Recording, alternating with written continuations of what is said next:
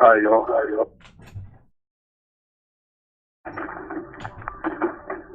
This is RTTI in New York City. So basically, there's fuckery already going down at Nigel Nicholson on the phone with Matt of Thunder from the UK. They were talking. I was setting up background computer software, phones, and stuff like that. And next thing you know, they rebooted the damn computer. So they cut off the phone call between Nigel and Nate. So then I went to answer them again, or tried to, and they did it again. Then eventually, Nate called back, and he got through. I told him, yo, man, just start reading the article right away, which he did.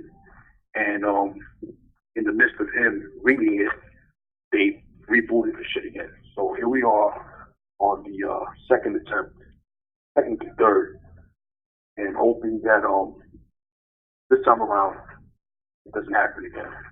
I did what Knight had suggested before in regards to shutting off, Wi-Fi ability and putting it direct and put it on airplane mode, which I did now. So I think that's probably why they were able to do that. I forgot to do that, so it's on me. It's my fault technically. I'm waiting to see if Knight calls back in, which he should in a few. Just bear with me, y'all.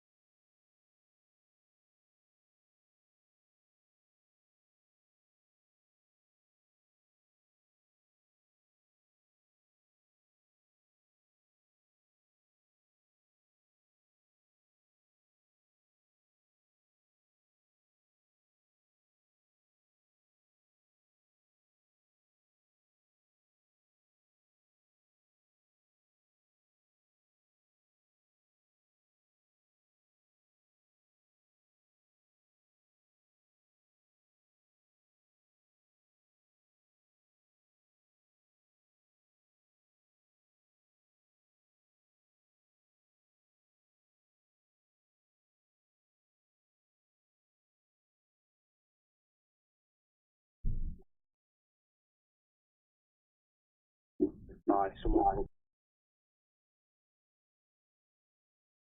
targeting program in the UK. So, starts off, who runs it, how is it deployed against the civilian population? The whole thing is coordinated by the security services. However, exactly. You put on, hear me? Yeah. No, I'm just saying you're exactly right. Yeah, I'll just read it. I thought, give me some. Yeah, that as the whole thing is coordinated by the security services. However, you can be put on the program for anything. If the Freemason does not like you, they can get you ring-fenced. It was a term used by Masons when I first started getting stalked. I was told by an ex-member of the Masons left because he would not get involved in the stalking. They then stalked him. He told me everything about it and how they do it. As I moved on, the Masons would no longer manage the number of people being stalked, so they started to go out of house. Starting with low-level criminals, they have a holdover. This was then called gang stalking, done by members of fraternities like the Round Table, the Lions Club, and more recently the British drug mafia, who are controlled by the Masons. They also rope in anyone by telling them lies. Yeah, this also became problematic in numbers. Government programs were brought in to take over the electronic surveillance side. Now it's called being a targeted individual, but it's all the same thing. Masons using the security services as their own private army. Same in the USA, there is not one case I have investigated that was not Mason related. Security service involved, but in Britain it's the National Crime Agency, MI6, MI5, and police authorities. I was told some years ago by Dr. Barry Trower, MI6, that he had been consulting on the use of microwave auditory effect, MAE, with all UK police authorities. Started using the system in 1969, working for MI6, debriefing Cold War spies. MK Ultra supposedly ended in the USA. due to the CIA having its budget withdrawn by Congress, so instead they moved it to the UK using MI6. So it stands to common sense and reason that any new technology doing the same thing would also be deployed in the same manner. I started to look into obvious culprits, GCHQ, MI5 and MI6. It's clear that MI5 and MI6 could not hide their resources and are focused on delivery, not development. So that only left GCHQ in the UK as the new National Cyber Security Centre, NCSC. It opened its new London headquarters February 14, 2017, so it was not open when all this started. Now, I've already found out that the technology was developed by DARPA, Defense Advanced Research Projects Agency, after US naval surveillance had finished with Patrick Flanagan. It was handed to Robert Duncan and others at the CIA. Before I take a simple approach, I'd been shown the full national security brief on the rollout of the program of mind control by DARPA and the CIA. I looked at the DARPA website in commercial section. Lo and behold, they're already selling it commercially. Some information from the DARPA web address, I'll skip that. Diagram. So, on the tips of our fingers, neural dust, wireless implantable sensors are currently only 3 millimeters in length. This new healthcare tech could be even more groundbreaking as scientists are working to shrink the sensors to microns wide, about the width of a human hair. Detailing a video. Science fiction that features wires connecting brains to computers might now be obsolete. Wireless powered implants, each smaller than a grain of rice, would serve as neural dust that can one day scan and stimulate brain cells. Such research could one day help lead to next generation brain-machine interfaces for controlling prosthetics. Yo, pardon me real quick, Nigel. Pardon me, bro. Hold your spot right there. Yo, Nigel, I don't know if you, I'm assuming, do me a solid, bro, because I hear like a swiping going back and forth, and it's picking it up on the mic.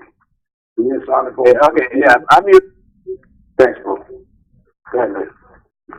Okay, so such research could one day help lead to next generation brain-machine interfaces for controlling prosthetics, exoskeletons and robots, as well as electroceuticals to treat disorders of the brain and body.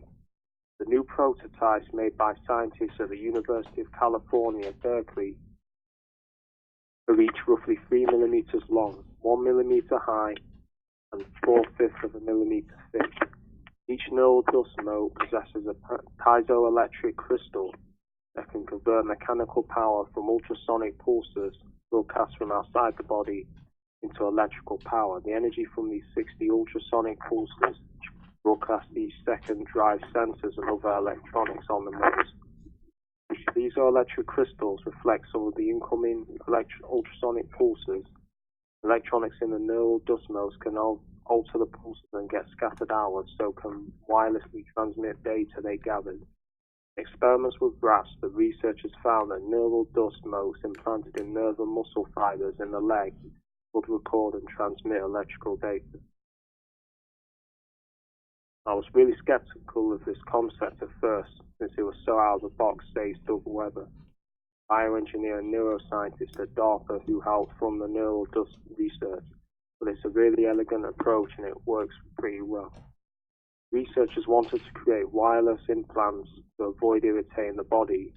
Conventional electronic implants that connect to nerves rely heavily on wires that can inflame tissues over time.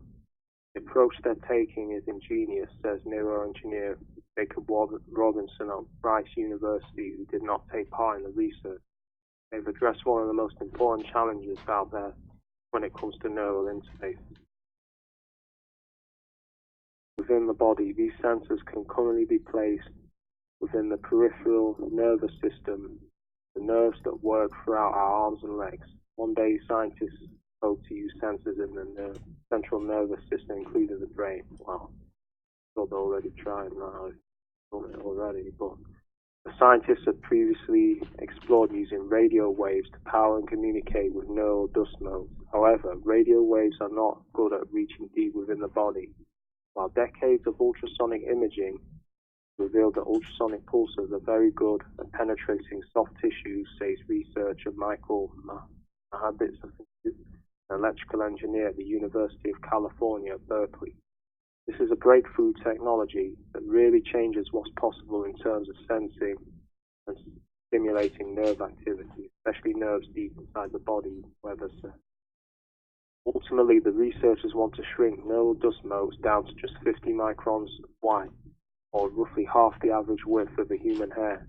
At that size, the body should tolerate them much longer, Mahabis said. The scientists are currently developing motes that can also electronically stimulate the body.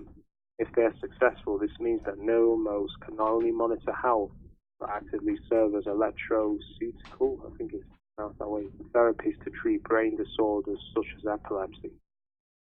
Experiments so far with neural dust motes have only involved the peripheral nervous system, serves the limbs, organs, and not the central nervous system of the brain and spinal cord. Still, electroceutical therapies may still have many applications in the peripheral nervous system, such as bladder control or appetite suppression. I'm going to skip this because it's going on. I'm pretty much trying to find about.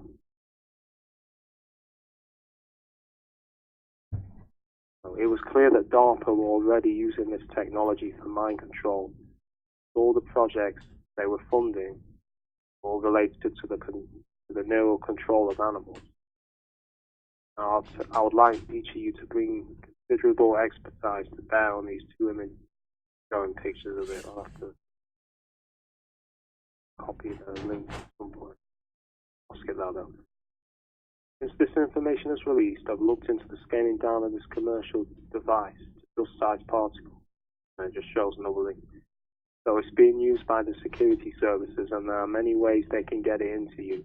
In a drink, via a riffle device, I don't know what that is, via the air, just breathing it in. In short, just about everyone on the planet is on the latest version, run by artificial intelligence, which is already online, compiling and being used by the military and security services.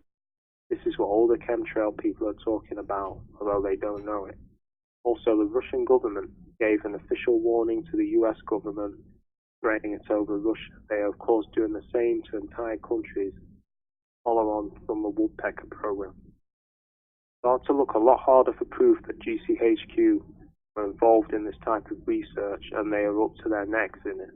It's run and funded by a branch of GCHQ, very similar to how DARPA are doing it. They get commercial companies to do the research, and then are compiling the results and data for their own use. So no one knows the whole, only them. An old tactic. Divide up the work and results, so no one knows what's really going on, only the security services. This branch is called JTRIG, Joint Threat Research Intelligence Group. Here is the information on their funding and projects linked to the Targeting Individuals program. This is an article here. UK's own DARPA will pour £165 million into cyber security startups. Just post a link. The British government has announced a bold series of new programs to boost its cyber security defences, including a new £165 million fund that will see the government buy or invest in cyber security startups. Britain will also double its public spending on fighting cybercrime, £109 billion a year by 2020. The extra money will be spent on protecting the British public's online assets as well as public infrastructure like hospitals and an electricity grid. Chancellor George Osborne said in a speech at GCHQ, Britain's main intelligence focused on cybercrime. So it says the £165 million Defence and Cyber Innovation Fund will support innovative. I'll skip this. It's basically just talking about, the propaganda of it all and how they supposedly used it for good intentions. So I'll just read this. The new program is similar to its intent to DARPA, the American Department of Defense agency that provides funding to startups who are creating cutting-edge technology. whose intellectual property can then be shared with the US government. Among the projects DARPA is funding are jetpacks that can help soldiers run as fast as Olympic athletes and implants known as neuroprosthetics that can treat memory loss. Britain's fund is dwarfed in its scope by DARPA, which had a budget of nearly $3 billion for 2015. It may also end up being more closely aligned with another US funding agency known as In-Q-Tel, based in Arlington, Virginia. While DARPA covers a broad range of technologies including robotics and health, In-Q-Tel targets software startups, and particularly those focused on data analytics, with the aim of supporting America's CIA and other intelligence services. Since it was created in 1999, In-Q-Tel has reportedly funded 200 companies with investments more than $1 million to $3 million range. British startups with a focus on cybersecurity and analytics software will see the new public funding as great news for their fundraising projects. At a time where Silicon Valley's leading capitalists have warned that the days of privately funding startups at ultra-high valuations are coming to an end and private funding may be hard to come by. Lee Burbidge, a partner at venture capital firm Passion Capital and advisor to Cyber London, a local incubator for cybersecurity startups, says she and local firms have been waiting for years for a funding announcement like this from the government, one that emulates the likes of In-Q-Tel. The devil is always in the details, but I'm genuinely encouraged to see emphasis and investment amidst public and private sector collaboration, Burbidge said. And the person in this article highlighted that in red. They like to kind of hint what they're doing. How do we know that GCHQ is involved in the Targeted Individuals program for sure? Clear they are involved in the technology. Upon further digging, I found this document by a world-renowned reporter. Please keep in mind that the document here is issued by GCHQ through JTRIG, and that is an official training document to train agents to infiltrate activists and anybody they decide, or the Masons decide they need gang storm. Basically, anyone who opposes them or what they have stolen from, to silence them. It's just a document here, a different one. Here's this. I think I made a video on that. So it says this is the day V2K, this person is a TI. So this is the day the V2K started. I was put on system by a corrupt MI6 agent working for Masons called Anthony Keaton, also a Mason and MI6 agent. So it says how covert agents infiltrate the internet to manipulate, deceive, and destroy reputations. One of the many pressing stories that remains to be told from the Snowden archive is how Western intelligence agencies are attempting to manipulate and control online discourse with extreme tactics of deception and reputation destruction, and to tell a chunk of that story complete with the relevant documents. Over the last several weeks, I worked with NBC News to publish a series of articles about dirty trick tactics used by GCHQ's previously secret unit, JTRIG, Joint Threat Research Intelligence Group. These were based on 4 classified GCHQ documents presented to the NSA and the other 3 partners in the English-speaking Five Eyes Alliance. Today, we at The Intercept are publishing another JTRIG document in full entitled The Art of Deception, Training for Online Covert Operations. By publishing these stories one by one, our NBC reporting highlights some of the key discrete revelations: monitoring of YouTube and bloggers, targeting of Anonymous with the very same DDoS attacks they accuse activists of, money traps, luring people into compromising situations using sex, and destructive viruses. Now that rings a bell for me. And, I'm not going to go into details, but I can relate to something that nearly happened to me. Here I want to focus and elaborate on the overarching point revealed by all of these documents, namely that these agencies are attempting to control, infiltrate, manipulate, and warp online discourse, and in doing so are compromising the integrity of the internet itself. One of the core self-identified purposes of the JTRIG are 2 tactics. 1, to inject all sorts of false material on the internet in order to destroy the reputation of its targets. 2, to use social sciences and other techniques to manipulate online discourse and activism to generate outcomes it considers desirable. To see how extremist these programs are, just consider the tactics they boast of using to achieve these ends. False flag operations, posting material to the internet, falsely attributing it to someone else. Fake victim blog posts, pretending to be a victim of the individual whose reputation they want to destroy. Posting negative information on various forums. Here is one illustrative list of tactics from the latest GCHQ document we're publishing today. This is an actual document from you. So it starts off disruption, operational playbook, infiltration operation, ruse operation, set piece operation, false flag operation, false rescue operation, disruption operation, and sting operation. There's other tactics aimed at individuals are listed here under the revealing title Discredit a Target. So it says discredit a target, set up a honey trap, change their photos on social networking sites, write a blog appearing to be one of their victims, email text their colleagues, neighbors, friends, etc. This says top secret comment. It's basically top secret, but it's been exposed. And there are the tactics used to destroy companies the agency targets. It says discredit a company, leak confidential information to companies via the press, via blogs, etc. Post negative information on appropriate forums, stop deals, ruin business relationships.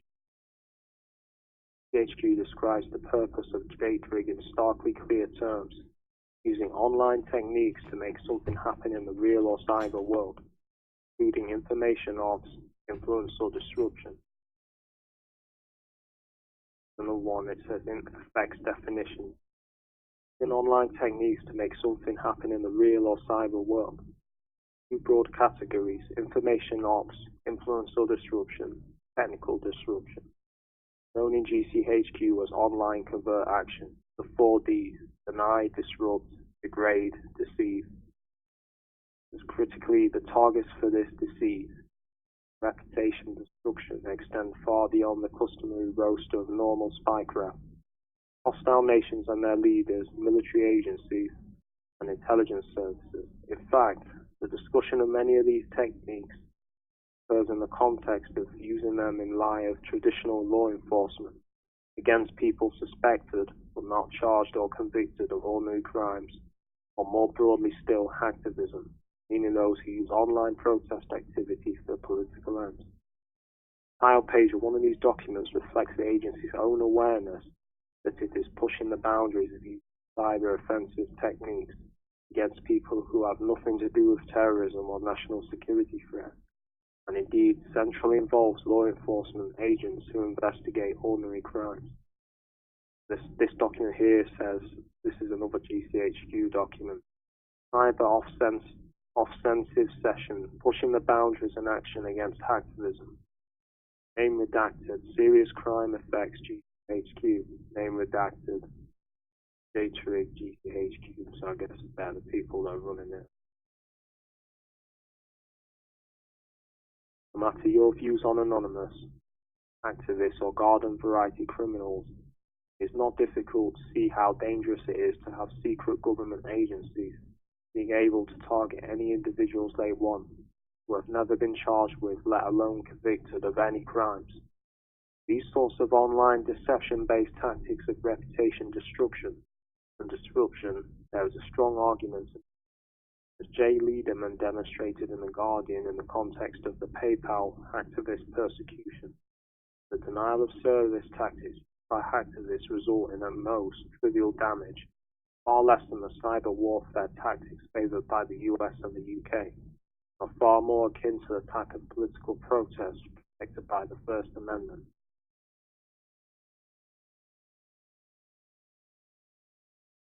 The broader point is that far beyond hacktivists, these surveillance agencies have vested themselves with the power to deliberately ruin people's reputations through their online political activity, even though they've been charged with no crimes, even though their actions have no conceivable connection to terrorism or even national security threats. As anonymous expert Gabriella Coleman of McGill University told me, targeting anonymous and activists amounts to targeting citizens for expressing their political beliefs, resulting in the stifling of legitimate dissent. According to the study she published, Professor Coleman vehemently contested the assertion that there is anything terrorist violent in action. Government plans to monitor and influence internet communications, overtly infiltrate online activities in order to sow dissension and disseminate false information, long been the source of speculation. Harvard law professor Cass Sunstein, close Obama advisor and the White House's former head of the Office of Information and Regulatory Affairs, wrote a controversial paper in 2008 proposing that the U.S. government employ teams of covert agents, pseudo-independent advocates to cognitively infiltrate online groups and websites as well as other activist groups. Sunstein also proposed sending covert agents into chat rooms, online social networks, or even real space groups which spread what he viewed false and damaging conspiracy theories about the government. Ironically, the very name Sunstein was recently named by Obama to serve as a member of the NSA review panel created by the White House, one that, while disputing key NSA claims, needed to propose many cosmetic reforms to the agency's powers, most of which were ignored by the president who appointed them. These GCHQ documents are the first to prove that a major Western government is using some of the most controversial techniques to disseminate deception online and harm the reputations of targets. So the tactics they use, the state is deliberately spreading lies on the internet about whichever individuals it targets, including the use of what GCHQ itself calls false flag operations, emails to people's families and friends. Who would possibly trust a government to exercise these powers at all, let alone do so in secret with virtually no oversight, outside of any cognizable legal framework? Then there is the use of psychology and other social sciences to not only understand but shape and control how online activism and discourse unfolds. Today's newly published document outs the work of GCHQ's Human Science Operations Cell, devoted to online human intelligence and strategic influence and disruption. A few more documents here. Under the title Online Covert Action, the document details a variety of means to engage in influence and information on, as well as disruption and computer network attacks, while dissecting how human beings can be manipulated using leaders' trust, obedience, and compliance. A few more documents. How they do it. The documents lay out theories of how humans interact with one another, particularly online, then attempt to identify ways to influence the outcomes or game it.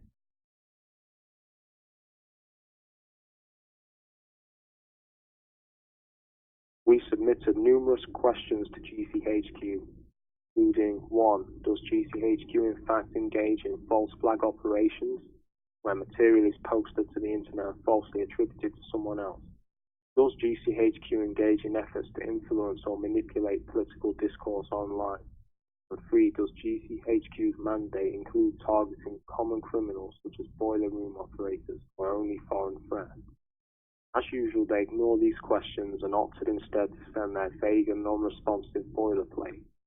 The long-standing policy that we do not comment on intelligence matters. Furthermore, all of GCHQ's work is carried out in accordance with a strict legal and policy framework which ensures that activities are authorized, necessary and proportionate, that there is rigorous oversight, including from the Secretary of State and the Interception of Intelligence and the Parliamentary Intelligence and Security Committee.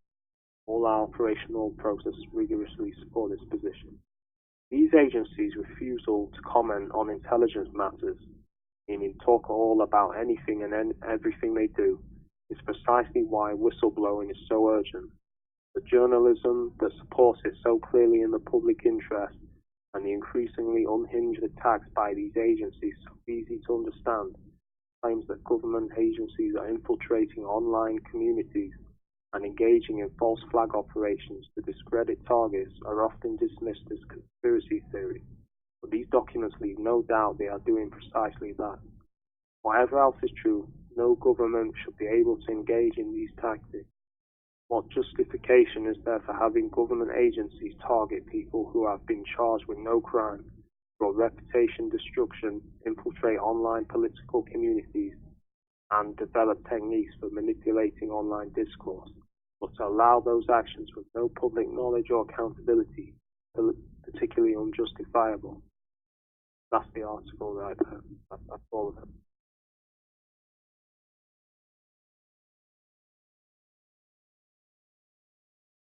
Huh? Yeah, hello? Yeah, I was getting worried then, thinking I'd been cut off. Oh, no. Which article is that? I hope Artie can send me the link to that article, because I need to post it on Facebook. Alright. Yeah, no doubt.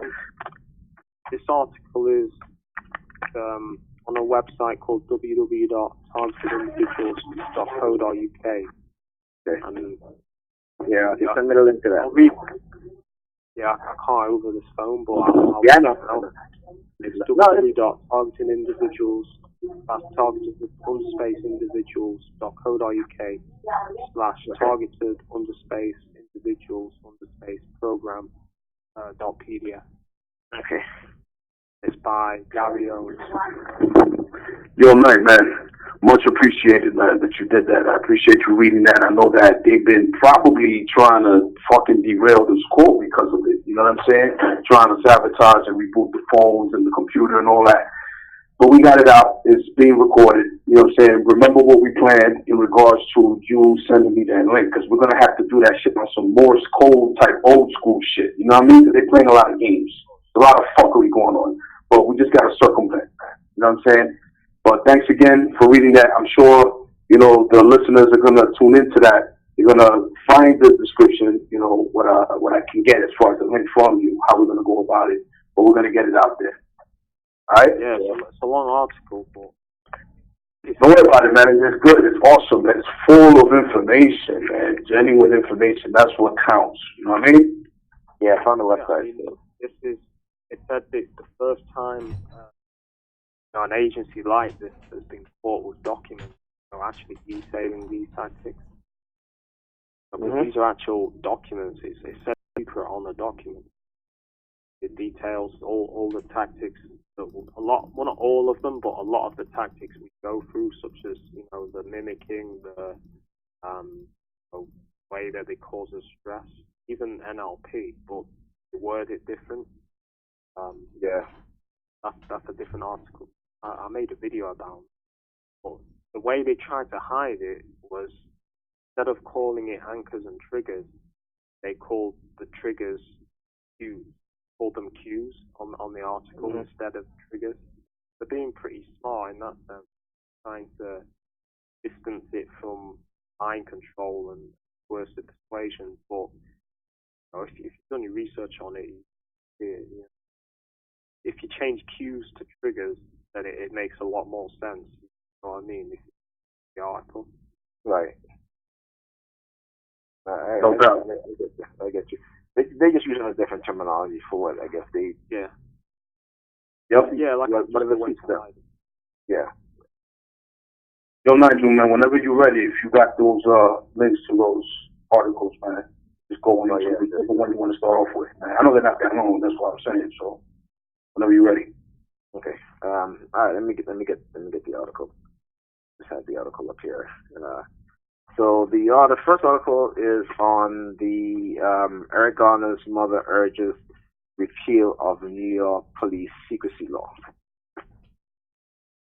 Okay, Albany. The mother of Eric Garner is urging New York lawmakers to repeal a law used to keep the disciplinary records of police and correction officers secret. Gwen Carr said the law endangers New Yorkers and makes it close to impossible for her to fight for justice. The 2014 chokehold death of her son became a national rally cry against police brutality. We need to repeal and end the law that protects officers who kill our children and our loved ones, he said, testifying Thursday at a hearing in New York City on the legislative proposal to repeal the law. He was joined by another mother whose son had died in encounters with police officers, the other mothers. They urged the law shield officers from past misconduct, from public accountability, and prevent the release of basic information such as what past discipline an officer has received. The public needs to know this information. This is about public safety, said Valerie Bell, mother of police shooting victim Sean Bell. Hiding this information means that the officers who are repeat offenders are allowed to keep their jobs. New York City Police Commissioner James O'Neill has said he supports changing the law so the public is notified about officers' discipline. Police unions oppose changes, urging the release of such records could put the safety of officers at risk. The law, known as 50A, also applies to correctional officers and firefighters. The State Committee on Open Government has for the law's repeal or revision for years. Enacted in 1976, the law was put in to prevent defense attorneys from subjecting officers to harassing cross-examination with irrelevant information in their personal file, according to a 2018 report from the committee. But the committee says courts have since allowed police departments to shield virtually any information that might play a role in a future decision to retain or promote an officer. A hearing schedule shows the NYPD and the City Civilian Complaint Review Board were scheduled to speak, but State Senator Jamal Bailey, who is sponsoring the repeal proposal, said he was just told before the hearing that they would not be testifying. I am disappointed by that, he said. Okay, and the second article is on correctional officers' suicide in 2019, tied for most in single year, union president. Death by suicide among correctional officers so far in 2019 have tied the highest total ever recorded, according to the head of the union. Yet to date, 13 cases have been documented. We're on course for an all-time record for suicide of staff, Sean Firstly said. The new CPL 33 Correctional Officers Union president told ABC News Chief Justice Correspondent Thea Thomas. Bureau of Prison Union officials for years have been calling for an increase in staffing to match skyrocketing incarceration rate. Fauci said insignificant staffing and other job-related stressor could be contributing to the suicide, but the Bureau of Prisons doesn't have hard data on that. Unfortunately, the staffing crisis has led into other issues for employees, such as for employees of the Bureau of Prisons, Fauci said. There's a human factor to this staffing crisis. According to the University of California, Berkeley study in 2018, correctional officers are at high risk for depression, PTSD, and suicide. The study, which focused on California state prisons, and a survey conducted in 2017, showed that 10% of correctional officers said they consider taking their own lives. Among adults in the U.S., about 3% report having suicidal thoughts, while correctional officers, according to the study, reported at a rate of 31%. About 1 in 3 are dealing with PTSD, according to the study, with about half of the correctional officers surveyed reporting that they don't feel safe at work. Depression also affects about 1/3 of the officers. Fauci said the Bureau of Prisons has no plans in place to track the death by suicide of correctional officers. The Bureau of Prisons told ABC News the agency has an employee assistance program for staff and their immediate families. The Bureau also said each facility around the country conducts training specifics to preventing suicide. and if a location suffers one, more resources and support can be committed to that faculty. Suicide among those working in law enforcement have been dramatically increasing, with Blue Help, a group that tracks that data, reported 2019 is on pace to be the deadliest year ever recorded. New York City alone has lost 10 police officers in 2019. It's tragic that law enforcement suicides are on the rise, and it's important that officers know they aren't alone and there are resources available, said Don Meharek, an ABC News contributor and former Secret Service agent. Yeah, well, they're offering themselves, man. Okay, here's the third article, which is law enforcement suicide up 24% in 2019. Advocacy group said. Okay, when an off-duty New York City police officer shot and killed himself in his home in Staten Island, as reported by WABC last week, it was the department's fifth suicide since June. Wow. One department, 5 suicides. And the 7th this year, part of what law enforcement advocates are calling an increasingly disturbing problem nationwide. According to statistics just released by Blue Help, a nonprofit organization that tracks law enforcement suicide, 114 officers nationwide have taken their lives so far in 2019 as of August 1st. Wow. Continue the article here. The organization officials said that so far, reported suicides are up 24% this year over last year. Over the same period in 2018, law enforcement suicides totaled 92. The latest suicide in New York was part of a disturbing trend for law enforcement, Karen Solomon, the founder of Blue Help, told ABC News. The organization goes through a painstaking process of calling families to verify the death was by suicide, and is currently the only database in the country that collects law enforcement suicide data. I think that the courage all of these families are showing coming forward is going to be a tremendous impact on the stigma reduction and awareness, Solomon said. When it's hidden, you don't know the scope of the problem, and it's not being taken seriously. Police departments around the country see law enforcement suicide as an ever-present challenge, including breaking through the stigma surrounding the problem. Like the quote that says, never seen it as bad as it is now. Law enforcement brass shine spotlight on police suicide. Okay, you smash the stigma, you save lives, said John Alder, a former police officer and the director of Bureau of Justice Assistance at the Department of Justice at an event in April. The suicide numbers came in the same week that the National Law Enforcement Officers Memorial Fund released its mid-year line of duty death statistics, showing that 60 officers nationwide have died in the line of duty so far in 2019. The number shows twice as many officers have taken their lives as have been killed in the line of duty, which makes this the number one issue for police departments around the country. Chuck Wixler, Executive Director of Police Executive Research Forum, told ABC News. After the latest suicide in New York, NYPD Commissioner James O'Neill reminded officers that there is help available, in a message that resonated around the country.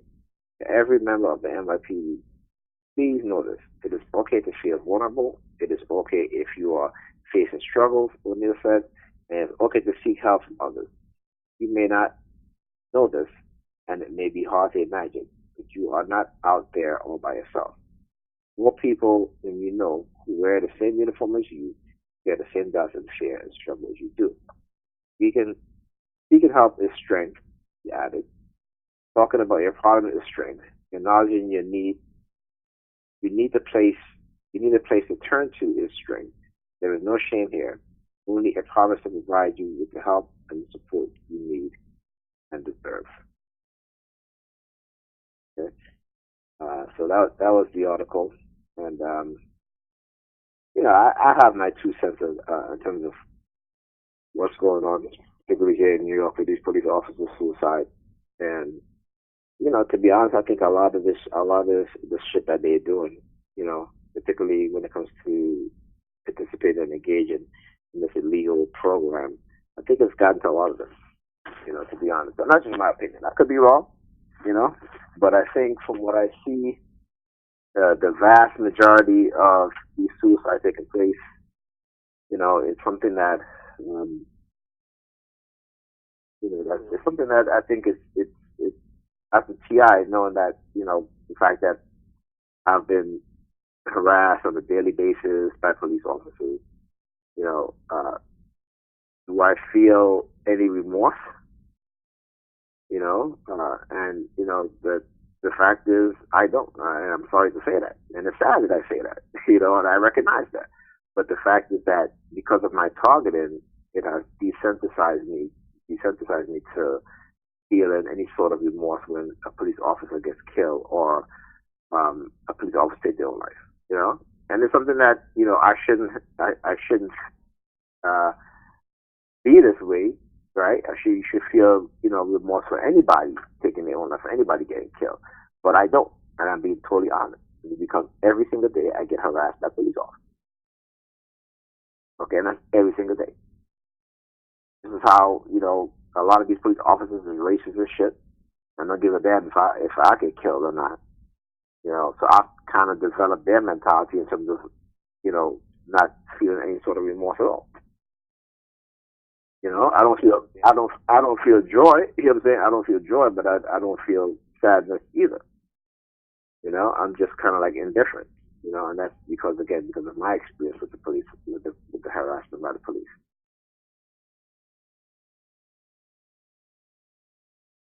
I mean, can anybody relate to that, or is it just me? No, I could definitely relate to that, man. I mean, coming from the experience as an empowered individual slash targeted individual here, coming to the understanding of what's been going on with myself and how they've engaged in several, multiple, I could keep throwing adjectives out there to describe, in numbers or in numerical form, how many times they've been not just orchestrating my targeting, but also participating in it. Case in point, one of them being when they had set me up with that perp and that assault charge that I caught after the fact. And they had just been maybe 10 seconds or 15 seconds around the corner. Popped up on me, come on. You know what I mean? That sort of thing. I am going to say this, I do empathize with their families, with the mothers, things of that nature, because that's not an easy thing to lose a son or daughter. You know what I mean? In that aspect, due to my belief, I feel that I could go that far and say that, because I'm not going to lie and just say, no, I don't feel nothing at all. You know what I mean? But I am going to say this. I do relate to the indifference part that you, Nigel, that you feel in regards to this shit happening to them. Again, it comes from and it stems from this whole program thing. In regards to what you had mentioned, that you feel that, in your opinion, that it has to do with them feeling a certain type of way, like feeling bad or feeling caught up with feelings, being into their feelings about doing this to people and then probably being caused to commit the suicide. Very probable. You know what I mean? I also want to throw in my own 2 cents in regards to possibly them being coerced without even realizing that they're being guided and swayed into committing suicide too through the mind control technology. Because make no mistake, they are also being mind controlled too. I don't know on what level it is that they're being mind controlled. I'm assuming that it has to be to a certain degree, because you're going to have people that are going to feel a certain way about doing shit, regardless of the fact whether or not it's going to cost them their career. There's people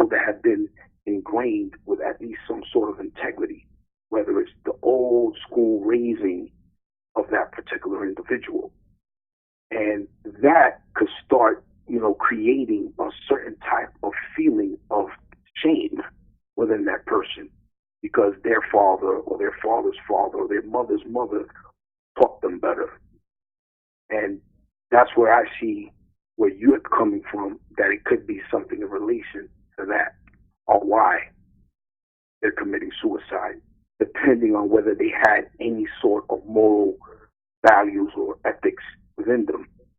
And then they had to play this role in front of their partners and captains and lieutenants and sergeants and things of that nature to get their badges and their, their kudos, so to speak, within the departments.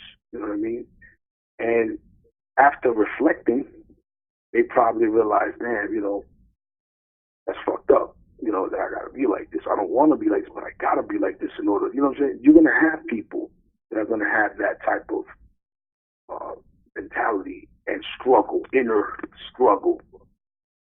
But then I also look at, what I used to think before.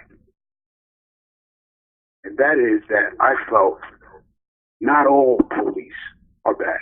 At one point, I really believed that. I really believed that not all police are bad, right? And I think inherently, when you really break it down, there are some that are actually good people. There are those that do their job with integrity. But it's very few, very limited amongst the bunch that's all rotten, spoiled, and shit like that. That's the unfortunate part, right? But, what you said before, Nigel, made me look at things in a different light because it's true. When I had mentioned that to you in the past, I was like, I believe that not all cops are bad. I think that, if you look at it for what it's worth, they're going to have those that are good. And he was like, you agreed to a certain extent with that, but you had said something that I know before I wouldn't even look at the way I did after the fact when you said it. And that's coming from a perspective, again, here comes the word, the targeting. You said that same good police officer, and I'm paraphrasing because I don't remember more or less. I may be embellishing it too because maybe you didn't say these words. But you said that same officer more or less that'll save a kitten from a tree or help a grandmother cross the street or help a young man, up from busting his ass on a bike and, get in the bank robber and, that sort of thing. Doing their job in that aspect, right? As a police officer, to protect and to serve, right? That sort of thing. That same good officer, when he knows you're coming, he gets that notification about the psyops on you, will turn around and target you. And I had no choice but to admit to that being the truth and a fact. Because not only has it happened to me in the past, it still happens to me now. Maybe not as frequent as it did at one point, but it never ceases to amaze me how involved and how even some of them are gung-ho about doing it.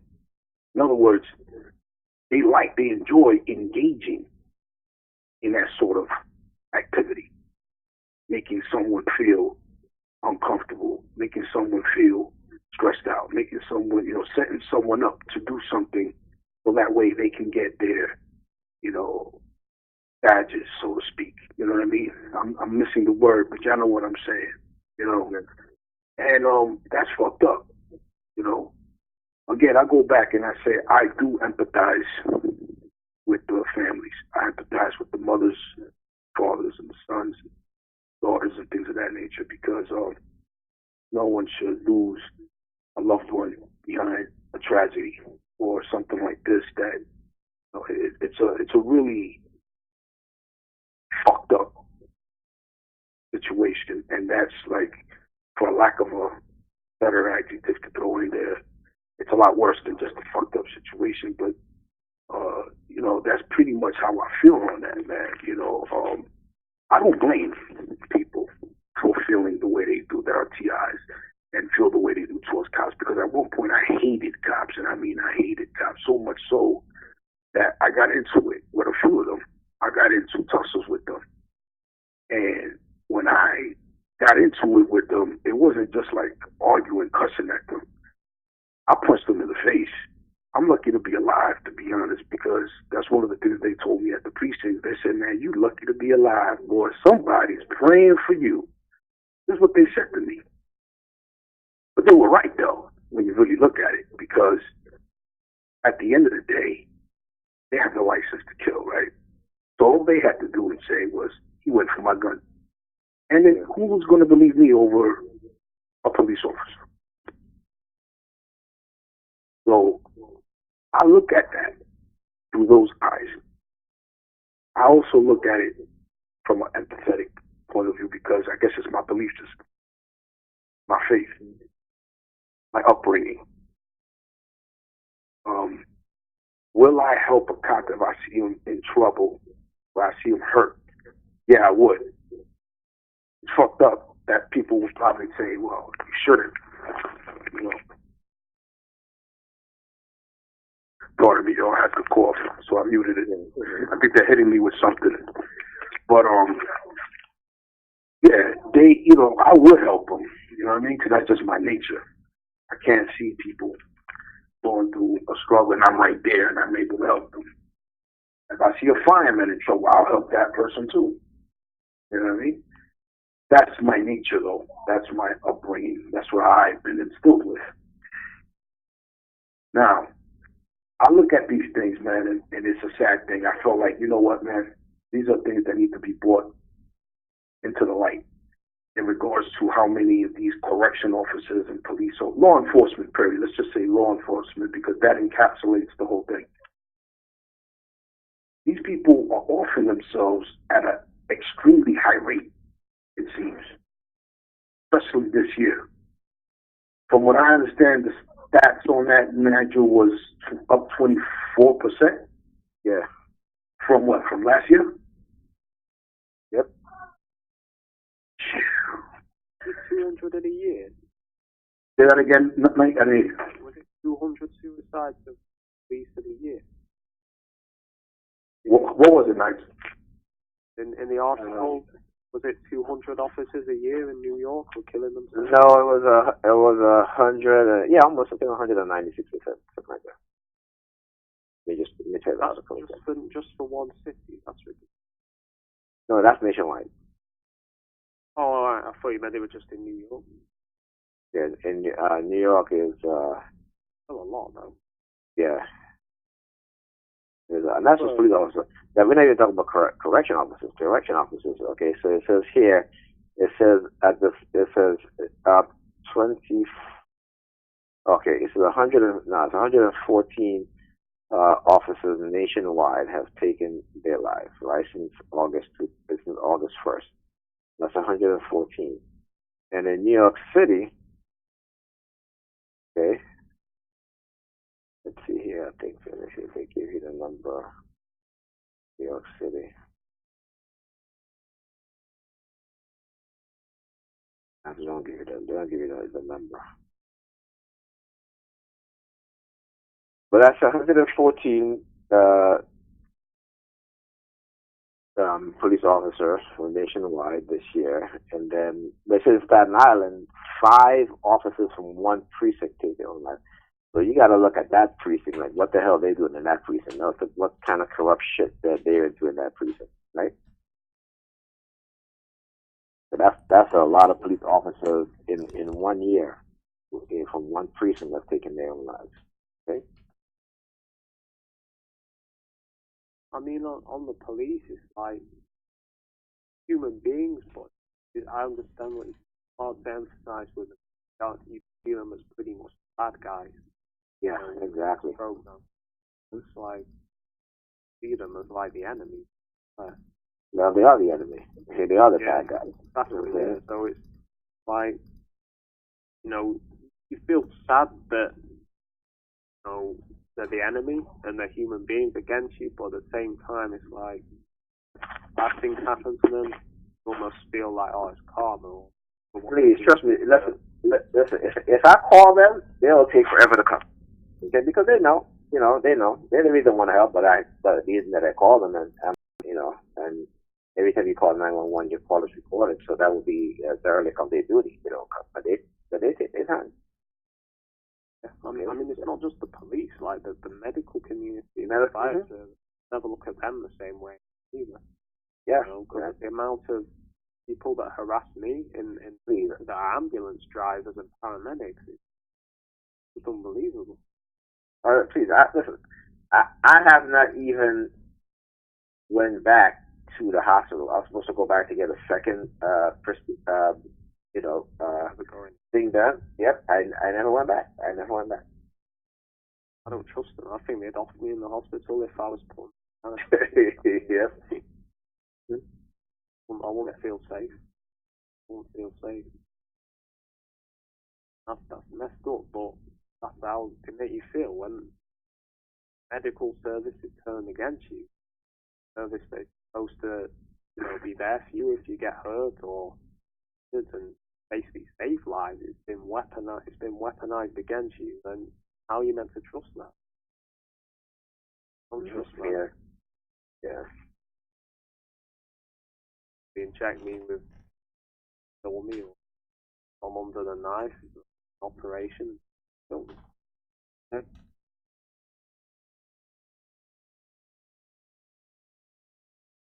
Kind of weaponize every government institution, councils. I don't know if you have an equivalent in the US, like the local councils in the UK, to the police, fire service, ambulance service. All of that is really turned against it, kind of like a stealth weapon. So don't know who to trust, especially the police. So, like, I guess there are some that aren't aware of this program and aren't in on it, but I have to say it must be very few because I see a lot of police involved in this. I'd say a good proportion know what's going on. Yeah. The thing is that gets me, never hear any police speaking out about the murders of people that the police have done. Never hear any police speaking about this program. I've not seen a video of one ex-cop. In fact, maybe one. Actually, there was this woman who was Oriental-looking woman who claimed to be an ex-police officer who was being gang-stalked. I can't remember her name, but she's on YouTube. She's in California, but I've never seen any, male police, exposing this or talking out about it, or even any of the police corruption, really. So that dents your faith in the police as well. Yeah. Man, listen, man. You cannot put trust in people that are part of harassment on a daily basis. That's one thing. Anyone in the Oh yeah. And that's the sad. Some of the sad things that again, a lot of minorities who put up trust in the very same people that are oppressing and abusing them. Like we just don't get it. It's like, for example, if a woman's get raped repeatedly by her rapist every single day, but she still walks down the same street, knowing that every time she walks on the street, that she could get raped. Right? It's a strong possibility of that, but she still does it. Right? It's the mentality that being conditioned into minorities different from dealing with the police. Because you call them because you'll come there, shoot your loved ones. If you call them for help, they'll shoot your loved ones. Particularly if you tell them that the person has a mental illness, right? The worst that you can tell the police is that you call the cops for someone that has an issue, a psychological issue that they're having, whether it be a breakdown, whether it be whatever. That's the worst thing to do. And people keep, particularly minorities, you keep calling the police on loved ones who might be having an episode, a psychological episode, and the police, for the most part, end up killing or brutally harming that individual. We still call them. You know what I'm saying? Which is, to me, makes no damn sense. But, again, about that lady they shot through a window? Yeah, this guy called. He saw her door open, and he called the police just to do a wellness check. And instead of the police knocking on the door, the police go around the side. So she's probably heard someone there thinking that it could be a robber or somebody, and she went for her gun to protect herself and her family, and he shoots her through the window. Okay, because again, he didn't follow proper procedure, which he should have done was to knock on the door, okay, to make sure that everything is okay. Yeah, I heard about that, man. That came out in the news and all that. Yeah, because they don't follow procedure. They don't like to follow procedure. They follow and do their own shit. Okay, and it's like they get away with it, right? They get away with it, and so again, instead of him, instead of him being reprimanded, maybe they may not charge him with the crime of murder or with intent to murder or whatever, but he could be reprimanded for breaking protocol and not following proper procedure. That led to the death of an innocent person. Okay? So this is what, police officers don't really get disciplined. They don't get disciplined because, again, they're not there to serve and protect us. They're there to serve and protect higher up corporations. Yeah, the corporations, and that's it. Yo, would that correlate, in your opinion? I think it does, from what the article had to do with. You know what I'm saying? The first one you read upon the mother of Eric Garner going against the reappeal against that secrecy law that protects cops and shit like that. Well, right? Of course, because a lot of these officers, they do shit. They violate people right on a daily basis, and because they're a lot of them don't get disciplined. That's why they're so against making that repealing that law, because you'll find out they're afraid that you'll find out that a lot of these officers who violate people's rights, who assault people, who kill people, they don't get disciplined for it. You know what I'm saying? I don't know if you're aware of this, man, but they have about 48 hours. They get automatically 48 hours, when something jumps off with them, right, to prepare, and their lawyers for to get their story straight. Right. Yeah. Come on. Yeah. You already know. You know what I'm saying? Because of course they gotta meet with the lawyer from the PBA, and who's going to sit them down and coach them into exactly what to say, right, and what not to say. Okay. Exactly. This is these people, man. This is the mentality that these people have, man. They don't, they're not about, like I said, they're not about protecting, the people who they're supposed to serve and protect. They're about just protecting the elites and the corporations, and that's it. Screw everybody else. And it's a shame. It's a shame because even us as individuals, right, citizens or those living within the United States here, a lot of times too, we have been so conditioned that we sometimes feel like, especially at a job, sometimes when we work at a place and we're being treated in not equally and stuff like that, feel like we have some loyalty to that job. You know what I'm saying? Which is the ridiculous thing. We're still dedicated. We still feel like we're part of the company, and even though the company is showing us, hey, we don't screw you. For example, Amazon, right? Like Amazon, listen, I buy a lot from Amazon, okay?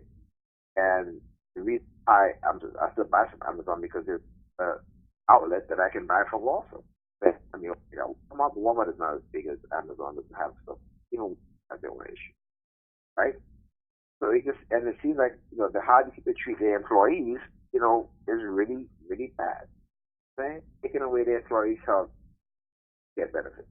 Doing all the stuff that's anti-employee based, right? Yet you'll have these employees working for these companies who, well, swear up and down that the company is the greatest company, it's the best, and they treat it so well, even though the opposite is happening.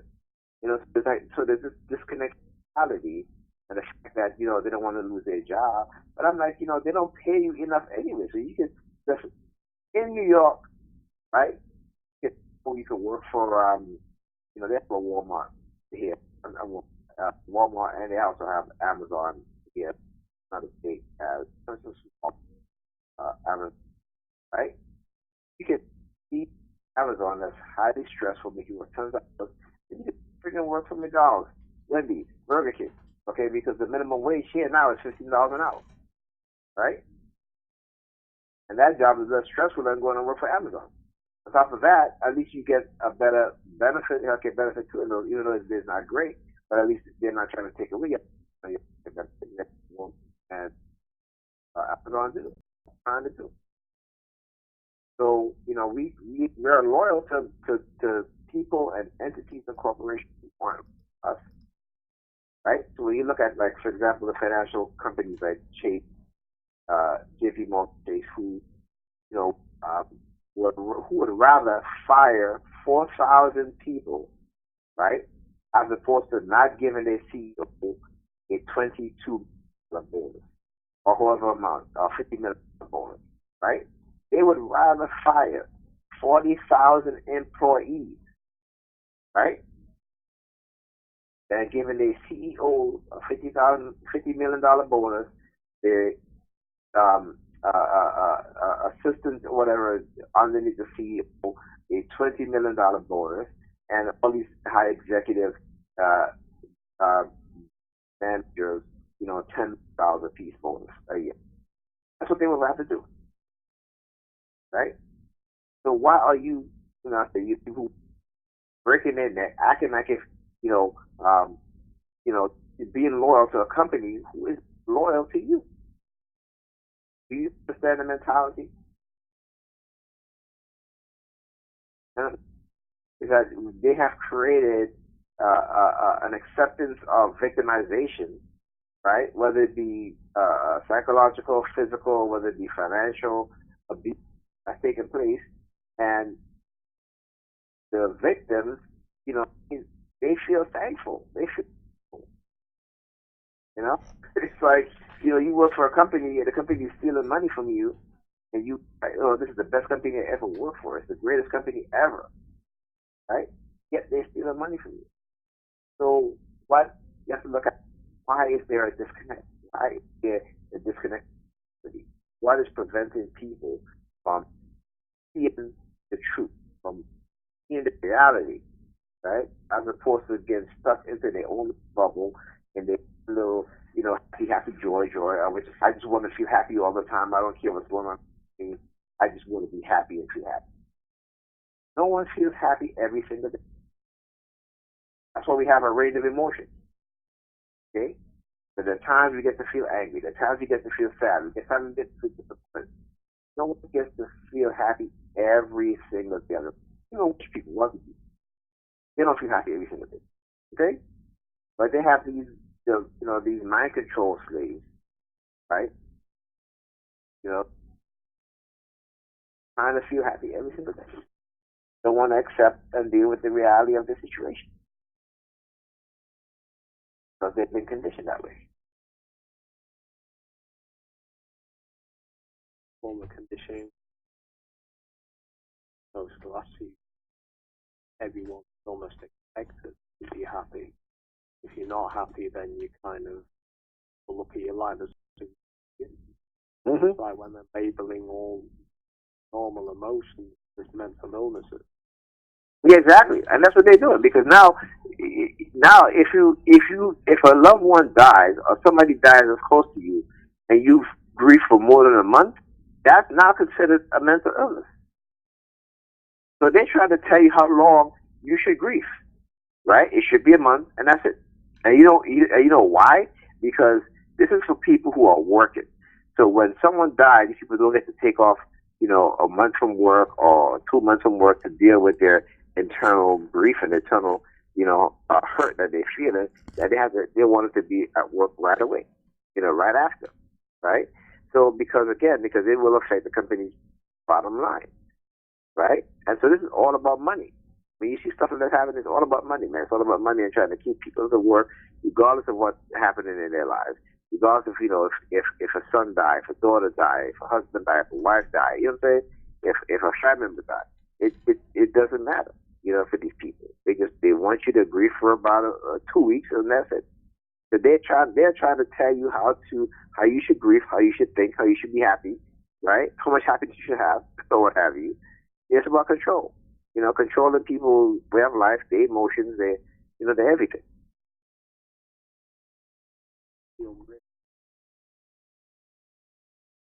Yeah. Mm-hmm.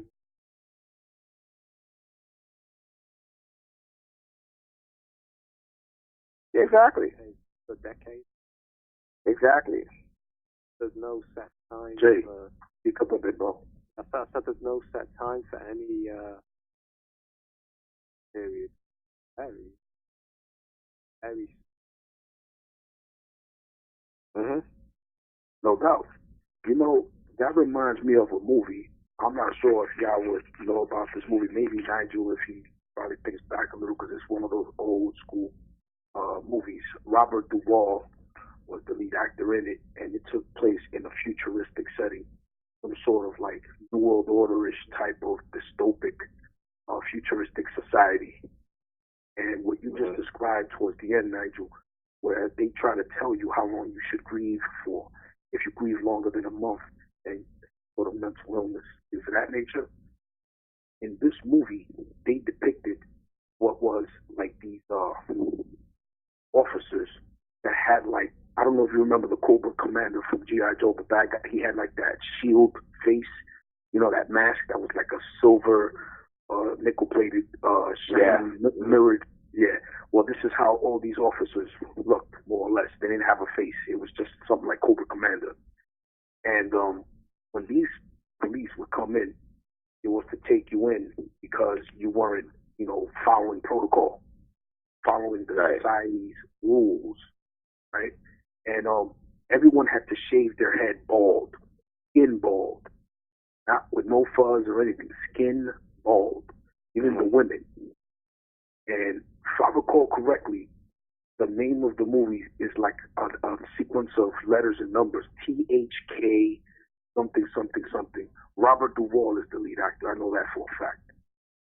And in this movie, he had an issue, right, where he couldn't work because he was emotionally and mentally feeling down and feeling, some sort of angst and things of that nature. So what they had set up was to go see and speak to the, I guess, company shrink or the company psychiatrist.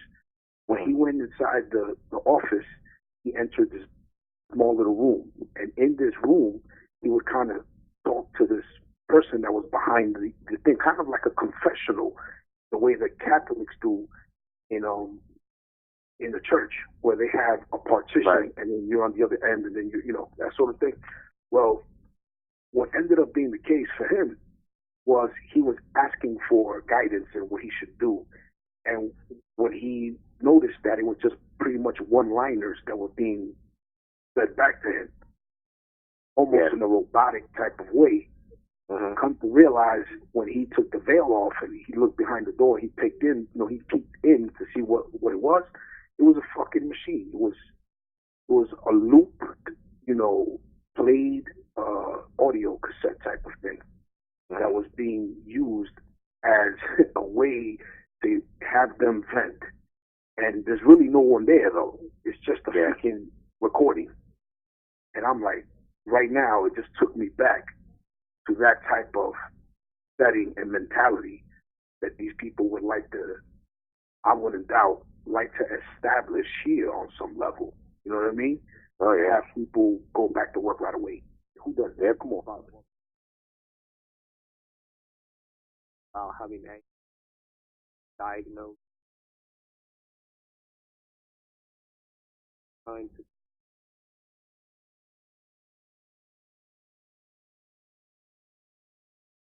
kind of like the thing having now on the smartphone. Mm-hmm. You know, be able to ask it like so and so feel like this, diagnose. I can say,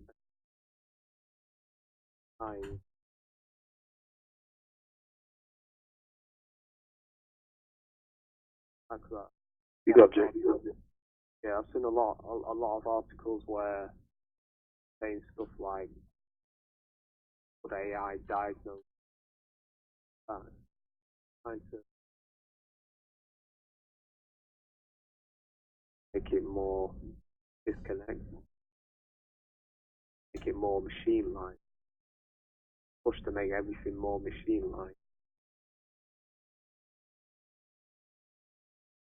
That's how it feels, anyway. Trying to get rid of the human aspect.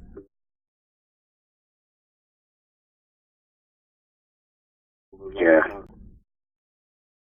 Yep. See it with phones, like when you phone up, half of it's automated. Mobile, half of it. Yeah. So you get to speak.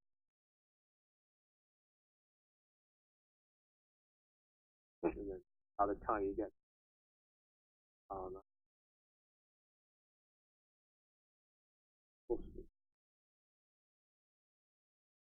Yeah. Yo, Nigel. Yeah, I have to get off the subject, man. But if you don't mind getting into how your week was, man, with the targeting, that's like the latest thing. No, I mean, bro, let's see, man. School, school is school, man. Targeted every damn day. And what was it? I had a class on Tuesday, and this was my circuit analysis class. And there was a student that was sitting in front of me, not directly in front of me, but on the side, one row over on the side in front of me. And he takes out 3 pennies out of his pocket and he throws it on the floor, right? And one of the pennies rolled towards me, and it kind of rolled by, but it's kind of close to where I was sitting, right? And he left it there. Then the professor started targeting me again because they started doing their whole silent sound pressure where they just kind of like, controlling their minds and putting shit in their minds, what have you. So he was giving out, he was handing out these paper, right? This is like paper that has equations and stuff like that for us to go and work on. And so he didn't do enough for everybody. So he goes, as he's walking out of the room, he turns over, he looks at me, he calls my name, and he's like, Nigel, I'm going to make some more copies. And I'm like, why is he calling my name? But the other students that didn't get copies too, right? And he's done, he's before he's hand out paper, which he didn't have enough on when he went and he got it, he didn't call my name. So why is it this time he's calling my name? So as he did that, as he called my name to let me know he's going to get more copies, he stuck his his pointer finger up, right, towards me, like up towards the ceiling, like, but he was looking at me, and I was just like, okay, that was like, oh, that's strange. I mean, you guys know what the pointer finger represents for me, right? And then I talk about this a lot. But when I used to work, and how there was this undercover police officer who, every time I leave work, he would be standing at the bottom of the stairs with his hands rest on the railing of the stairs with his index or pointer finger, like he would make a fist, but without his index finger or his pointer finger, right? Be pointed down, stuff like that. So it was all part of my conditioning. So when I saw that, I was like, okay. Well, I was like, well, he's gonna let me know who's is recommended to do all this stuff, or who's to be responsible for me in the CI. So yeah, so that was kind of weird, and then I had to go to the financial aid, and I decided not to go But the funny thing is, like I said, they send me this stuff every couple of days from financial aid, from the Barista office in financial aid about my financial aid, right? And they keep saying that I have no financial aid for the fall, but I'm like, that's a lie, because I have financial aid for the fall semester. I said, I just went there like 2 weeks ago, and I confirmed that I have my Pell, right, and my tab. So why they keep sending me this stuff, saying that it's the latest revision, right? But they don't include my fall financial aid. So I went Friday to see if I can take care of that problem. Of course, they closed on Friday. So I was like, okay. But just a whole bunch of shit, man. Like I went to my math class, just having students, stand outside the hallway, walking back and forth, looking in, targeting me and stuff like that. And I just like, whatever, man. For the most part, I don't pay them no mind. When the class is over, we all get around the elevator. They start with the whole, theater, whole skit. You know what I'm saying? So, and then yesterday was kind of, wasn't weird, but we had took the kids to Prospect Park because they had a Halloween thing there, and I took Ethan there a couple of times. We didn't take them there last year, but so kind of asked if I was going to go, and I was like, okay, I was like, yeah, I'll go with you guys. So we get there, and of course we get there a little late because with her, with man, she takes forever. Anywhere she got to go, she takes forever to go. So we end up, it was from 12 to 3, and we ended up getting there a little bit before 3 o'clock. So we still had some people there, but not as much, and some of the vendors had been really packed up, but still had a few more there. So we're standing there just, taking in the scene and stuff like that, and she says to me, she's like, hey, let's go to this booth, right? So I'm like, okay, so I'm walking to the booth now, and all of a sudden I saw 2 police officers walking to the same booth. So I said, okay, okay, here we go. I said, and the way they're walking, it was like you get to the booth at the same time, right? So like, okay, synchronization, right? So I let her go and I stopped, right? And they started doing hand signals, so I started doing hand signals back at them, okay? And these are 2 white male officers, okay? So they started doing hand signals, I started doing hand signals with them, and then he came back, and I was like, what happened? She's like, well, she's like, you didn't see everybody was rushing to get the stuff, the free stuff. I was like, well, that's why I don't go to those things. And I said, you like it, you've been conditioned, you see the word free, and everybody's like running, you know what I'm saying? And she's like, yeah, they got everything, they kept pushing me out the way, and this and that. I said, that's why I avoid those things. You have to understand the mentality of people being conditioned. And it's not to say they were giving away something that was, valuable as free. So it's like little damn, plastic, stuff, rubber stuff, you know what I'm saying? Like maybe a pencil or, an eraser, stuff like that. One of those things that, those you squeeze in your hands for like a stress relief or whatever. And I said, yeah, I said they will kill someone over the stupidest little shit, right? Because it's free. Okay? So I said you have to understand that. That's just the mentality of people, especially when they're a bunch, they have what is called the hive mentality. They're like a pack of wolves, right? You know what I'm saying? And so anyway, so we, after I was like, come on, let's just go. So we turn on and go, and then the kids wanted ice cream. So you get to the ice cream vendor, and we're there, and then guess who's coming again? This time it was 2 female police officers, right? So I started doing hand signals to them and stuff like that. Then they started doing hand signals, and then they turned around and they left, right? Because they seemed like they were coming to the ice cream, but I started doing hand signals, they do the hand signals back, they turned around and they left. So I knew that what I was doing was affecting them more than what it was doing to me, because I didn't leave. I stood right there. They left, right? So at that point now, I'm just like, okay, so now we're being microwaved now. So I recognize the fact that we're being microwaved. Because now synchronization between the movement of people in the park, including children, they used to target me and stuff like that. So then she receives a phone call. So she's on the phone and she's like, "Oh yeah, I'm at the park with the kids, and she's like, afterwards they're gonna go to their dad's house and whatever. I'm like, who's she talking to? So she's like, usually she talks to her friends. Her friends already know my name, so they should be like, well, they go to Nigel's house because Nigel was here with me. And so she said nothing. So I asked her who she was on the phone with. So of course she lied to me. Of course I realized that she lied. And then, things just got weird after that. So I wanted to sit down on the grass and to rest myself, rest my leg and my back. And so now these two people come, right? One male and one female. So they were like, oh yeah, we knew each other since high school and such and blah blah blah. And actually recently she had mentioned to me about some high school friend of some person who was in high school had sent her a friend request on Facebook.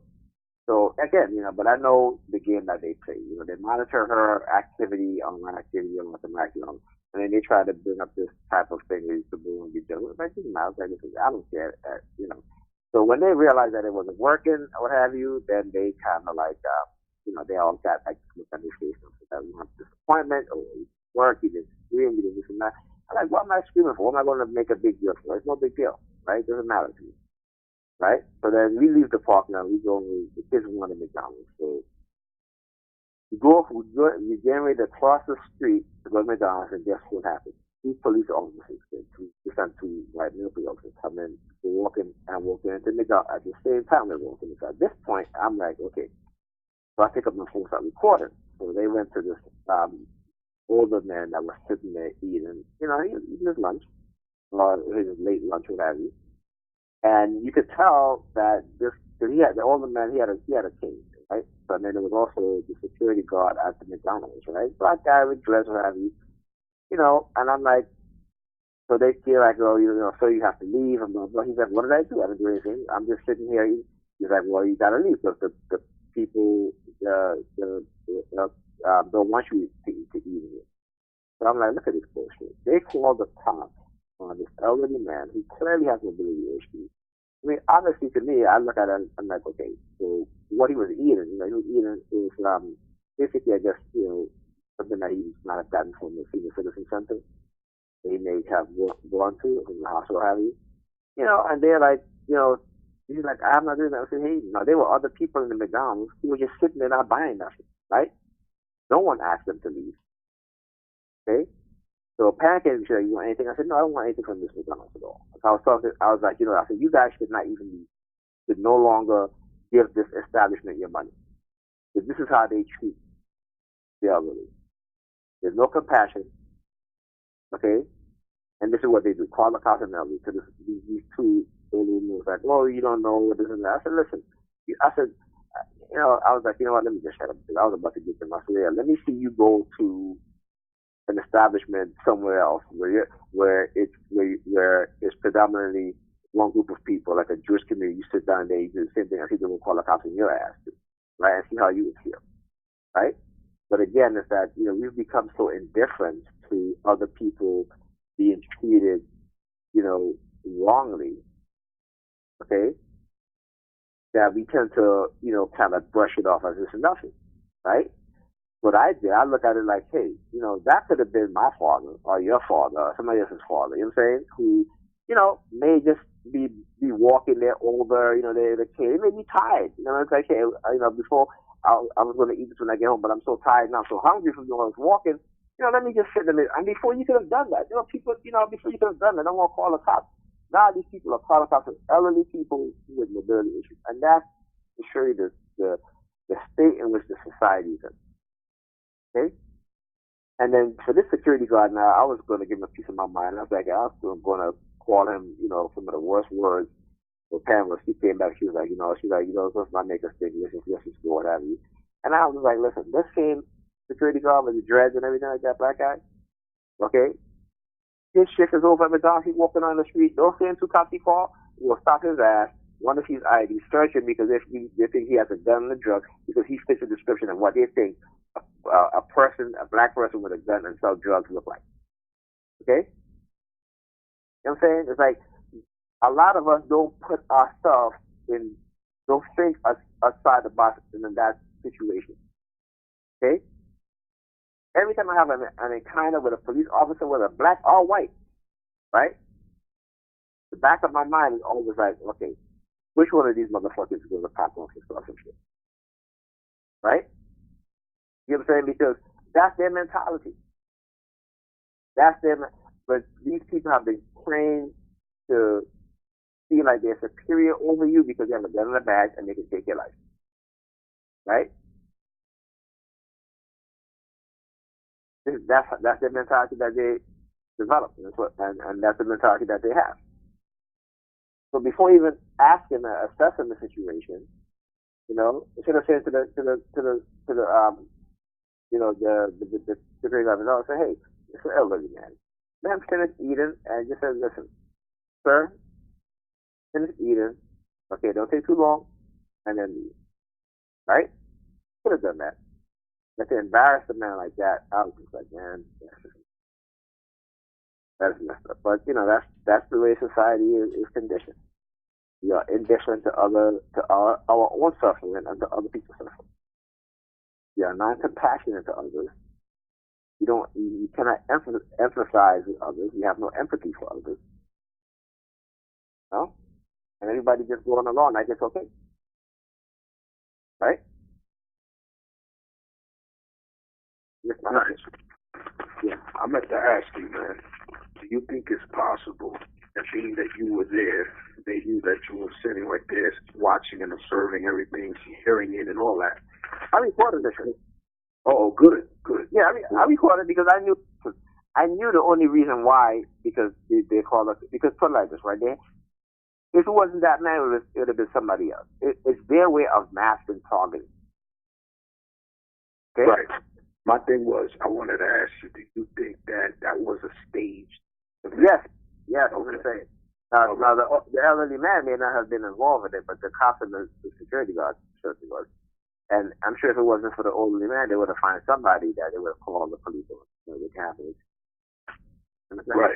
Right. Yeah. So these people, they're not slick. They're not slick. They're onto them. You know what I'm saying? They're onto them, and that's the advantage that we have as TIs is that the fact that we know their tactics, right? We know the manipulation of this case. We know the street theater that they do, right? Because it can't be coincidence, right? Go to the park. What happened? And there was in groups of twos, right? All these twos, coming towards me. You know what I'm saying? So again, it's not a coincidence. Hey, with me.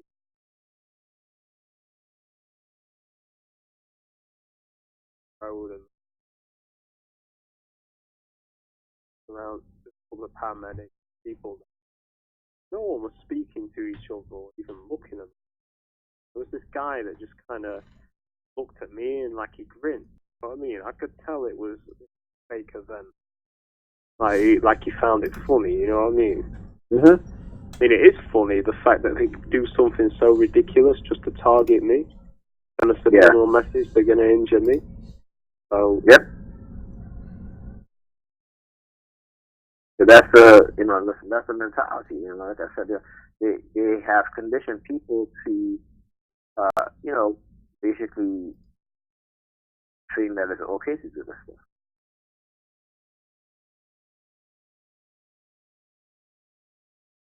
Not anyone. Normal. Yeah, I'm saying. Yeah, it's not normal. Listen, they have made it a normal thing in society today, right? And the only reason why it is normal is because people accept it and they participate in it. But for you and I, this is not a normal thing. It's normal that we're being targeted every single day, but you and I would not consider this normal in terms of going out and doing this to somebody, right? Like even tonight, I'm leaving with the kids to take them to their mom's house, the parents' house, and there's this guy standing outside on the sidewalk, right? Hispanic guy, wearing a yellow jacket, and he sees me coming out. He turns me around. He has his phone in his hand. He shows me his phone, something around, and he walks to his car. Right? So I took up my phone and I went to where he got in his car, and I recorded him and recorded the license plate. Now I see him back up to the front of my building, right? So Alyssa had forgotten her her device, her video device. So I So I'll back up to tell Ethan to go get it, right? And he's parked right in front of my building now. He's in his vehicle, right? But then he leaves afterwards. He leaves, and then my next door neighbor comes out, and she comes over to the car, and she's like, I'm like, no, no, no. Like, I said, you waiting for somebody? He just left. So my thing is this: if she called the cab, right? She called the cab, right? Why is the cab driver parked up the block, walks all the way back in front of my building to stand up there, right? Then leaves as he sees me coming out, gets back in his car and reverse back, right? Now tell me, does that make any sense? Okay.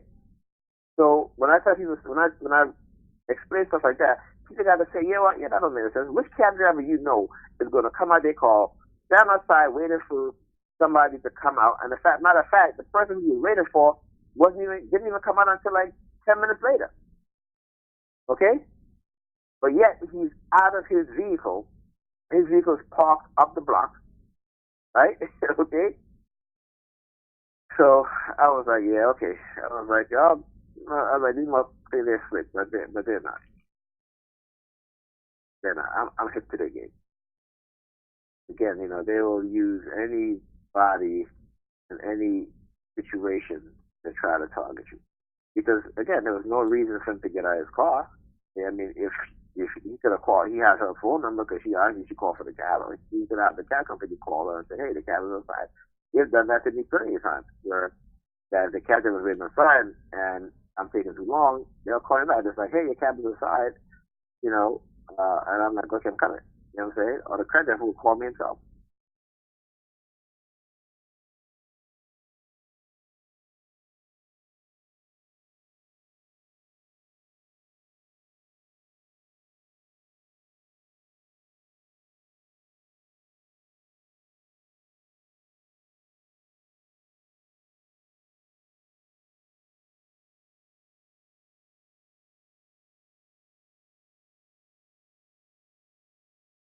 Right? It is what it is.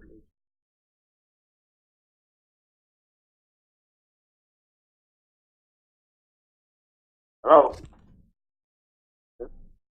Yep. Yeah.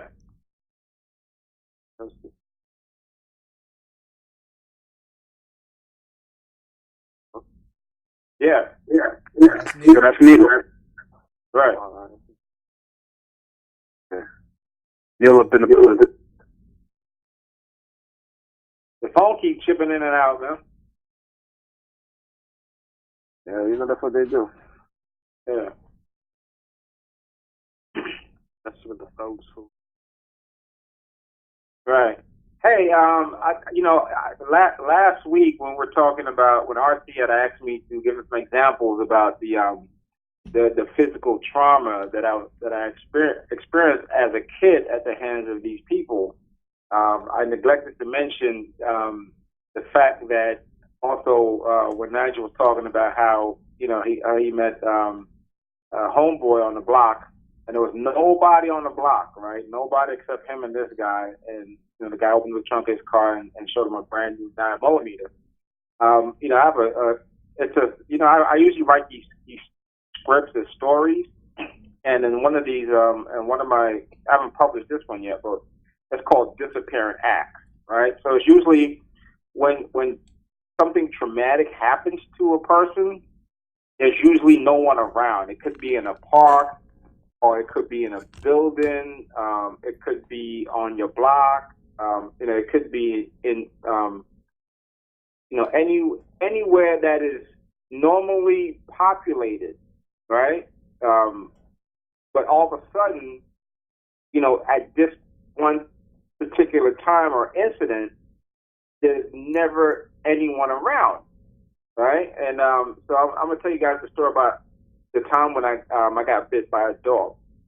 Now I had just woken up out of a sleep. I took a nap. It was a Sunday, and I got up and no one. And this happened when I was in Grenada, and no one was at home. No one was at home. No one was outside. So I walked down the street, looking for folks. Like, where the hell is everybody? Where did everybody go? Where did they disappear to? And as I got to, there's an intersection that we call the junction. And it's basically where the road crosses over another road. And when I got to that corner of the road, there was this dog coming right at me.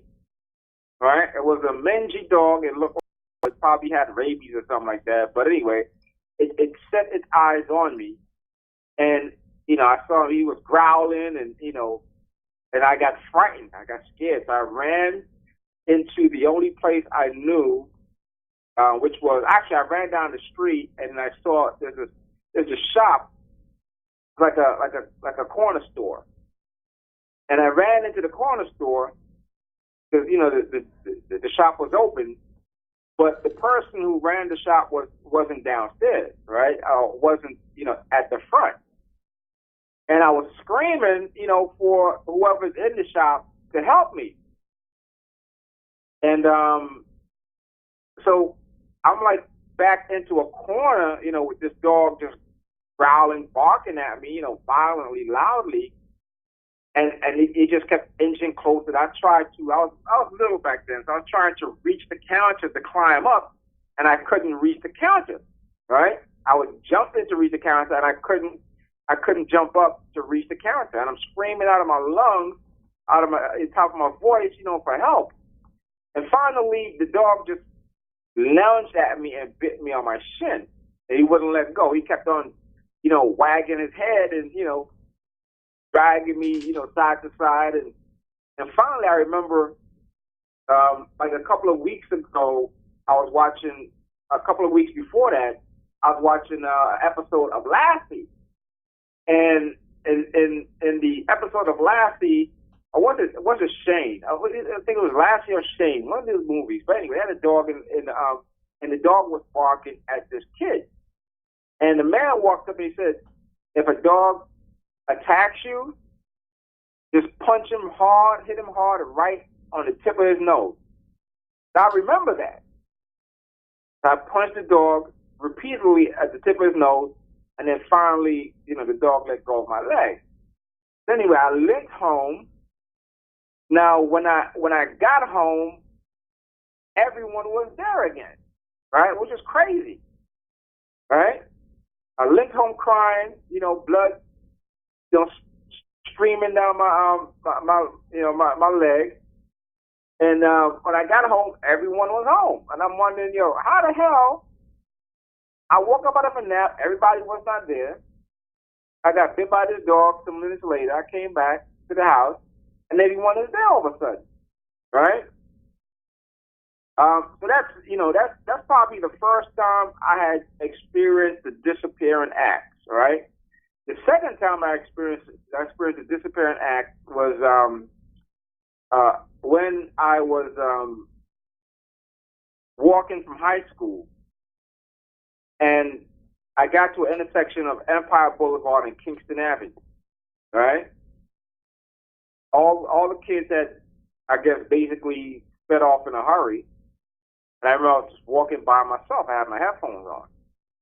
And I got to the corner, and I looked both ways, and there was nothing, no traffic, nothing going either direction, right? And the light was green, and then as soon as the light was turning red, it went from green, it flickered from green, to red. And I was about to step off the curb, and this white cargo van came out of nowhere, speeding. It must have been going over 100 miles an hour. And the right passenger side mirror scraped the tip of my nose. The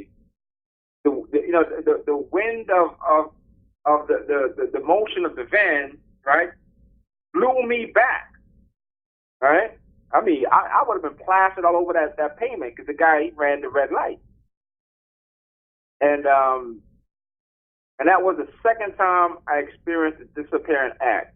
The third time I experienced a disappearing act, I was a little bit older, and I was riding my brother's bicycle going through Brownsville, and I was on Livonia Avenue, and and I was getting ready to cross over Sutter Avenue, and the light was red.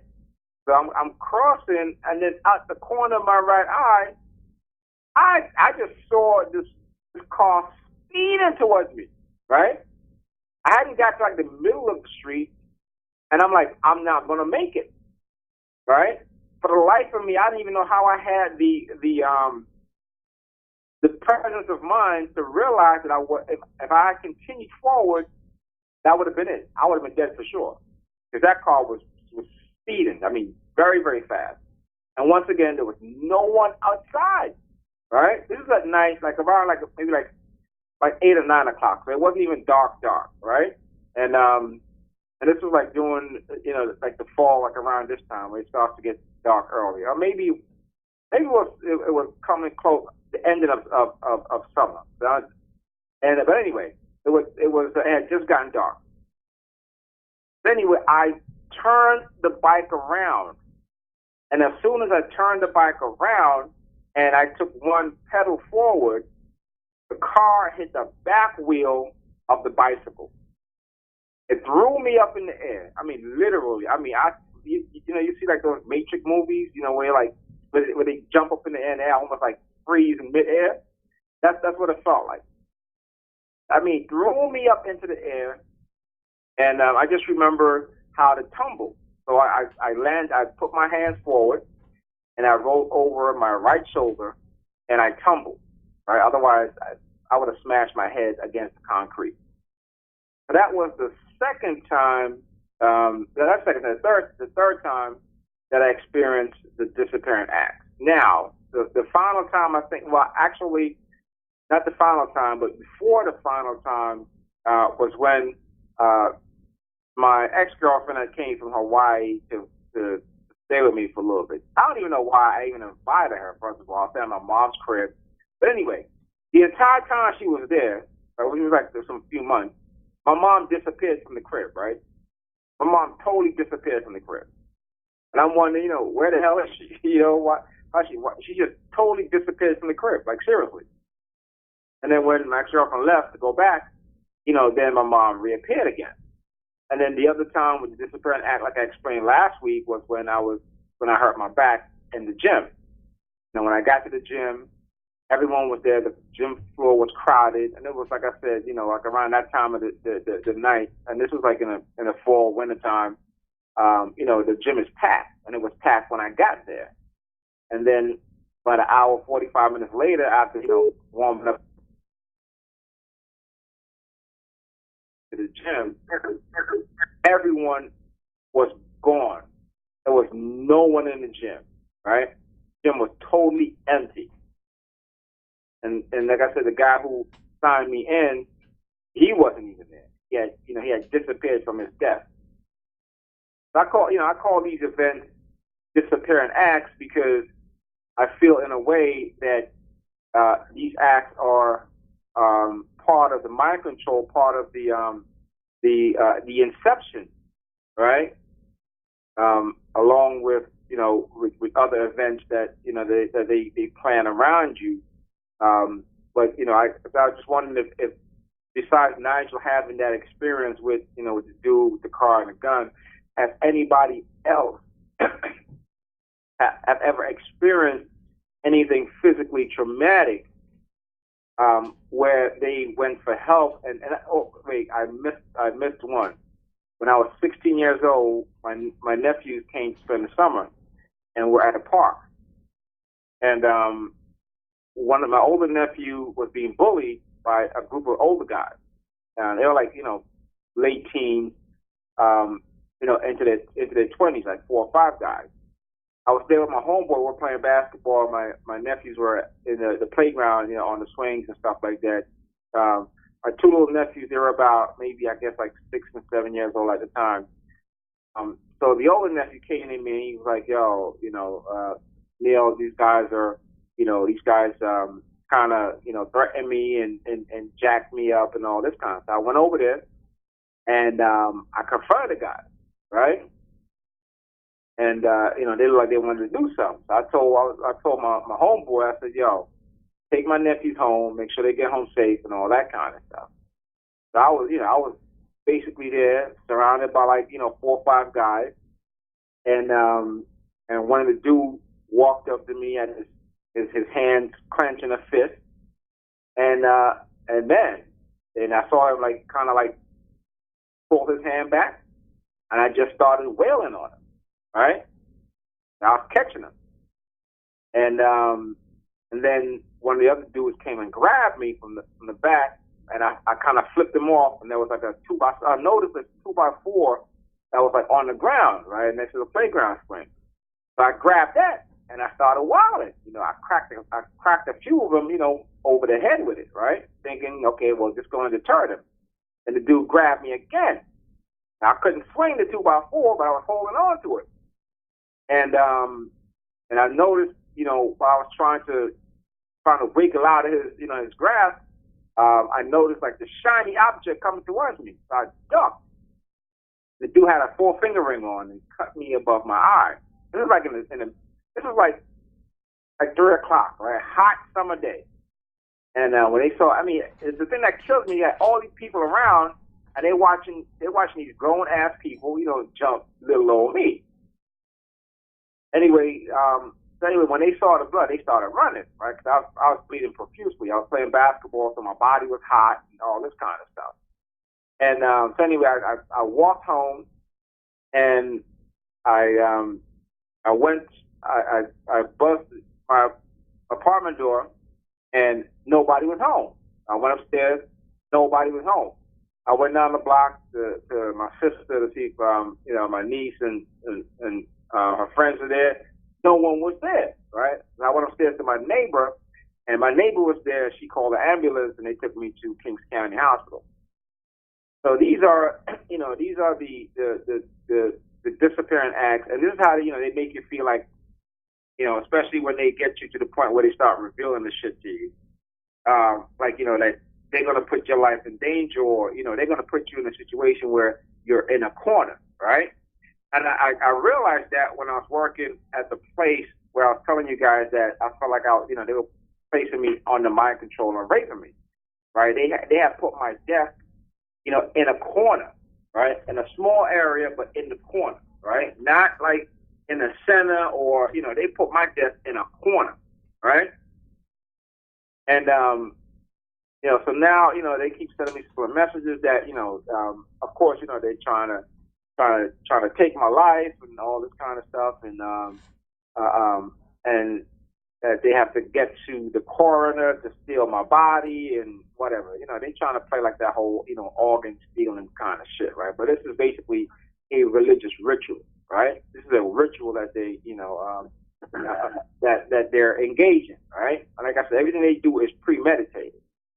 Yeah. And that's why they hit me with all these, religious theme about me being some sort of seal, like in the Bible, when they break the that, and blah, and I'm supposed to be the seal, and once they kill me, we're gonna go into like this world war, this last world war, and all this kind of stuff, right? And they give me these choices that, okay, well, I could be either that or they're going to be an assassination of a world leader, whatever the case may be, and also that I could, my other choice is that, I become a priest and all this kind of shit, right? Yeah. So yeah, right. These are run that priest shit on me too, like right. Exactly. I come home from work, I see a priest in the corner and shit. I'm like, what the fuck? I'm like, get the hell out of here. I ain't no priest. Right. Exactly. Right.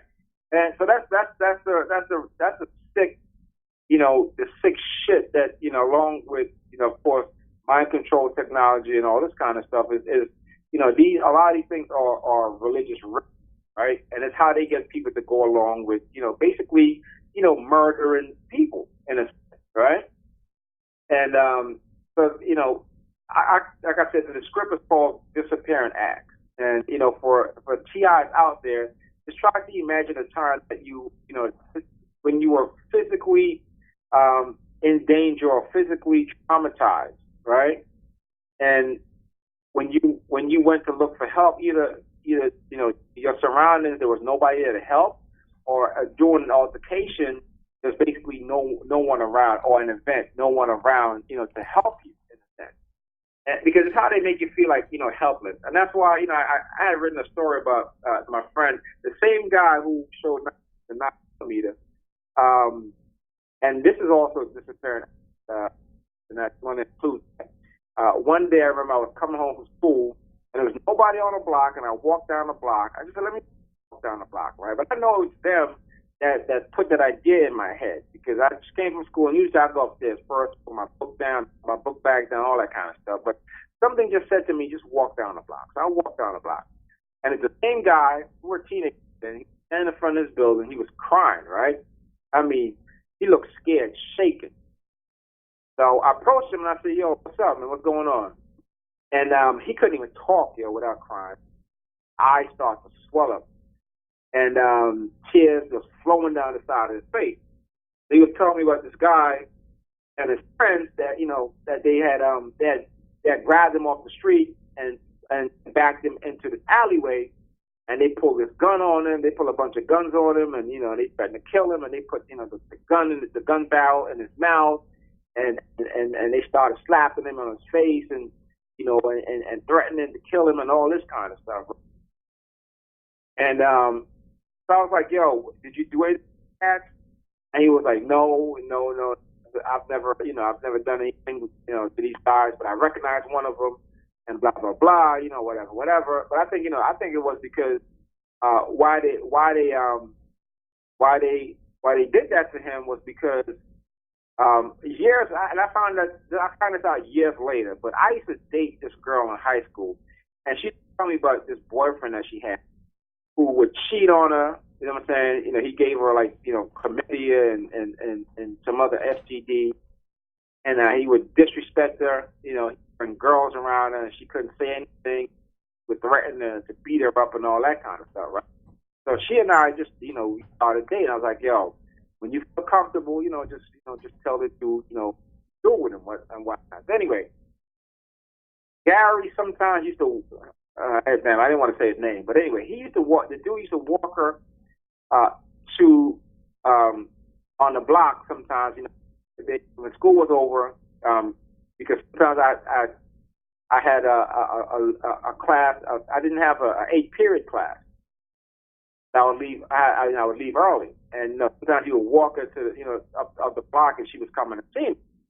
So I guess he saw the both of them walking, or somebody he knew must have saw both of them walking a few times, and that's probably why they confronted him, but they wouldn't tell him why why they were doing what they were doing to him.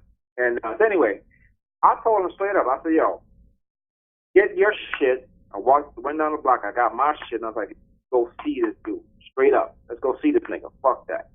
Right? Like I said, I can imagine how he felt. Just being alone, being helpless, and these dudes just, bunch of cowards, doing this shit that they did, right? So we walked down, the way he used things out at. We, walked down in the crib and walked down in the place, and boom, couldn't be found. We started asking around, yo, where this dude at? To be found. So we waited about 2-3 hours to see if he showed up. He didn't show up, so we left, and that was the end of that, right? But anyway, it wasn't until I moved to Charlotte that I met this dude, and we cool. We ain't got nothing like that. But when I go out, I see him, blah blah blah, yada yada yada. And then I spoke to the girl, maybe a couple years after meeting this dude, right? And she said she saw him on my Facebook page. She's like, I didn't know you and my ex-boyfriend was friends. I was like, who's your ex-boyfriend? She's like, the dude back in high school I was telling you about. I was like, but you never told me his name, right? So how am I supposed to know, right? And it's kind of odd, right? Because even after that, when I had graduated high school, one of my homeboys who he was like, yo, this cat named such and such who owns this sound wanna battle me, right? So he was like, yo, you ever heard of this sound? I was like, totally. He He's like, yo, you want to go over there and accept this challenge and blah, blah, blah. I was like, yo, you the one who you want to battle, not me. So if you want to go over there, yo, I'll walk with you over there, no problem. You know, so we walked over there, and not really thinking back then, you know, like the whole situation, but it was the same spot that, you know, me, my homeboy, you know, visited, you know, to see this dude. And we went there, and dude wasn't there. You know, we stayed around for like an hour and whatnot, but he didn't show up, you know, so we left, right? And like I said, and that was like years ago. I was probably like 19, you know, I said just graduated high school, or maybe 18 in the summertime after that. But anyway, she was like, yeah, she was like, that's the dude I was telling you about, right? So I was like, okay. So I understand now, you know, because when we were hanging out, when I was hanging out, I was at the spot where he was at. And he kept talking to me about, yo, I got my gun and blah, blah, blah, yada, yada. And I'm like, dude, why are you even telling me that? You know what I'm saying? Not really catching on, like I said, you know, until she brought, you know, to light the whole situation, right? And but it just goes to show you how, you know, when you are targeted by the police, and they got their little informants and they snitches, right? And, you know, they know, you know, they're the ones who, you know, probably put that shit, you know, in his head, or, you know, whatever the case may be, right?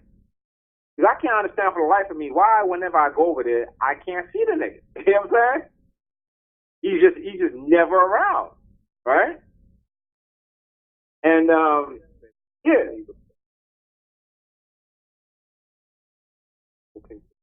Speak up, Jay. That's happened with me before, where I've had problems with people and I'm looking and then never there, and then all of a sudden they'll turn up months later. Yeah, but I mean, it's not it, but dude. Yeah, but shadows. Right. Yeah, but the fun, yeah, you know, and that's exactly correct. You know, and the thing that bugged me, right, because this dude is, you know, he's married, right? So I was at the spot one time and I was dancing with this chick, right? So the dude comes to me and says, yo, that's my friend. So I was like, okay, that's your friend. I'm thinking, okay, yo, okay, cool. I'm like, yo, I like your friend. She seems to like me. What's up with her? And he was like, nah, man, I mean, like, yo, that's my friend. I'm like, oh, well, you fucking her on the side. It's your side chick. And he was like, yeah. So I was like, all right, cool. You know what I'm saying? I ain't really press it. But like I said, this happened all before me knowing that, you know, that this is the same dude who, you know, whose girl in high school, you know, I was dating, or, you know, whatever. But, you know, it's like I said, it's just weird, man. Like a lot of cats that I know from BK, right? Who I know, like deep down in my heart, yo, I know they're police informants, right? I know that for a fact they're police informants, right? They're all down here. You know what I'm saying? Like, they're all down here. I'm like, what the hell is going on? Like, there's this other cat that when he was very young, I was DJing at a block party, and one of my homeboys was, you know, around with him, you know, just joking around and whatnot. But, you know, he started to cry and started, you know how kids are. They start getting, they think that he's big and bad and shit like that. So they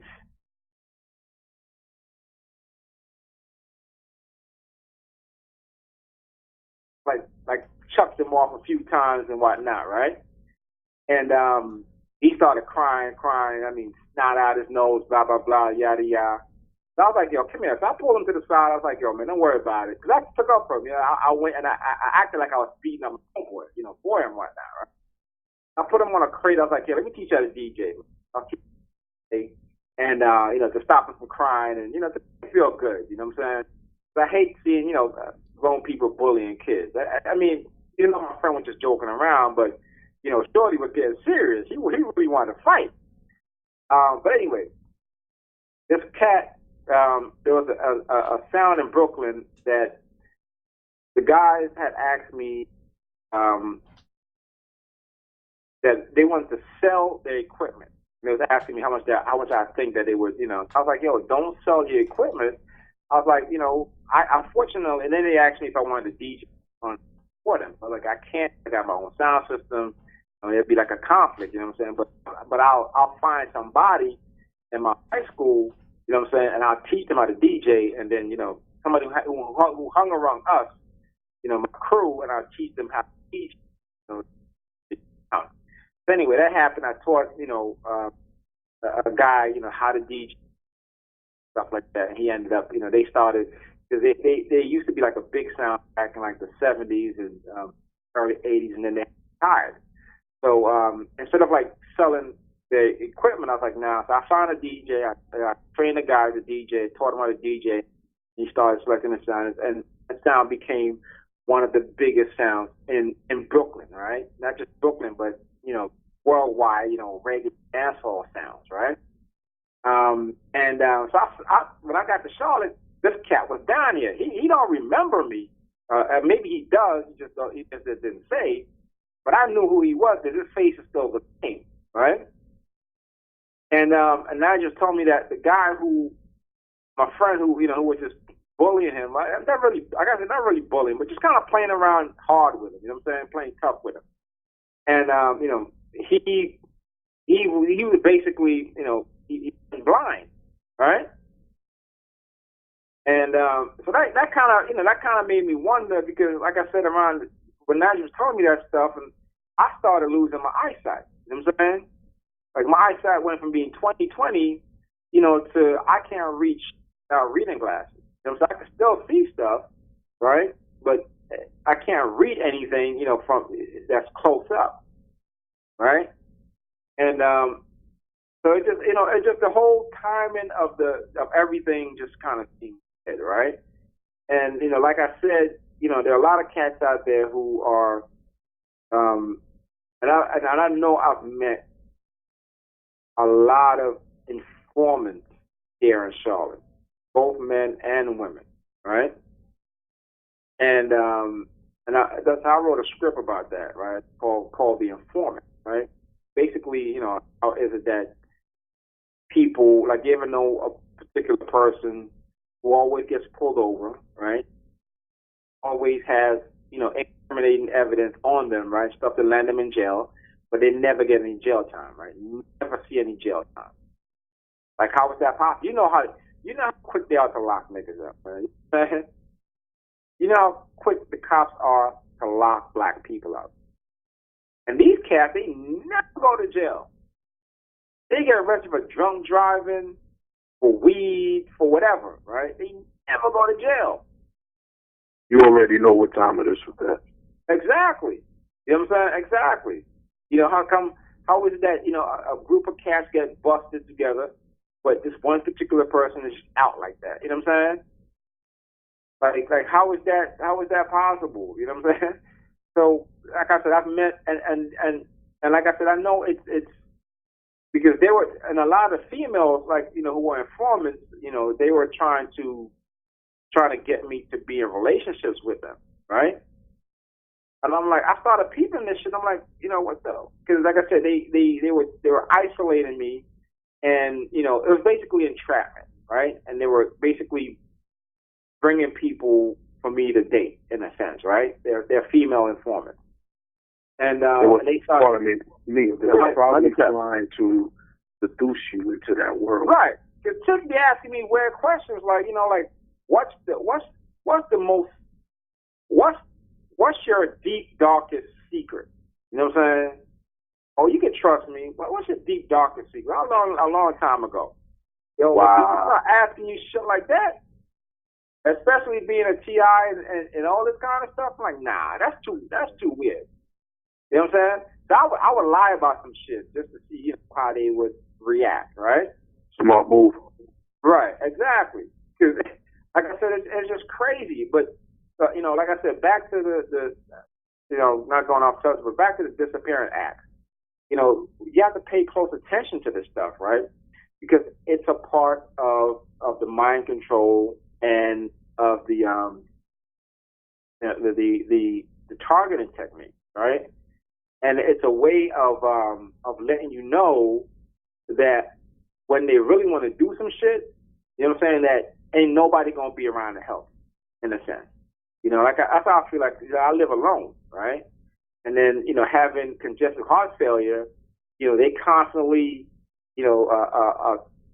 beaming, images in my head of me just falling out and not having anyone, to help me if I catch a stroke or if I have a heart attack. There's no one, around. So basically, what they're trying to do is, they trying to tell me that, I should move in with somebody. I should have a roommate. All this kind of stuff, right? And I'm not doing that. So your cronies can plant, weed or crack or coke or meth or whatever it is, because once they find that shit in your apartment, everybody's going to jail. You know what I'm saying? Yep. And if they're informants, they coming out and I'm staying in. You know what I'm saying? So it's just Pretty much. Yeah, exactly. I'm like, no, I'll take my chances. You know what I'm saying? I'm not, no, never, ever. And that, so to me, like I said, the whole disappearance act thing, and as the other guy was saying about, having you chasing shadows, there's situations where, like I've visited females when I was younger, and they would have this person, they say, oh, this is my friend or whatnot, right? And those people would always like be sitting in a chair in the living room, and the light would be in such a way that their faces would be covered in a shadow, right? I remember two particular incidents where that happened, right? And I can understand, why are you inviting a friend over? You know what I'm saying? If you and I getting ready to have sex, right? Like, that's crazy to me, right? You invite me over to your crib, because you want to eat, but then you got some dude sitting on your living room chair, or some chick, sitting in your living room chair, whatever the case may be, right? So I would just leave. I was like, I see you got company, and they're like, no, they're leaving soon and whatnot. I'm like, nah, I just didn't understand that. You know what I'm saying? Even back then, I thought there was something very odd about that, right? Because if I got a chick coming over to give me some pee, I'm not gonna have anybody in the crib. Like that, right? Similar experience, but a little different. Like, Speak up, Jay. I was in the pub and there was this woman talking on to me. She was with a guy, and right. I was like, hey, guy, but trying to chat. Like, oh, I'll get you drinks. I don't want any drinks. She was offering to buy drinks, and she right. ignored me and came out with a drink. She's like, oh, I've got some drinks. I'm like, no, I don't want. She starts having a go at me because I won't drink the drinks. It's like, nah, I'm not drinking any of the shit that you've given me. You know what I mean? Exactly. Exactly. Yeah. Yeah. It's something like a year ago. I don't know who the hell you are. I don't know. And why are you with a guy anyway? Right. But check this out, though. The funny thing is that the chick, like I said, when the guy was there, I was like, after I left, I was like, maybe she wanted a threesome and she just kind of like was scared to say because she probably think I'll think funny of her. I mean, I ain't no gay dude, you know what I'm saying? But, I've had female friends that, it's like a man having a threesome, they want to have two guys. I've done that, you know what I'm saying? So it wasn't like no thing to me, you know what I'm saying? But after I left, I thought about it again. I was like, well, maybe she was like, she's trying to feel me out and shit like that, right?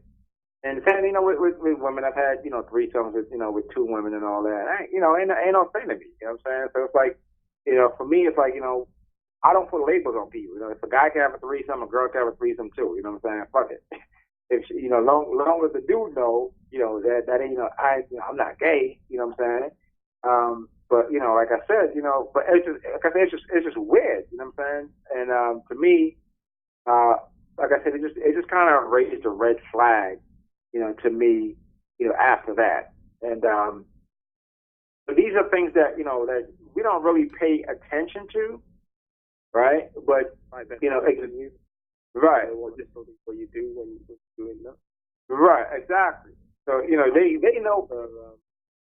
So I do remember a story about the Ultra where they set up cameras and they actually watched, people have sex while they were studying them.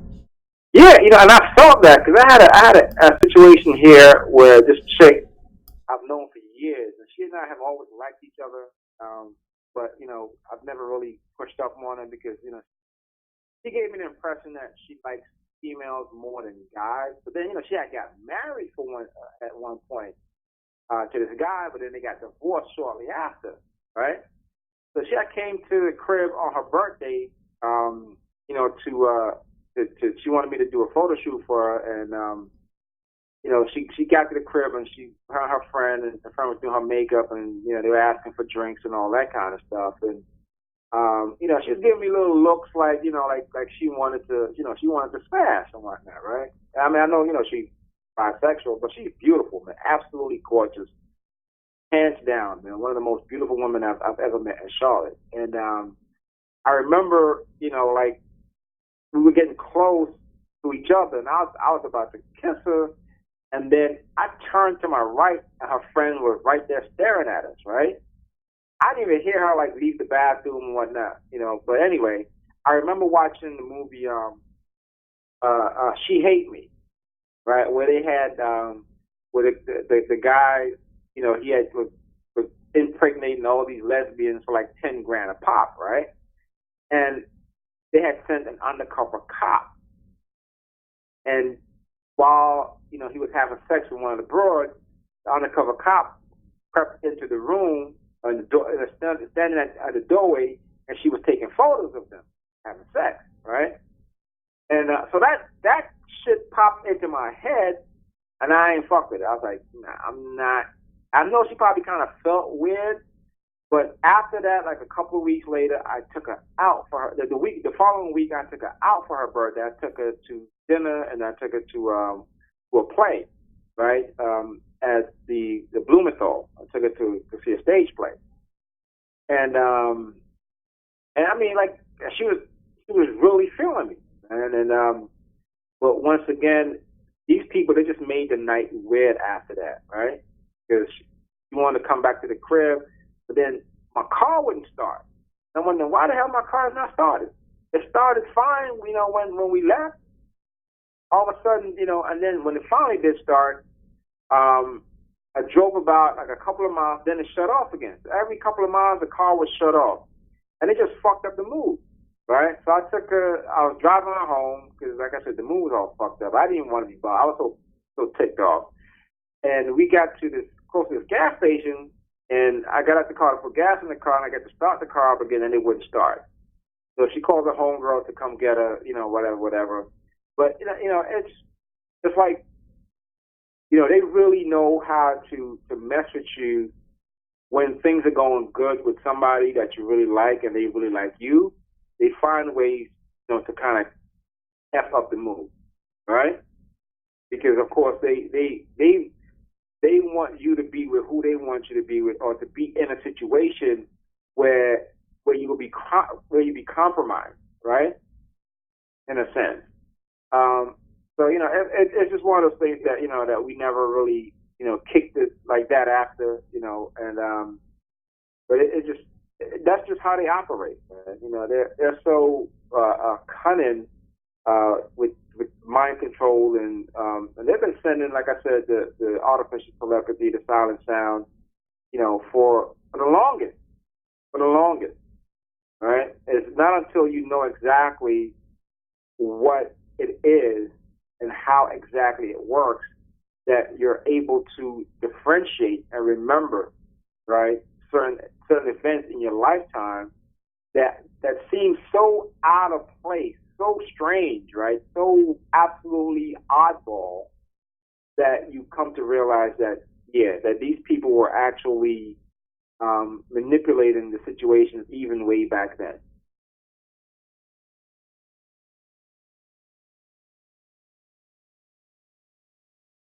Yeah, and like I said, the physical trauma, and that's why trauma-based mind control. That's what it's all about. It's about physical trauma and emotional trauma, right?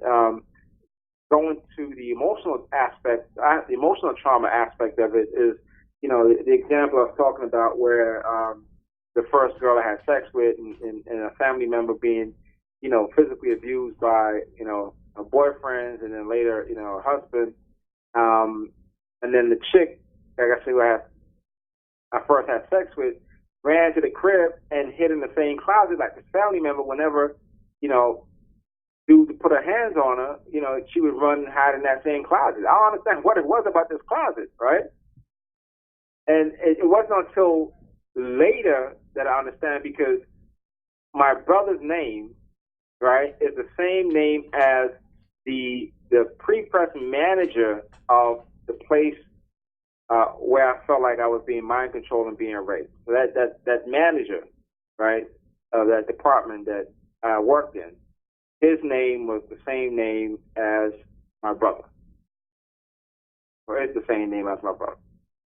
So it shows me that that I've been led to these places, right? I've been led to these places, and the name of the company was called Color Wheel, Manhattan Color Graphics. It's called Color Wheel, and so now I know the significance of why, when I was a kid, the steel band in Houseman, when that the wheel ran over my foot, right? It was supposed to be a place where I was supposed to experience great pain, right? Because, like I said, during that whole ordeal, I remember I used to walk downstairs to the sales department when I had questions about a particular job. I would call and nobody would answer the phone, right? Any other time they would answer the phone. But while this was happening, they would never answer the phone. I had to walk downstairs, and while I was walking downstairs, always the sales guy, right, who would be sitting down counting money. Like, you have his money spread in his hand, right? And then he would have a 38, either 38 or a 44 snub nose, right, sit on top of his desk. And I'm like, what the hell is that all about, right? Like, this dude, literally every time I would go down there, he would be sitting on top of his desk with money spread apart, right? Like a Chinese hand. You know how they spread money apart, stuff like that, right? And then like have a chrome 38 or 44, just basically right on the desk, right next to him, right? That's where you were. Huh? That's where you were. Yeah, at a place that I worked at. I know. Yeah, exactly. Dude, it was. I mean, they would try to sensitize me to sound, to smells, just about like, I mean, really, really and truly, man. I felt like if I hadn't leave there, that basically my life would have probably been ended. Like, seriously. Like, I couldn't understand, but I know that they were mind controlling me in there, and well, like I said, yeah. Yo, Jay, try to speak up, bro. Yeah, I left, man, because it was weird. Like I said, I was led to that place. There are so many instances in my life where I know that I was led to that place. I know that I was led to study graphic arts and advertising, so I could learn about vectors and the definitions of vectors, the difference of the different kinds of vectors, and especially in terms of biology and viruses, diseases. For example, like syphilis and herpes are vectors, right? And in terms of narcotics, like soft drugs are called vectors because they lead to harder drugs, right? Like marijuana leads to, some people can lead to harder drugs. Once you don't feel the highness, you go to crack or to methamphetamines and all that kind of stuff, right? So those are called vectors also, right? And the vector in graphic arts is basically a line art. Line art are mathematical equations. So it does not lose its resolution. No matter how big you print a line art, it'll never lose its resolution. You could wrap the whole planet in a line art, right, and it would never lose its resolution. Whereas a photograph that's that's made up of dots, it'll lose resolution if it's enlarged, beyond what it's normally supposed to be. And that's why you see like these banners that you have like words and stuff like that. You can print them big as heck. and they'll look crisp and sharp and all that. But when you increase the size of the photograph, they don't look as sharp, as crisp as when you print it, at the size that it's supposed to be printed at, the normal size.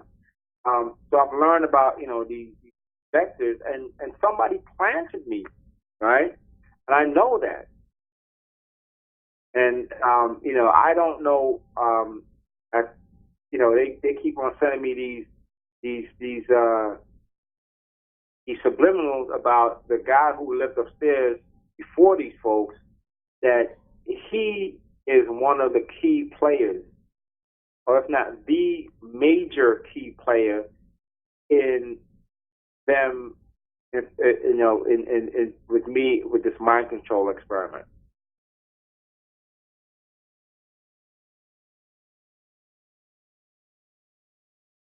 I know a lot of times they're trying to confuse me, but I know certain things for a fact. Right? I know certain things for a fact that I was led to that place. I was, man, because after I've worked at Speedcraft, I'll tell you guys a story about, I told Nigel about the story about my, there's a guy who manages Speedcraft. He was the production manager, actually the manufacturing man. He manages the whole plant. And he came from that same company, right? Color Wheel, man, Color Graphics. And the owner of Speed Graphics is this Russian guy, right? This Russian millionaire and whatnot. And I guess he felt like he had stolen this guy away from, the guy who owned Manhattan Color Graphics. He is a Turkish guy, right? It's him, and then he has his younger brother. But basically the older brother is a multi-millionaire. He ran the company. But like I said, when I was, a lot of us were fired from Speed Graphics because they basically the plant basically wasn't making any money, right? And they were like, well, the owner thought that he was stealing that guy, but he was actually planted to ruin Speed Graphics, right? And because after we were let go, the Speed Graphics guy, the manager, he went back to working at Color Wheel as their head of sales, right? But anyway, I was working for a advertising company named YAR, right? And the owners were Russian, and that's when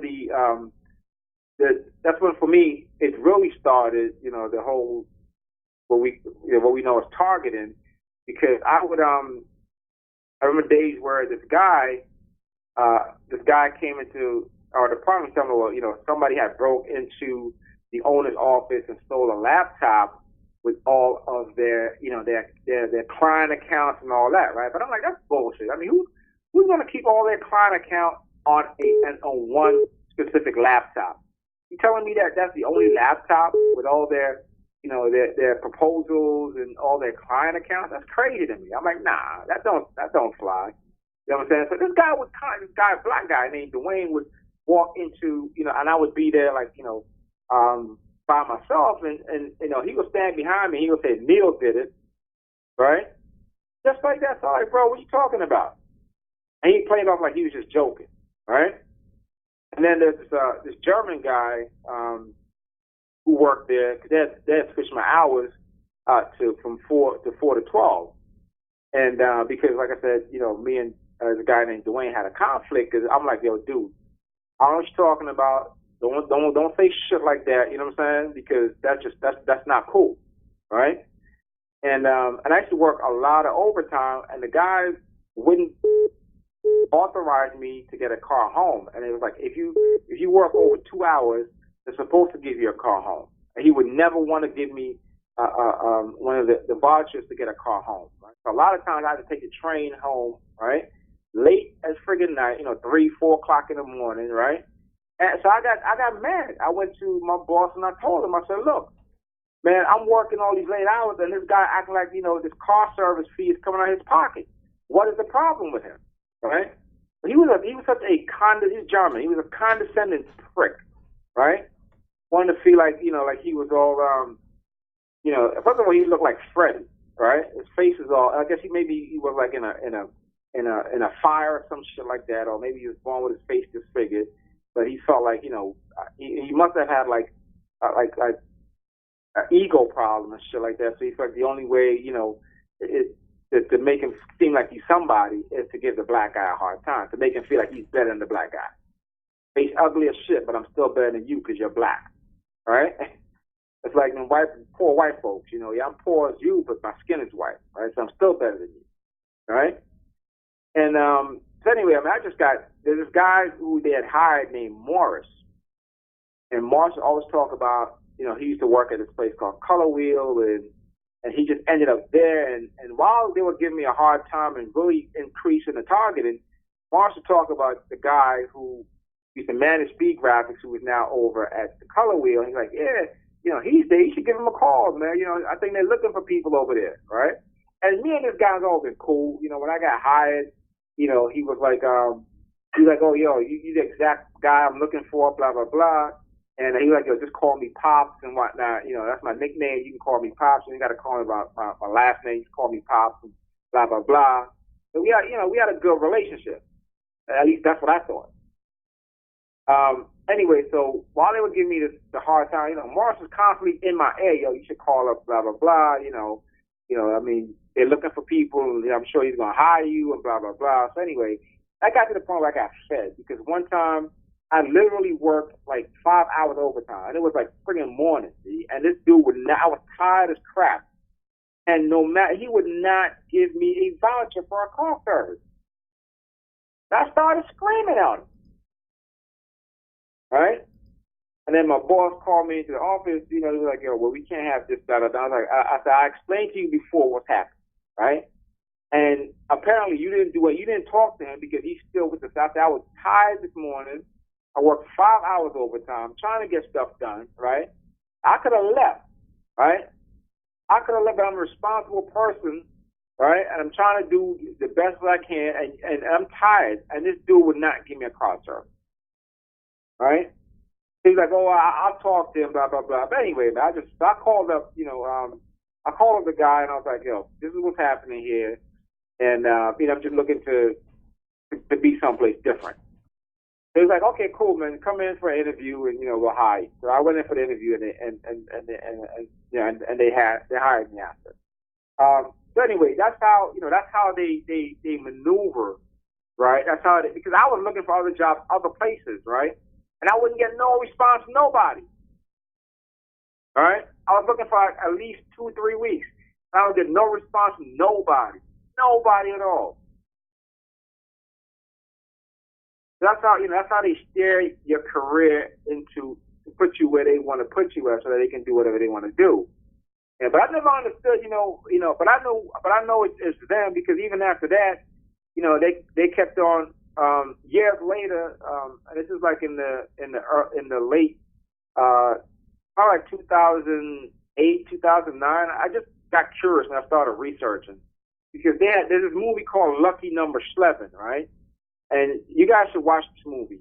And it talks about like two guys who live in 2 buildings right across from each other, right? And they're like sworn enemies to each other, right? One guy is Jewish, the other guy is Black American, right?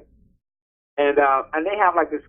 They're both afraid to leave their building because one, they both of them hired assassins to kill the other one, or they're afraid, they're gonna get killed. So they never leave their apartments, their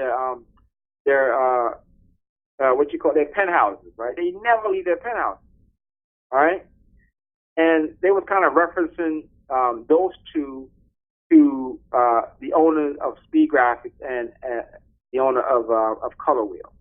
And it was crazy. And I'm like, I know these motherfuckers, man. They pull the strings like, and it's just crazy. It's the craziest shit, right? Because I know that even after, when I got into college, into graphic arts, that same year, and I was reading old articles. This was back in 2008, 2009. That the owner of Color Wheel was was being investigated since 1990, which is the year I entered college. Right, it was being investigated for what they call kickbacks, right?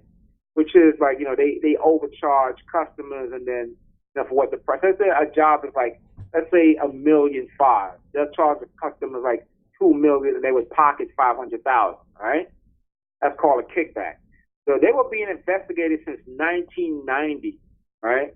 So I don't know what the significance is, but all of a sudden, I do my little photography on the side to get money, to make a little extra money, and then they try to tell me, oh well, I'm being investigated for non-payment of tax. So, like, first of all, I know how much money I can make that I need to declare. Me making, on a weekend, $250, $300. That's nothing. I don't need to declare that. That's personal shit for me. You know what I'm saying? So I'm like, so what are you talking about, right? So I know it's law enforcement, it's FBI, law enforcement, and the CIA, right? They're all partners with these experiments, right? Because it's just crazy to me that all of a sudden now, it's like, and they're trying to tell me like, this person is an asset, and I'm like, y'all motherfuckers are sick, right?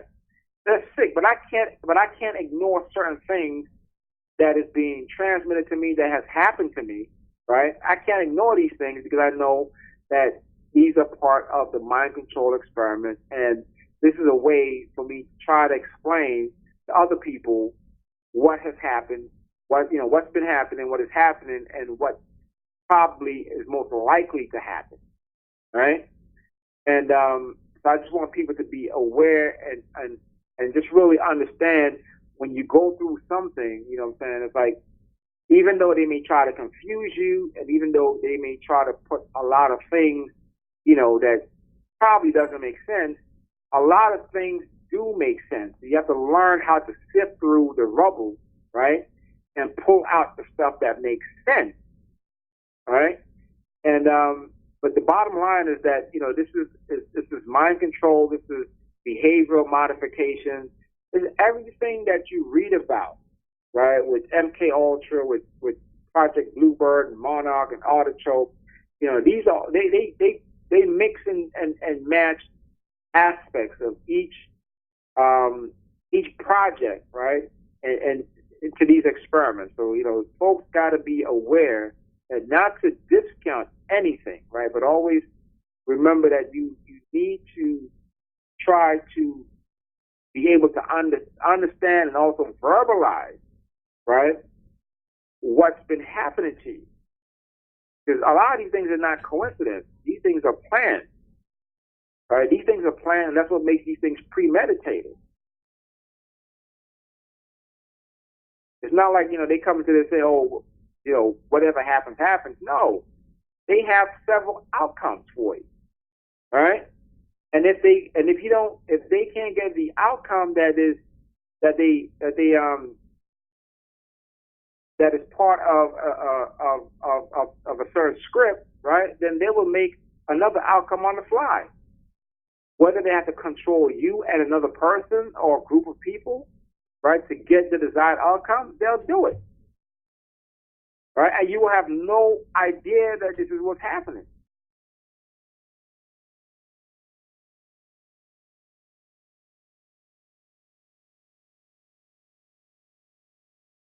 And it's crazy to me, man. But that's, like I said, that's the physical trauma that they put people through, especially at an early age, with children. And then when you get to your teenage years, they start with the emotional trauma, whether it's with your girlfriends or with your homeboys. I've never really understood throughout high school why my friends were always coming up to me at the beginning of the summer, the last days of school, and telling me that they're leaving, to go hustle. And I'm like, why are you telling me you're going to hustle for? I'm like, of course I'm going to tell you no. I'm going to tell you don't go and hustle, right? Which is what I would do. I would tell you, don't go and hustle. I'm like, man, there are plenty of things that you can do, to earn money. I mean, look, Vietnam used to deliver groceries for tips, right? So there are ways that it may not be a lot of money, you know what I'm saying? But there are ways that you can make money. So I would tell my friends, I'll pull them to the side one-on-one and say, yo, don't go and sell drugs, man. I'm like, yo, you my man, and I want to see you come, next school term, you know what I'm saying? I want us to hang out together again. But they would never listen to me. You know what I'm saying? They would always go, and then like by the middle of the summer or when I get back to school, there's always the same messenger that comes to me and tell me that, yo, this person is dead. It's always the same guy, right? Which is the guy on the block who showed Nigel the gun, his younger brother, right? He would be the one that always comes up to me and tell me, oh, this person is dead, that person is dead, that person is dead. You know what I'm saying? Wow, so that's the dude that they left behind to tell the tale, so to speak. Yeah.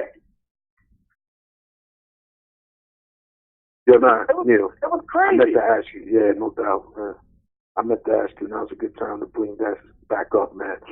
I would like to try to rehash where we had left off from when we were talking about, because you was talking about the whole mind control, trauma-based aspects of the program and what they do and how they go about incorporating that shit within our lives, within our mental faculties, within our settings physically, within people that they put around us and shit like that.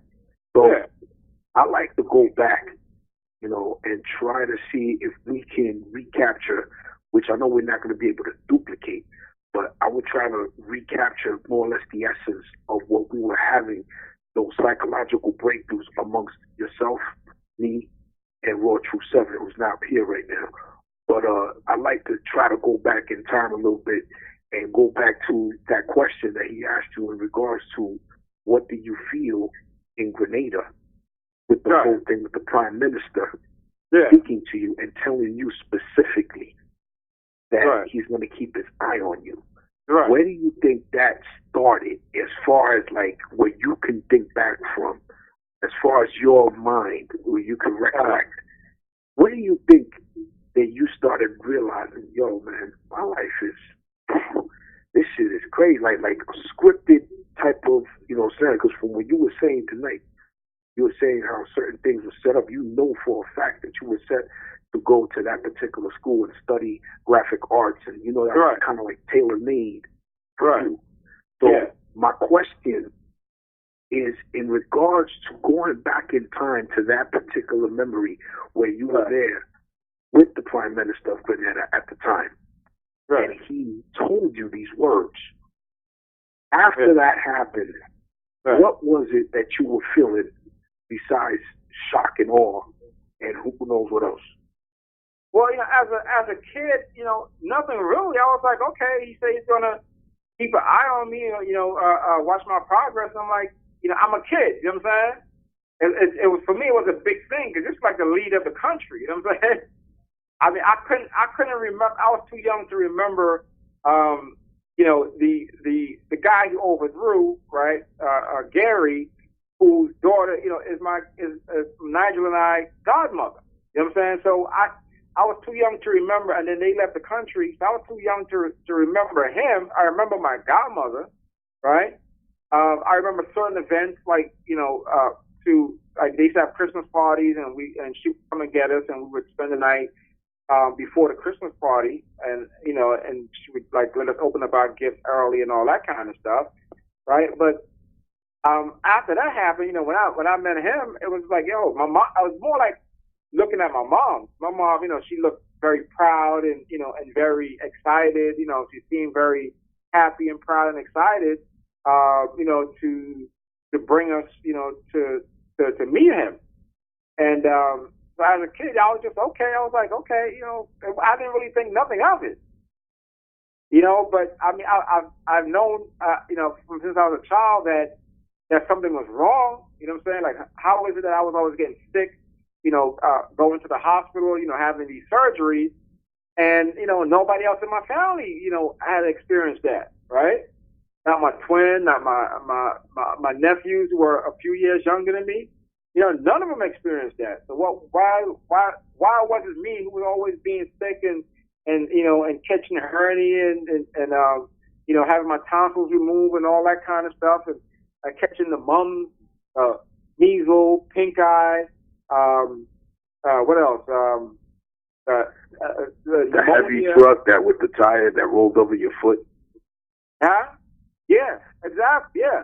You know what I'm saying? Me getting bit by a dog, shit running over my foot and all that kind of stuff. Me getting hit in the head with with a rock and all. I'm like, why am I the only kid in the whole household, right? That these things are happening to.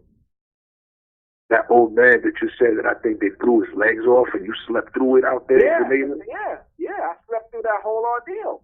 Everyone was out except me. That's insane, man. Yeah. How do you figure that went down like that you were able to sleep through that? Dude, I have no idea.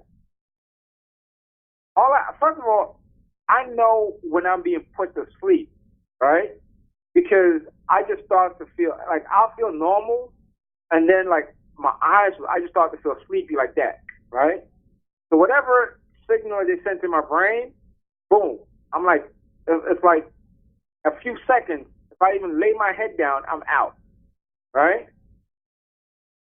And and that was basically like one of the other than also, and these things usually happen, like I said, when I'm asleep, right? Because remember, I woke up out of my sleep with the zipper thing, right?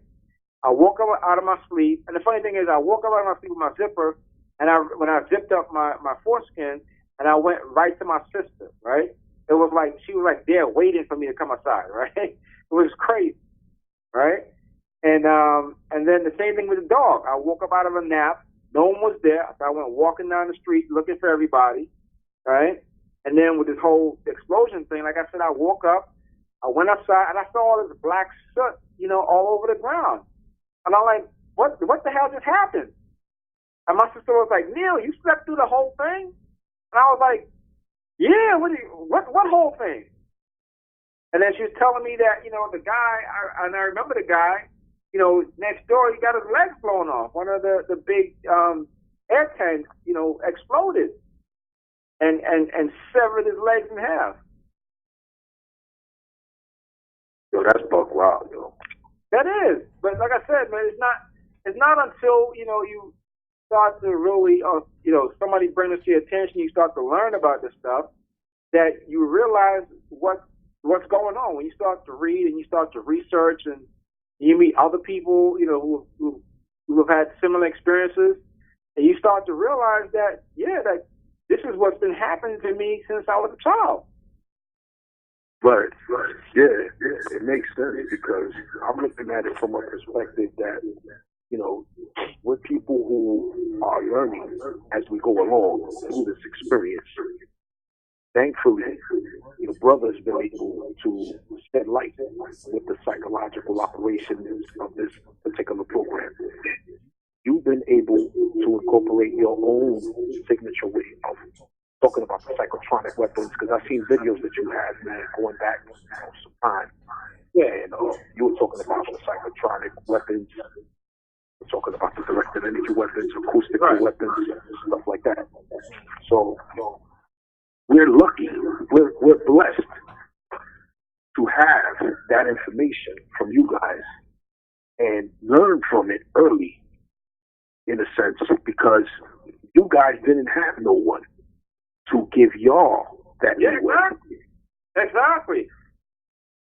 Exactly. But you know what though? I always felt somehow that I had somebody that was sending me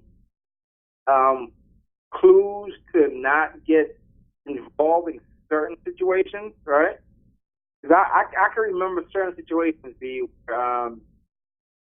for example, and I don't really like to talk about this, but I'm going to talk about it because, nobody really got hurt doing this incident, right? Except for me, really, and it wasn't really, it's just a scratch. But anyway, I remember I was leaving, one of my homeboys had got robbed, right, by these Dreads, these two brothers. And they lived like a block away from my high school, right? He got robbed over the summer in Virginia, right? And he was like, "Yo, I remember those cats. They lived right on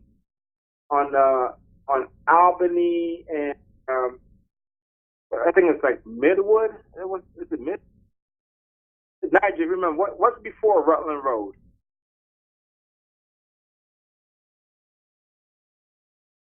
Anyway, there's a street called Rutland Road, and there's a street before Rutland Road, and these dreads live there. And I remember we were looking for these cats, right? And they used to hang out at this corner store. So we rolled up on a corner store one time, but they wasn't there, right? So we jetted. And then one day I was walking home by myself, right? And I'm not sure if it was one, but I remember somebody started yelling, and I turned around, and I saw this dude with a shotgun, right? So as soon as I saw the shotgun, because I was getting ready to cross the street, and as soon as I saw the shotgun, I just dove in between two cars, right? I heard a loud bang after that. And so, I pulled up my little shit. I started busting back, right? And I ran up the hill. I got home. I got like halfway home, and I felt like this stinging sensation, in the back of my leg, right? In the back of my calf muscle, like my left calf muscle. So I look down, and I see that my pants is ripped, and I felt like this hot, liquid running down my leg. So anyway, one of the, maybe a few of the pellets, kind of like took off, a piece of the skin on top of my calf muscle. And, but anyway, that, and so I, like I said, that's something I don't want to talk about, but, fuck it. Like I said, one had gotten hurt and whatnot, so I could talk about it. But, it's weird because I remember somebody, when I saw the shotgun, I just got it. I just remember a little voice in my head saying, I just looked between the two cars and they said, just dive. And I just dove. Right? There's another incident where I remember I was supposed to go to this party. And I was supposed to meet this chick at this party.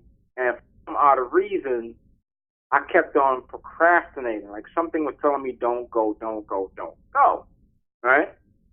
Don't go, blah, blah, blah. Anyway, I called the chick and I told her, I said, I don't think we should go to this party.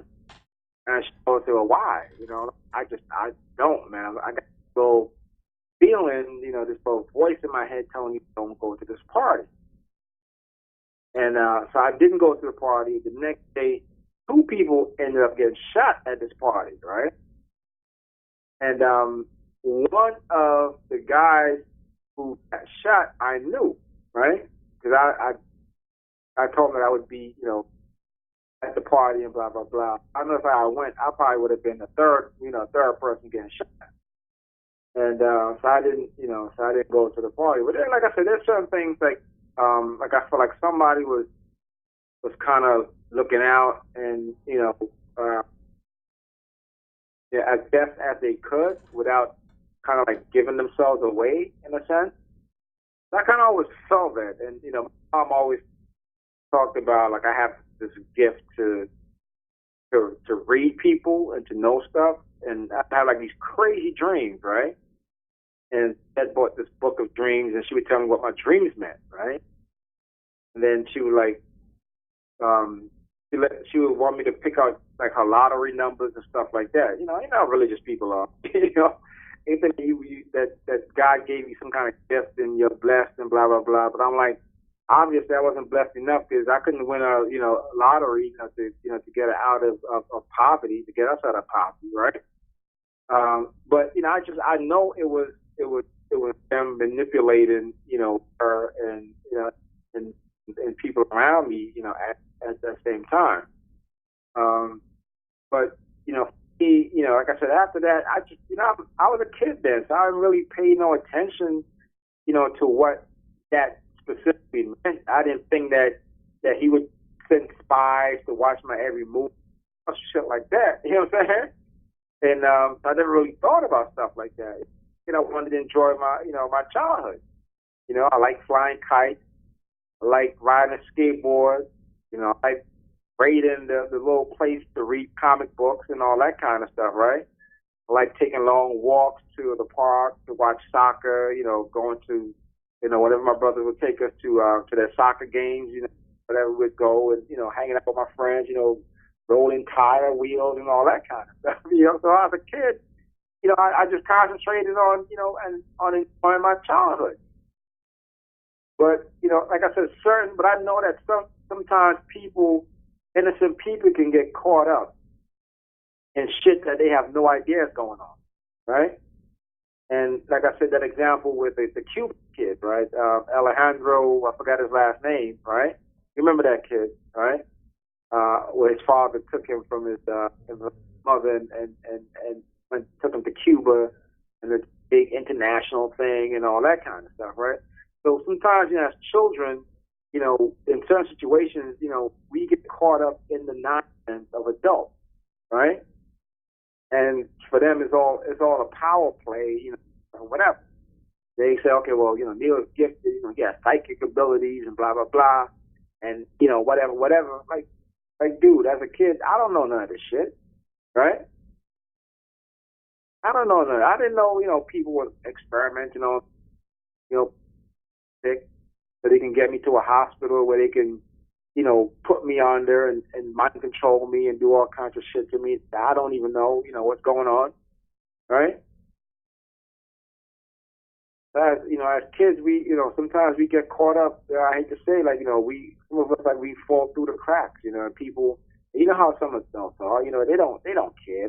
They use and abuse people like when you eat a piece of chicken and like Kentucky Fried and it should taste so good, you just throw the bone in the street like wetlands.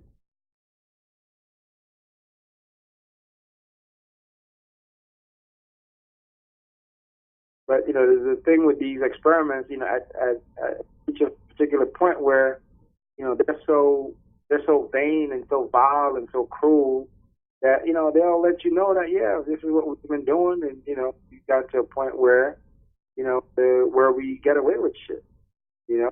I mean, don't forget, murdering of black people was legal in this country.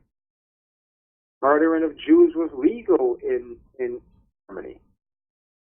Maiming and murdering of black people, by Leopold was legal in the Congo. Apartheid, same thing. Killing black people was legal. So these things happen, all over the world. We're just fortunate to live in a world where technology and whistleblowers, are coming forward and exposing some of this stuff. And we're able to share our experiences and the knowledge we gain from researching and studying and conversing, from other people, basically validating, our stories because, people have very similar stories as well. So I didn't know what he meant. He was the leader of the country. People look up to him. I looked up to him.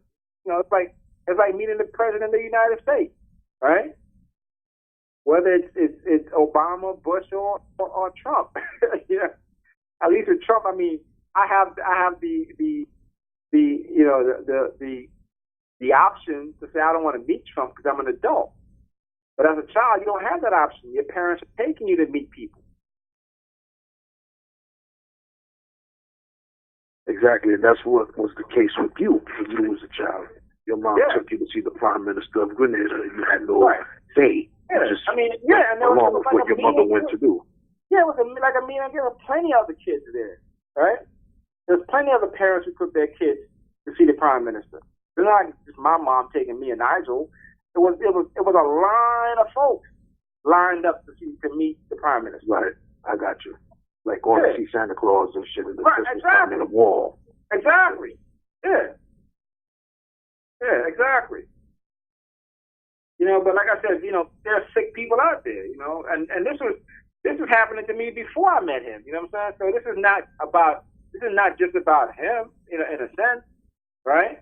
Right. It was happening before I met him. So it's just like I said, it's all incorporated into their sick mentality, their sick schemes, and their sick plots and all that kind of shit, right? Convoluted story, man. Yeah, exactly.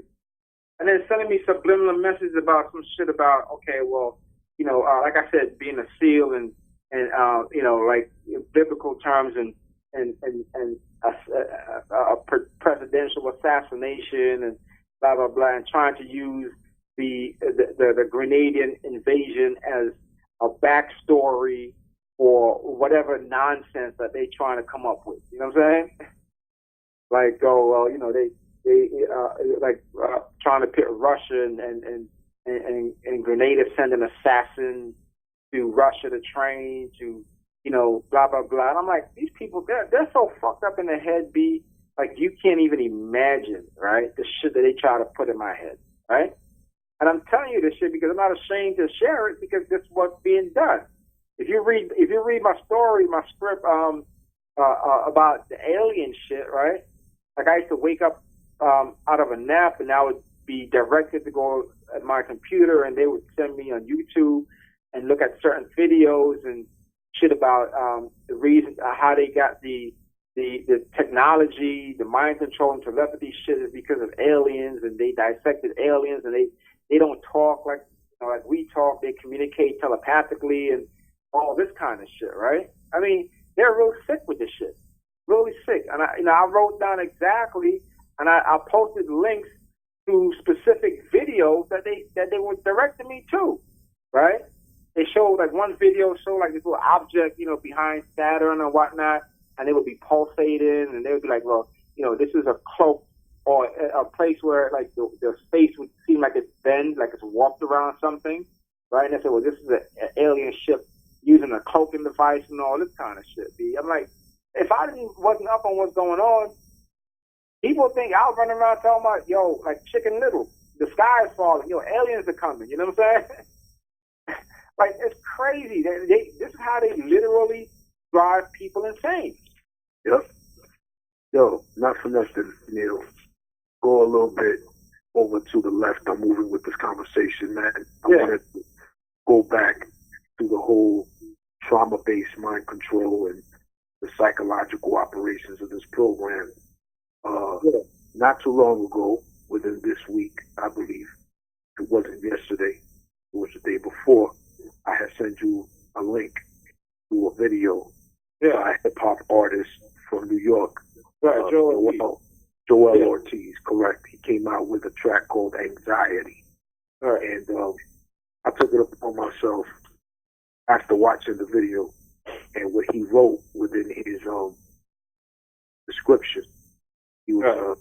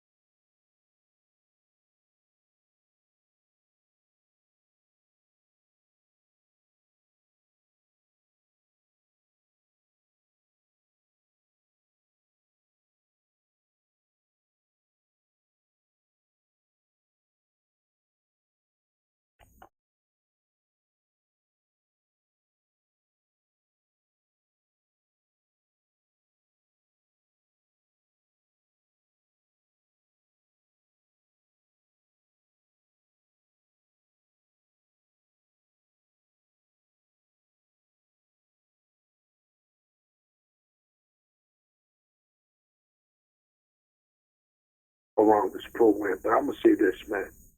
For all we know, for all he knows, he could also have been experimented on to a certain extent. Or he also could have had gang stalkers put on his track because he was such a, or he is, not was, he is such a legend in hip-hop, a living legend right now. You know what I'm saying? Because he is a very talented brother. You know what I mean?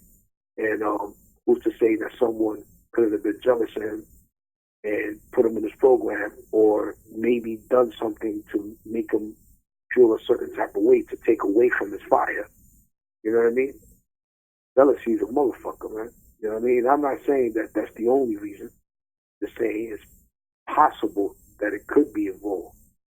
Or it could have been something where he could have been getting to a point where he's powerful enough within the industry to start making moves the way T.I., the way Pimp C, the way these specific artists that I'm naming to you were talking about uniting all of, like the hip hop heads that were in frontline, very popular people, and had a certain status within the hip hop culture and community, and create some sort of conglomerate where they'll be able to control the business for each other and let their, people up. You know what I'm saying? Like pull the people up from poverty and they control the shit. But as you already know, what time it is with that, the same way Hollywood is controlled by the Jews and the entertainment industry in itself and everything else that's wrapped around it, it's these Israeli people that control that shit. I mean, that's just the real talk, man. You know what I'm saying? And I'm wondering to myself, could it be possible that, Joel Ortiz and people like him, another one of my favorite hip hop underground artists from there, he happens to be from Harlem, Immortal Technique, another, I'm wondering, could these people have been planning something like T.I. was planning? You know what I mean? And I forgot the other guys, man, but they were talking about getting together to do some sort of conglomerate type of thing, man, where they were going to try to run their own little, I guess you could say conglomerate, man, to help each other out.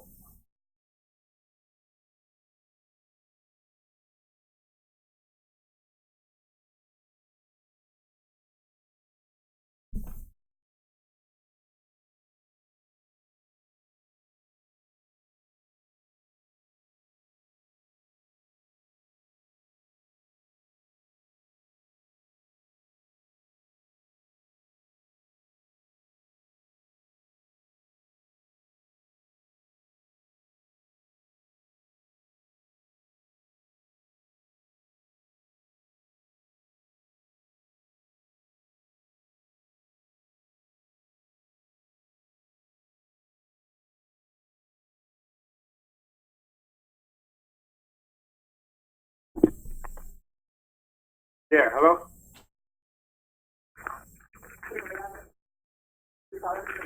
Yeah, give me a second. Yeah. I'll have to reconnect everything back on. I'll keep it good with you off, man. I was just talking and I didn't even realize it until like afterwards. But yeah, what I was basically saying before you had got moved off was, I started wondering, could it be that Joel Ortiz was targeted to a certain degree by someone maybe within the industry that saw him as a threat? Yeah, I mean, it's a possibility, and also too, as I remember, when my heart issues started happening, right, they were telling me that I had anxiety, right, and I'm like, yo, I know what anxiety feels like. This is not anxiety, right? But they're trying to convince me out of my mind that I'm having anxiety, right? Years, right? And like I said, and I found out that I was right. This is not anxiety. My heart was definitely. My heart is damaged. You know what I'm saying? Physically damaged, right? So yeah, I mean, a lot of times too, they do shit like this, when their heart is concerned, and you think it's anxiety because your heart is racing and shit like that, but it's not. I mean, it could mean that your heart is failing, right? And people need to understand that. I would tell people now, when it's anything with your heart, it starts racing too much all the time, go see a cardiologist, get an ultrasound, right? Get an ultrasound. It won't show on an MRI, it won't show on an X-ray, it won't show on a CT scan, right? But go get an MRI. It'll show up on the ultrasound. Get an ultrasound. It will show up on an ultrasound. It'll show you, because it shows you how your heart is beating. If it's not beating normally, or if it's beating normally, that will capture what efficiency your heart is operating at. Right? And so a lot of times, we are targeted, and but we are also being damaged. Right? Our bodies are being damaged, and a way of them trying to get you to ignore the damage that is being done to your brain, to your heart, your organs, whatever, is to tell you that it's anxiety or that kind of stuff, right? One thing real quick, Neil, this is the thing that I want to make sure so people don't get it twisted, you know what I mean, that may be listening to this on playback. There is such a thing that grows out of this program through the psychological operations that they traumatize us as TIs that could eventually lead to anxiety. Case in point, when you get bombarded on a daily basis with blitzes of psychological operations back to back, that shit creates a fight or flight response, and that in itself triggers the stress hormone within your system to bug the fuck out. So that can and does and will turn into anxiety and panic attacks and shit like that. Now, I understand what you're saying. What you're saying is that there's such a thing where they can make you feel that it's anxiety by putting it in your head. Oh no, that's nothing. That's anxiety. Don't worry about it. To get the focus off of the physical damage that they've been doing to you through these directed energy weapon attacks. Exactly. The acoustical weapons. The microwave frequency weapons, the psychotronic weapons, and things of that nature. Case in point, for me to confirm and understand myself, as you already know, Neil, I send you physical proof of that picture of my chest in the middle of where my heart would be. Now, these people, I don't know, what I'm saying, where exactly it's coming from, but what I can tell you is how I felt immediately the morning after. I felt like I just ran up 2 flights of stairs nonstop. You know that exhilarating feeling that you get when you kind of like breathe a little hard? That's what I felt. And I'm sitting at the edge of the bed like, yo, what is that? How am I feeling like this right now? You know what I'm saying? So, of course, with that comes what you were saying right then and there. They can create in you some sort of false diagnosis, but it's because they're trying to cover their ass and their tracks, and they're trying to throw suspicion off of them that it's anything to do with that. And so they put you in the anxiety field or the worrying field or the psychological aspect. So even though that is real and it does happen, shit does happen. You know what they do is they try to give you ailments that will mimic something that's psychologically wrong, right? So, for example, with anxiety, right, your heart starts racing, you get panicky, right?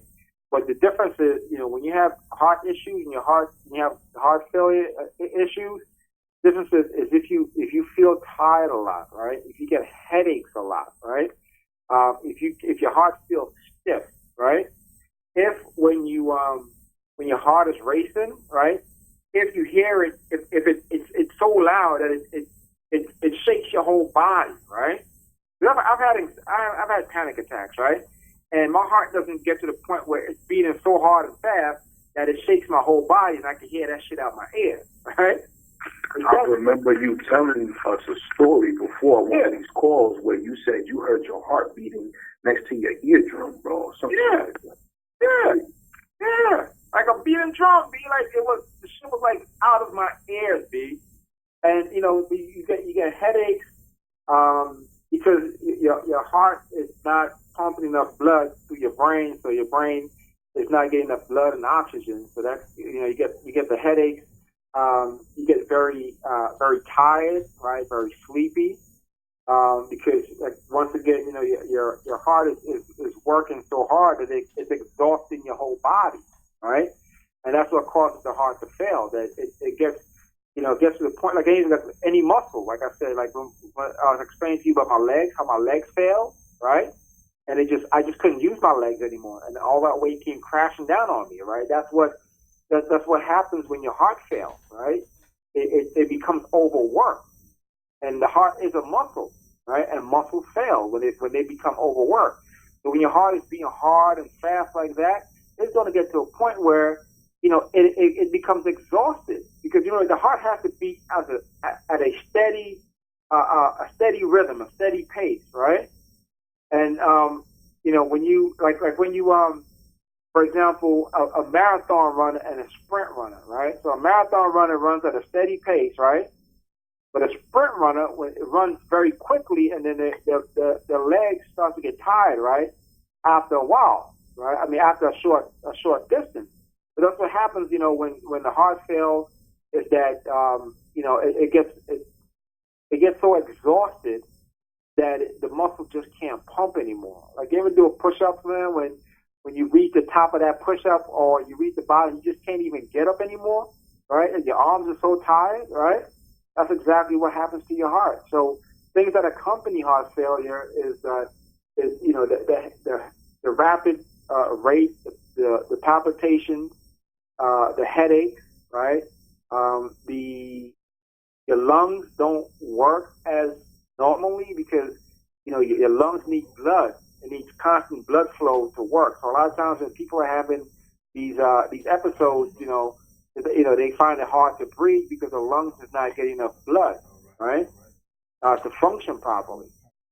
So these are things. Anxiety, your heart races, right, and your mind, like your attention span, basically shortens, right.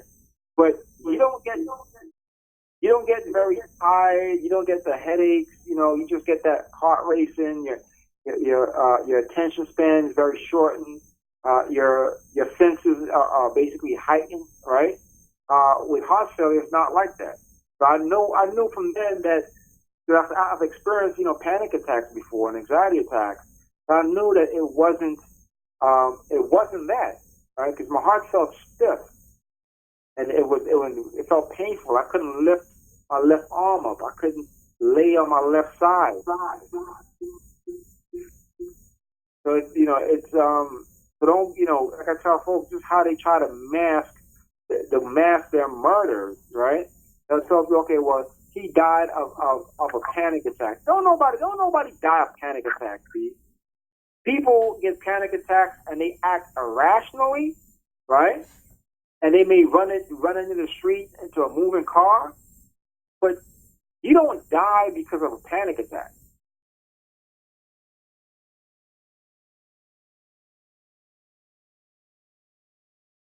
When I go in the hospital, I try to educate the doctors on, what's happening.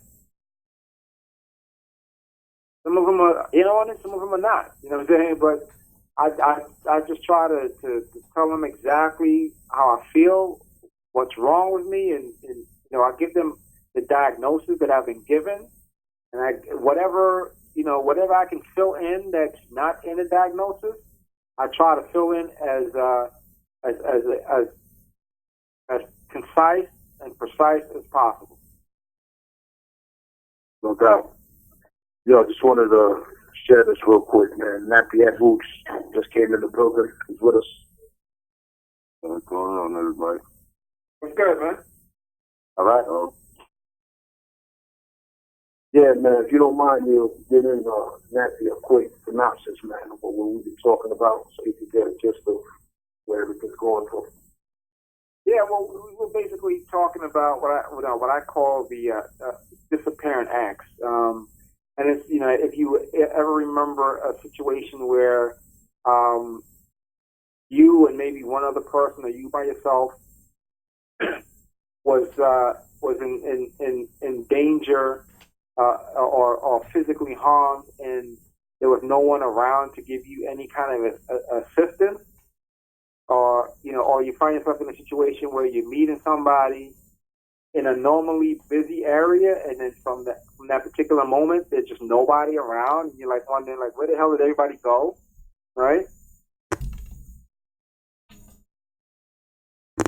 You're able to mind control not just you, but a massive amount of people, right?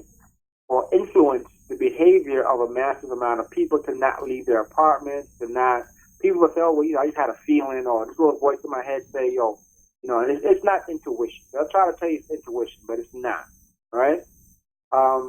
It's because they're targeting you, a specific person, or a small group of people, this is what they do. And also, when as children, physical trauma is more effective than emotional trauma, because as children, our emotions are not really matured, right? But physical trauma can also lead to emotional trauma in children because of pain, right? When you get to like your teenage years, when your hormones starts raging, that's when they really start with the emotional trauma. You start getting into girls, so they start developing you animosity towards women, or overzealousness or obsession, with women or towards women. So these are some of the things that that we have to be, when you think back at your life, right? Certain things that seem out of place, certain things that seem basically off the wall, kind of just too strange to ignore, right? Most times out of 10, 9 times out of 10, they've been manipulating you since then, right? We also talked about basically how they use physical trauma to actually they use the guise of psychological illnesses to mask what they do to you physically. So, for example, anxiety and symptoms of heart failure, certain symptoms are alike, like the racing of the heart, that kind of thing. And one way to find out if your heart is damaged is to get an ultrasound, right? So the difference, you could tell when somebody tells you you're having an anxiety attack or a panic attack because your heart is racing, but you feel like, okay, yeah, my heart is racing, but I also have a headache. I'm finding it hard to breathe. I have to force myself to breathe. My heart feels stiff and it's painful, and my heart is spasming. Not palpitating, but actual spasms, muscle spasms, right? Nothing to do with the rhythm of the heart, right? But muscle spasms, and also irregular heartbeats also. So if you're experiencing all of these things, the swelling and also swelling of your legs and your feet, those are clear signs that there's a physical ailment with the heart, right? And and it's probably most likely heart failure, right? Not because like I said, they said I didn't have a heart attack because there's no blockage, there's no obstruction within my arteries, but that cramp that I felt initially was just my heart basically stopped, and then the force of resetting, it felt like a cramp. It had to beat very, very hard. That it's like you see like guys who tear their muscles when they lift too heavy of a weight, right? Seeing pictures of guys literally who they muscles tear, right? So basically that's what happened to the heart. Not that the heart, it didn't tear, but it got very close to being torn. And that cramp feeling.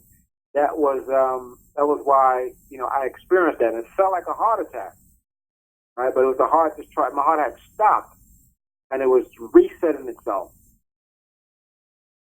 And so these are symptoms that you have to keep in mind, and don't play it off like, don't listen and play it off like it's just anxiety. You have to pay attention to your body, listen to it, feel how it feels. If you're having other ailments, other that along with the heart, like I said, the swollen legs, that kind of thing, the tiredness. So they'll try to tell you, especially, when they've put you in the psychiatric field, as being mentally ill. They'll tell you, oh, he's just probably having an anxiety attack, but no. I think I get what the gist of where you're coming from there. What you're saying, correct me if I'm wrong, what you're saying is pay attention to the symptoms that you're feeling.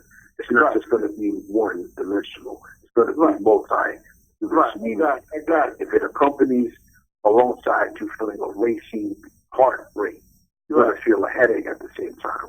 Or you might see a visual thing where the swelling of your ankles, swelling of your feet, that sort of thing. Yeah.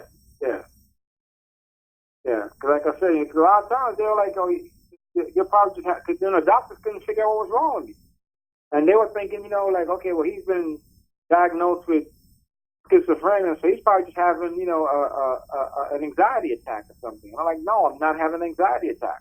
I'm telling you what is happening to me. And I was going to the hospital for 2 months, like twice a week for 2 months. Right? And if that doctor hadn't said to me when he listened to me, and he asked me, he says, have your feet ever been swollen? I'm like, yes. And he told me, tell me what's going on. And I was like, okay, well, I get headaches, and it gets hard for me to breathe. It feels like I have to force myself to breathe. I told him at one point that my heart stopped and my lungs stopped working for like a few seconds. I was on my couch, and literally, like, I was thinking breathe, and I couldn't breathe. Right? And then I felt my heart reset. Right? And he's like, give me a second. He left, and he came back, and he says, what you're describing to me is heart failure. That you have congestive cardiomyopathy. It's called congestive failure, but the medical term for it is called cardiomyopathy. He says you need to call you need to talk to your doctor and get an appointment as soon as possible with a cardiologist. And then when I went to the cardiologist and I told him what I felt, 2 days later, he got an ultrasound. And when the ultrasound came back, told me I had exactly well, he didn't tell me anything. He just told me that my heart is operating at around 39%, where it should be around like 68, 67%, which is, the normal efficiency rate for a healthy human heart. Right? So my heart, what happened to me greatly diminished how my heart functions.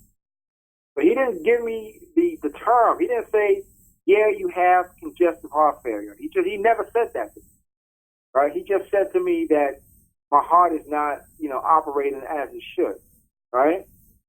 And I'm saying to myself, well, why he just say, yo, you have congestive heart failure? You're a cardiologist.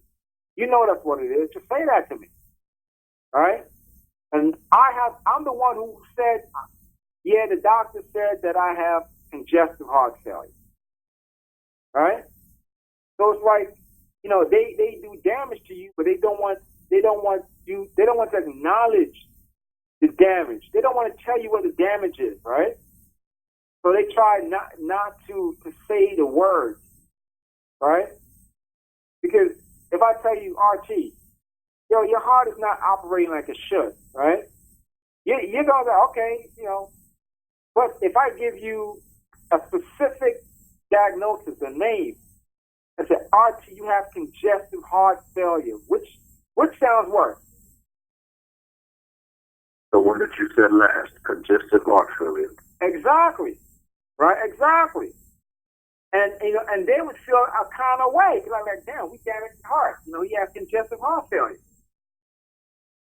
Right? So the words that mean something, they don't want to hear it, because they know that the guilt that associated with that. Right? They know the responsibility and the accountability they have to accept with that.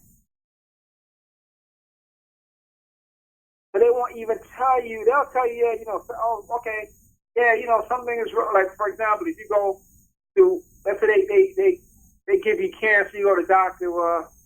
This is bad news. Your cells are eating away at your body without even telling you that it's cancer, right? Without even mentioning the word cancer. They say, well, your cells are eating at your body, and prognosis doesn't look good, but you can do chemo, and that'll help, and blah blah blah. That's basically what he was doing.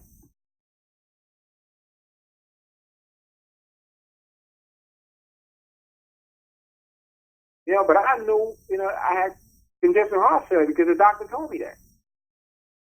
And that's why he sent me to a cardiologist to confirm that that's what it is.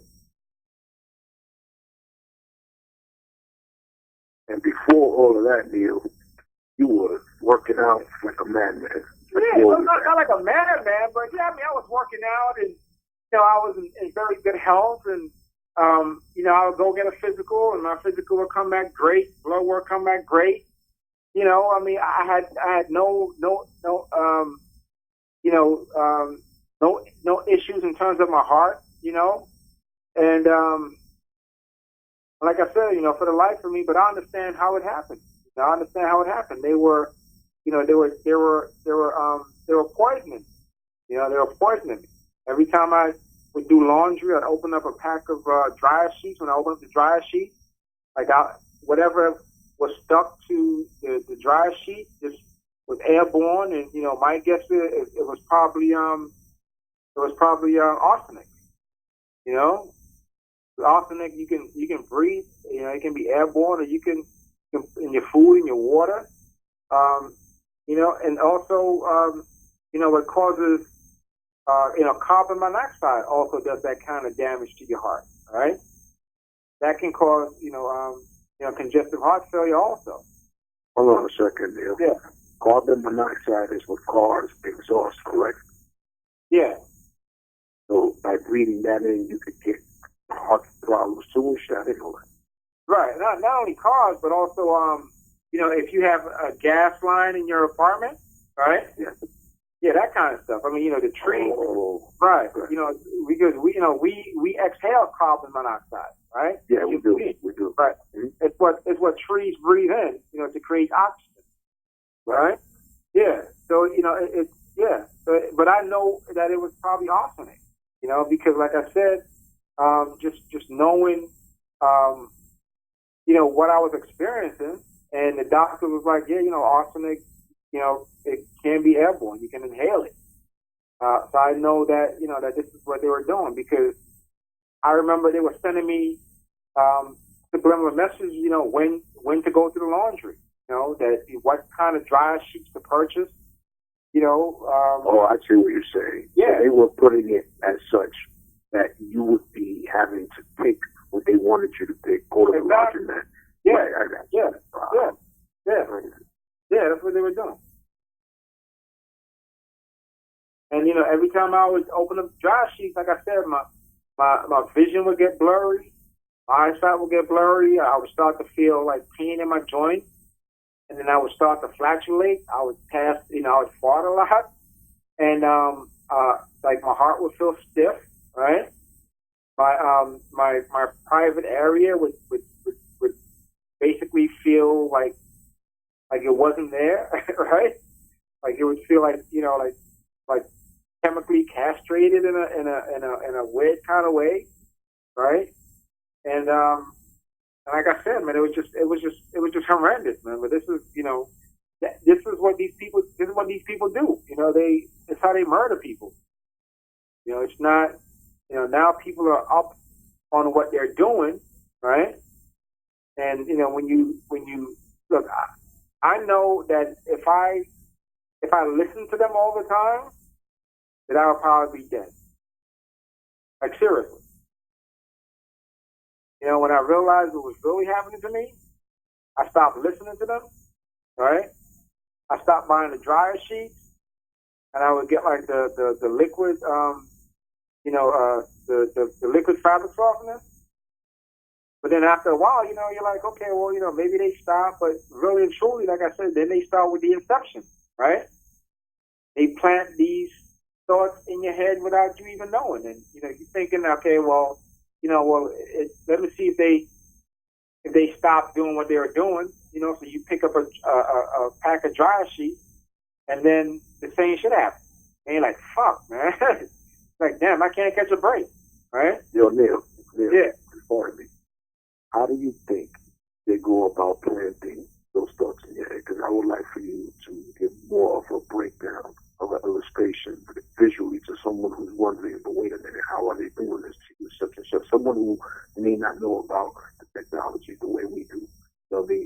you Well, can. Well, what they do, what I find is what they do is they basically mind control you to go to a specific store, right? Like Family Dollar or a Walmart, right? And then you go there at a particular time of day, and that's part of the inception, right? And of course, they have people working in the store that, to plant these, these items. And you go to a specific aisle, and they'll tell you to purchase a certain item, like a maybe Tide or a Breezy or whatever, whatever off brand. Not so much the name brand stuff, but the off brand stuff, right? The stuff like like the dryer sheets for $1 and stuff like that, right? Because a lot of times these big corporations, it's hard to get into, but then again, like I said, you watch MacGyver, and they can do anything, right? You watch Mission Impossible. If you see them do it on TV, best believe they can do it in real life, right? And for certain things. And so basically, they send you these transmissions either, of course, by satellite, because they've already told you that, okay, they've already programmed that in your mind when you're asleep or even when you're awake in your subconscious. They'll start sending you. You'll start seeing signs about doing a laundry or going to the laundry. They'll just flat out tell you with the silent sound, do laundry tomorrow, right? Now the last time that happened, I opened up my pantry door, and I was staring at the dryer sheet, right? And I got my laundry cart here. I'm getting ready, and I'm standing there, and I didn't even think, right? I didn't even think to take the dryer sheet, right? So I guess either maybe I didn't do something that they wanted, whatever the case may be. But when I left the apartment, they sent the silent sign again saying, go back and bring the dryer sheet. Get the dryer sheet, right? Now I went and got the dryer sheet. So it's like whenever it's how they test the telepathy, right? Whether it's like, like a monkey. If you don't do what they want, what they want you to do, you get a bad result, right? And anyway, when I opened up the dryer sheet, the same should happen. I started feeling, the same, the same symptoms again. And but it's just so much stuff that that they try to do because they monitor everything you do, B. Because the name of the dryer sheet was named Breezy, right? And I remember they wanted me to order Chris Brown's new CD, right? And I didn't order Chris Brown's new CD, right? So Chris Brown's his nickname is Breezy. They call him Breezy, right? Yeah. So when I went to the Family Dollar, right? They were telling me to buy the Breezy, right? So I bought the Breezy fabric softener.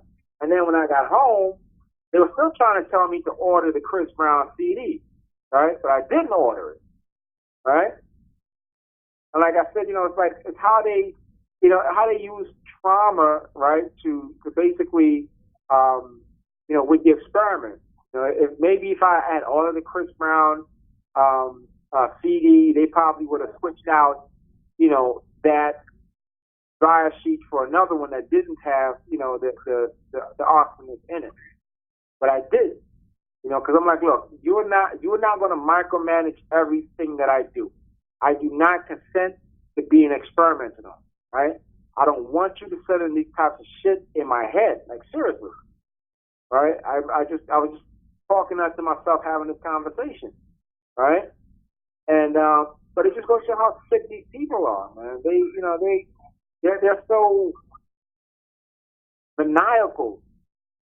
It's really effed up, man. And then couple weeks later, I read an article about Chris Brown getting caught sniffing cocaine at some club in Las Vegas. I'm like, man, what the hell is going on?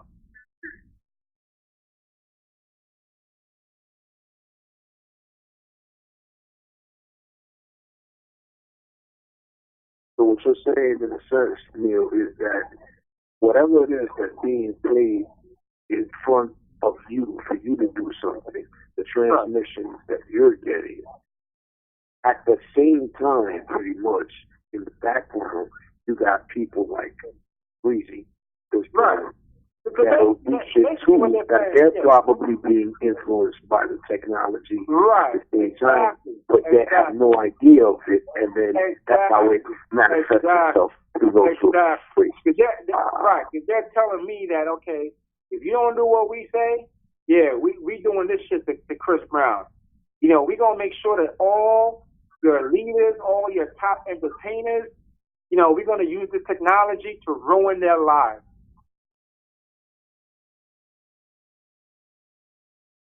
All right, and it's a way of trying to make you into a scapegoat, right? Because you didn't do what we say, yeah, this happened to him. We influenced him. We made him do that. You're the blame. You're the blame for this, right? It's the scapegoat. It's the same nonsense. It goes back to the religious nonsense. You know, when Jesus cast those demons out of those people into the pigs, right? So the pigs will, like him casting all the sins and demons onto these pigs, right? It's scapegoat, the blame game, right? So they're trying to make you feel guilty. They're trying to use guilt, right? So that you would allow them to do this to you to save your race, right? To save your leaders and your entertainers, or people who are role models, right? And it's sick, B. It's really sick. But that's the mindset of these people, man. I mean, they use this technology, and of course, these people who are operating this technology, they're religious, so they're going to have a religious theme to it. It's a way of engulfing themselves, their beliefs, their behaviors, right, into the technology, right, and then it's being cast onto you.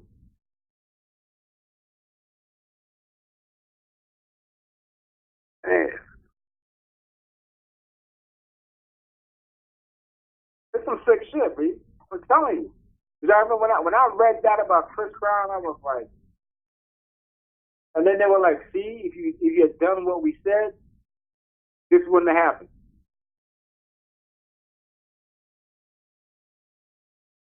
So it's like, in a sense, they try to project this sense of urgency in you, and also at the same time a liability to make you feel responsible for the person's outcome, because you didn't do this, you didn't do that.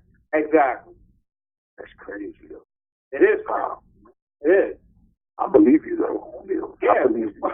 It's wild, though, and I'm like, look, I mean, you know, it's and this is one of the reasons why I share these stories, right? Because, like I said, everybody targeted may be different, right?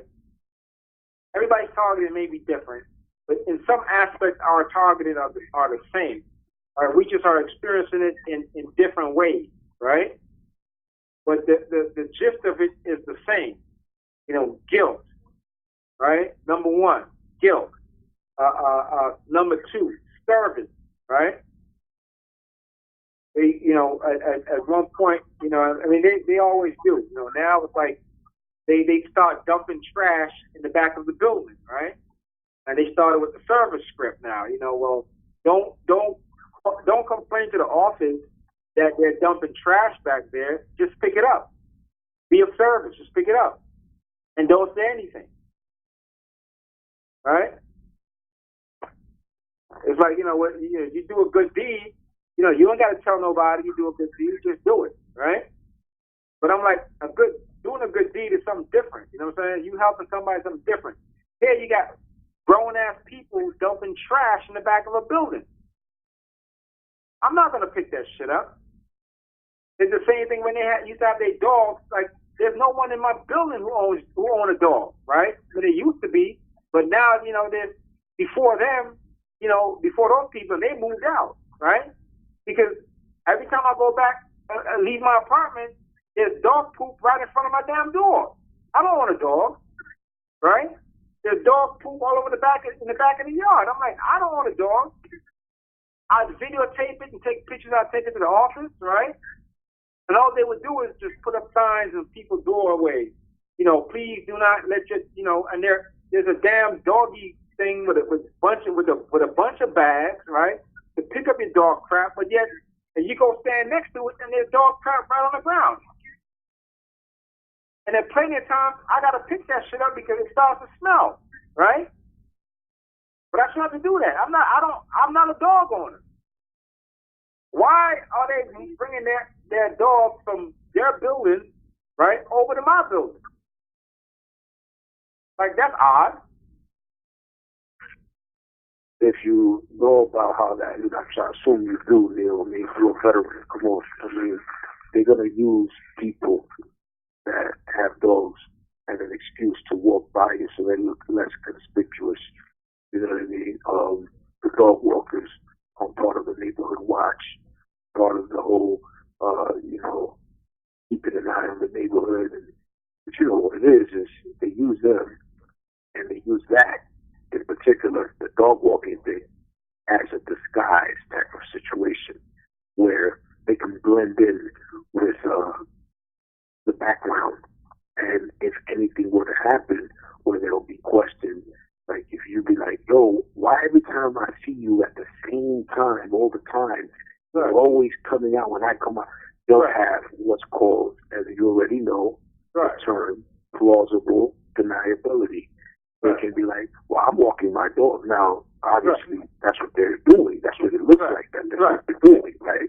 So they can get away with that in regards to someone explaining away why the hell are they always popping up. I mean, when that happens, they try to synchronize your movement. You know what I'm saying? That's what that is. And that's how you know that's mind control, right? It's like I said, I remember I used to come up my apartment, my neighbor upstairs, he used to come out of his apartment at the same time. Right? Our keys would turn at the same time, and I would hear it. Right? Same time exit, same time entry. Right, exactly. And I would be like, okay. And then, when you start getting hip to it, what you try to do is you do a delay. When you go to your door, you listen. Exactly. You listen. That's what I do. Listen. Right? And I would stop that in my tracks too. I'll force them to use whatever gift card or money that they're going to get. Yeah. Because the thing is this: if they don't do or catch up with you or beat you to the punch, from what I understand, they lose money. Right. Yeah. Yeah, but it's just crazy, man. Like, so what I would do is I would grab my doorknob and I would pretend to turn it, and then he would turn his, right? Because I could hear it.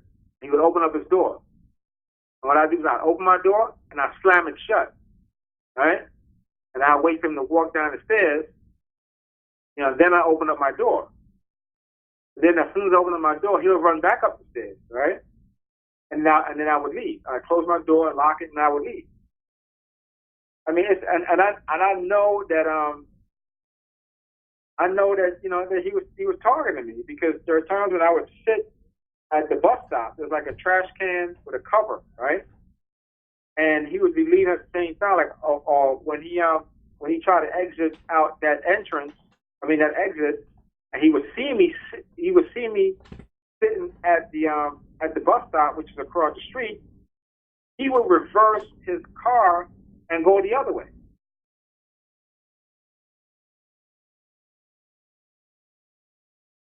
His truck or whatnot, and go the other way. And I'm like, well, that's strange. I'm like, why is he going the other way? But obviously, I was sitting down and I was doing something. It's like, and the cover of the garbage can has a hole in it, of course. And I would sit on the hole like I'm on the potty, right? And that would set something off in his head, and he would just go the opposite direction.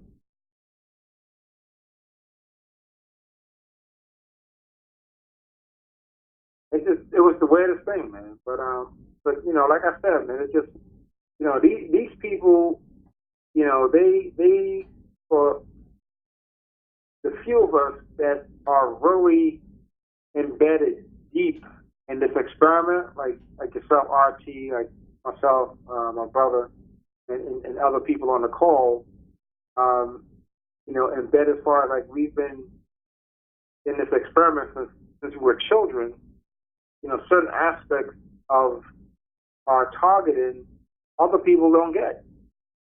And when, like I said, when you learn about what they're doing and you're able to explain it in a precise and concise manner, I mean, certain things you just can't ignore, right? You just cannot ignore certain things, man. It just seems too odd. Not odd, but it seems too. It makes sense, right? It makes sense, and it seems too strange that for it to be something coincidental, right? Like somebody trying to lead you someplace, right? Manipulating you, right? So, for example, like I said, the place where the advertising agency I was working at, and the dude Morris, and all of a sudden he just happened to end up working there, and happened to know, this person that I know, right? And all the while this is happening, he arrives when they start giving me a hard time, right? When they start upping the targeting, right? When they start really trying to make life difficult for me out in the work environment, right? All of a sudden he shows up. But this is what they do, they get you to a point where they get you so fed up at the job that you're at that they lead you, because you want to get out of it. They make it hell for you that you want to get out of it to be someplace else. And they'll make sure that no one hires you, no matter what your resume look like, except for where they want you to go.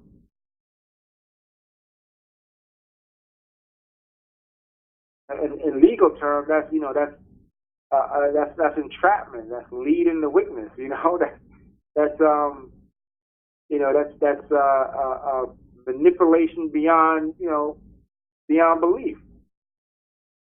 But it's what they do. It's how they move people in and out of industry. It's how they handpick people to be in certain positions, to work in certain jobs. It's the same shit they do in the military. They handpick who's going to be leaders and generals and chiefs of staffs and all that kind of stuff.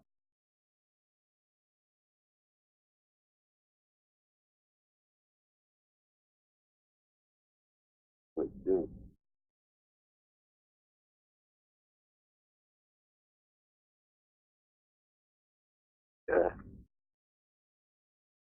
Yeah, I mean, it's scary when you think about it. It's scary, right? You think, I mean, they can handpick nothing but psychopaths to be in every position, right? In the military, in the private sector, right? That people that they say same minds think alike, to be of one mind, right? If you have psychopaths, they're not going to turn down the opportunity to experiment and do, you know what I'm saying? And to do all, because they get off on that kind of stuff. They get off on hurting people. So someone from the military go to a private company and say, hey, we're doing these experiments, and we know that there'll be casualty and all that kind of stuff, and we want you to act as the outside party, so that we don't get involved, plausible, that we can be in a position where we can claim plausible deniability, right? But we'll make you very rich. We'll probably share certain aspects of a technology once we've perfected it, and we'll be able to get people to buy your product, right? Can you imagine that? Imagine, RC, if you can get 100 million people to buy the worst album of any artist, and you can make that artist into a multi-millionaire, right? With the promise that that artist will do whatever you say, whatever they want you to do. Be part of their clique, right? That's power right there, man. Exactly. You think people who are starving to be on top? You think a lot of them won't go along with it? Oh, no doubt. Yeah. I mean, how many artists now you see people talking about the Illuminati this and Illuminati that, right? From Jay-Z to Beyonce, people selling, so-called selling their soul and all that kind of stuff, right? Go on and on and on, right? Because I know plenty of artists out there, to me, that are crappy and shit. Like, how the hell the album sell that many? All right? Like, that's I mean, but you can see the paradigm shift in music, especially black music. Like, when's the last time you heard a recent up-tempo R&B song? Put on that dress and watch your music career skyrocket. Yeah, that's word though. He's right though. That's absolutely correct. That's one short shot way that they. This is what I heard. I don't know if y'all heard this before. Y'all let me know. Nappy, like this shit, man. From what I understand, I peeped this on one of the YouTube channels, man, with Drink Champs. That's Noriega. And yeah. He got like a little podcast for now. Right. Yeah, I watch it sometimes. Yeah. Yeah. He came out and he said himself when he was coming up in the music industry, he said that most artists that are in the know, quote unquote, about how it is in the music business, there's three doors that you have to choose from. You can either go through that door, and in that door, or behind that door rather, there's some homosexual activity going on. Right. That you either choose to be a part of, or just act like you didn't do it, but you went in there and they did give you a contract. Once they videotape you, and you don't know that you're being videotaped and shit. Right. So if you try to come out and be stupid, they're gonna say, "Oh, we got you right here." Right. Exactly. So, yeah. Black. Now he said, black them exactly. He said there's one door. The other door is through blood sacrifice. Right. So shit like you set up somebody, get killed or whatnot, you know what I mean? I remember him saying this stuff, man. And then the third one, I forgot which one was the third one, but he named those two that I recall more vividly. But he did name like about three of them joints. And I said to myself, damn, man, he said there's a certain point in the industry that you won't go but thus far, meaning like your head will only hit the ceiling until you're ready to give up a blood sacrifice or you're ready to do some homosexual shit. Right. Well, yeah, I mean, look at Dave Chappelle when he was talking about he was being targeted. Right. Yep. The fact that he didn't want to wear a dress, so what? They gonna end the man's whole career because he didn't want to wear a dress. Exactly. All right. And look at the guy who played Martin Lawrence's son in Big Mama's House. Right. He was saying when he did that show, like did that movie, his whole career after that tanked. He was also in Sunset Park. And he played a lot of urban movies. I forgot his name. But he was talking about that to I think it was like Vlad TV or something like that. He was talking about his whole experience like that. He was like he didn't want to wear the dress, and and he went ahead and he did it anyway. Even though the movie was successful, he was like his whole career after that tanked. She was so adamant about not wearing the dress in the beginning that he probably felt like, you know what, if I don't wear this dress, they're gonna tank my whole career. And when he wore the dress, it was probably too late. They're like, fuck it, we already have this idea he might be difficult in the future, so we're just gonna, kill his whole career, even though he did this. He did wear the dress and whatnot. Yeah, I mean, pardon me, Neil. I want to ask Nappy, man, if you don't mind chiming in with this, man, because from what I recall, I hope you don't mind me bringing this up, Nappy, but I mean, you did tell me before, and I think you mentioned in one of your old videos, that you were, a hip hop artist, say you were up and coming or something like that. You were doing like your own thing, whatnot. And one of the main reasons why you decided to kind of like let it go, if you don't mind, because I don't know how to tell the story the way that's your story, and I feel it's best if you say it. Well, I want to say that I was it's going to, it's going to, like, I wasn't, like, tied into the industry, but that, like, music was, like, my passion, like, rapping was my passion. And, I've been through the studio, like, I sit down in the studio and shit, never to the point to where, like, I wasn't, I wasn't known like that, but I was like that was just like that's what I was working on. And I started seeing like starting to see like people sacrifice like the thing that kind of steered me in a different direction is that they had this they had these little DVD series out called Blood Sacrifice. And I was watching them and seeing like, a lot of they had a lot of homosexual activities, a lot of people's families was coming up dead and shit, and it was crazy because it's like, everybody in the music industry that these people had on it, something happens to somebody in their family. So fast forward,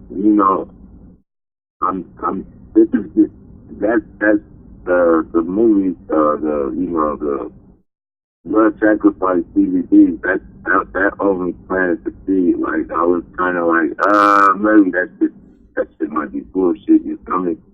But I'm also used to making videos about a bunch of weirdo stuff and shit.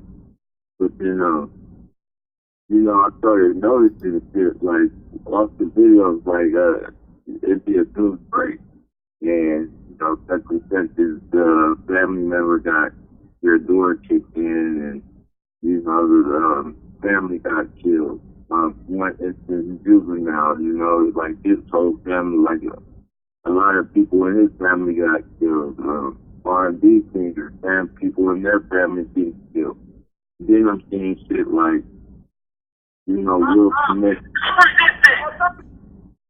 Will Smith on TV kissing his kids in the mouth and shit, and his kids pushing away from him. It's all types of this shit that was in the video, and I'm like, oh man, this shit is fucking real. Like, this shit is real, man. This shit ain't no joke. Like, motherfuckers really doing this agenda bullshit. I just lost my interest in it. Serious, man. That's what they do. They make you lose interest in in your dreams and your goals and all that kind of stuff. Yeah, exactly. Like I still write shit, and like I still like put words and shit together as far as musically, but as far as me wanting to take it anywhere and go anywhere with it, like I wouldn't think twice about not doing it. Like I would never. I don't want to be famous that bad. Like that doesn't matter.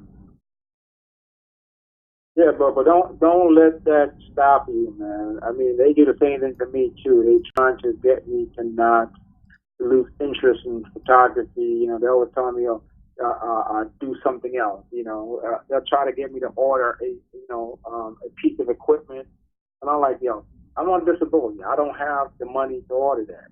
Right?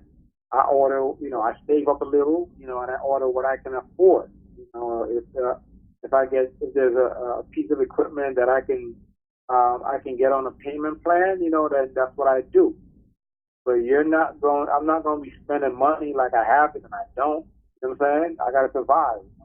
And all my bills and food and all that, I barely have anything. You know what I'm saying? So photography was like a way for me to have extra money so I can have fun. I can go out and I can do, I like to go to the theater, and if I do like 2 events a month, you know what I'm saying? Like I used to get like the season tickets and they were cheap. They were like, like $50 a month, for for 7 months or 8 months, and I get to see anywhere from 6 to 8 shows. You know what I'm saying? Really good seats. And so that's what I would do.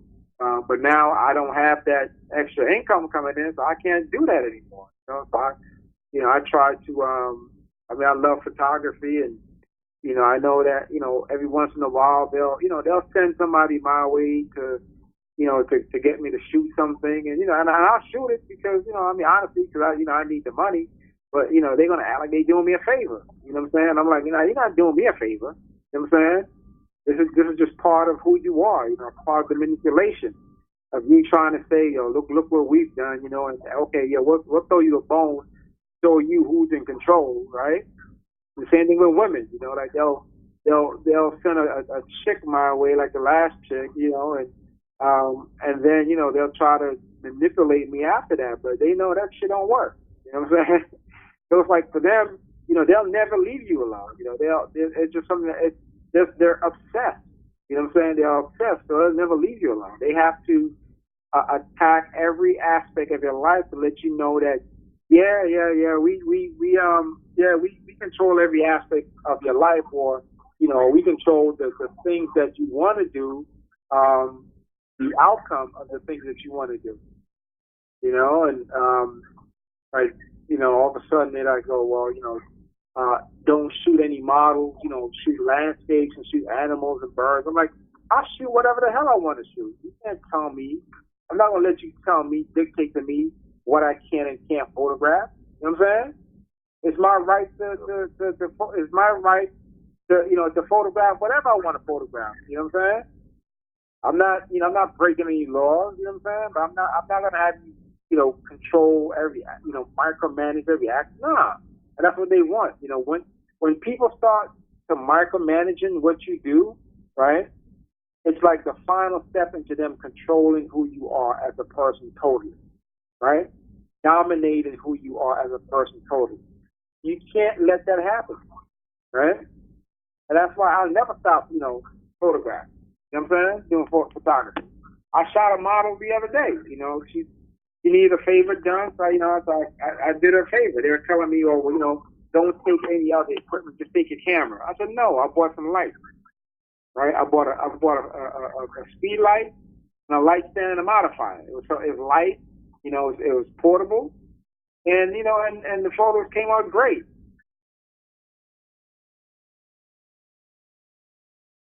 So I'm not, you can't allow them. I mean, it's what they do, man. They sour everything that you try to do, and people don't understand that that's what's happening. I tell people in my old videos, a lot of times, how you're being targeted, how they ruin people's career, especially in the work field, right? They get these revolving door companies to hire you, knowing that the turnover rate is like a year or 2 years working there. By the time you're 30 years old, you have like 6 jobs, right? Nobody want to hire somebody, who's been, because first thing they're going to say, well, you didn't last at this job, so what is it? It's your attitude, it's your work ethics, but they know what they're doing. They set up these companies that are filled with Black and Latino people, right? For example, the telemarketing, the telemarketing, the customer service, field, those are high turnover industries. I tell people, if you're going through a hard time, just try to stick it out. Try to stick it out, because we've lost patience. I mean, because nobody wants to be at a job where they're being targeted. You know what I'm saying? Nobody wants to be in that kind of environment. So these high turnover ratio jobs, they affect a lot of Black people. So when you look at their resumes, you're like, damn, you don't last too long at any job, huh? And you're like, look, man, it's hard to explain it. I tell people to try to, just document as much as you can. Stay at a job for at least, if you can, at least 4 to 5 years, right?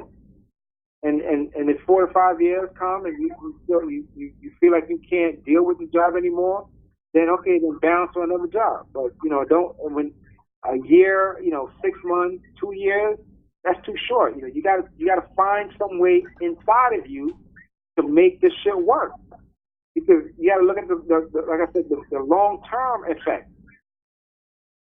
The long term effect is, you know, you at a young age you shouldn't be having that many jobs. And black and Latino people are very hardworking people. You can't tell me it's because of a lack of work ethic. Nonsense. It's how they ruin people's careers.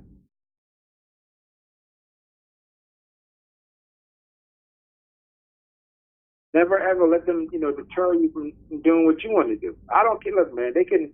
I thought, you know, I switched the game up. I do street photography. You know, I meet a guy or girl or whatever on the street, and I go, you want to take a few, just a few photos and whatnot? And a lot of times they're like, sure. Sometimes they're like, no. And I'm like, all right, cool. You know.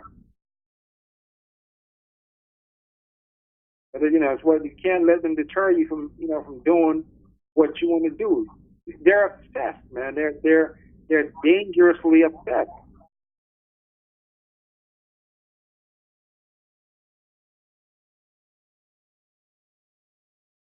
And if they can't find one way to try to control you, let's find another way. You know, they may send a cop to plant drugs on you, or you know, they may send a woman or a man, you know, to infect you with some incurable STD. You know, they may put you in a relationship that's abusive, right? You know, they may injure you so you can go on these opioids and become addicted to opioids and all that kind of stuff. Man. I mean, they're sick, man. There's nothing that these people won't do. Nothing that is ethically sound. You know, they'll throw ethics out the window. It's like no bars. You know, we're taking off the gloves. You know, we're going to do whatever, whenever. These people are dangerous, man. They're very dangerous. Nothing sacred. Exactly.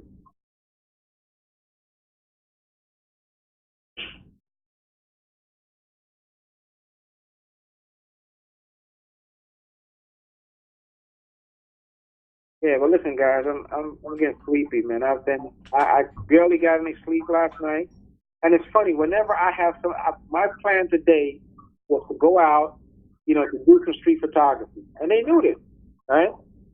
So they kept me up all night so that I could be tired, right? So I spent most of the day sleeping, and you know, it's getting to be, you know, wintertime, you know, so the days are getting shorter. So you know, if I leave my house at 4 o'clock, you know, by 6 o'clock, you know, the good daylight is gone. You know what I'm saying? Oh yeah. Yeah. So you know, that's what they do, man. It's the same thing. If I have a female coming over, B, right? If I have a make plans for a female to come over, they will target me every day. They'll make sure that I don't sleep, right? Every day prior to her coming over, right? Just so I can be agitated.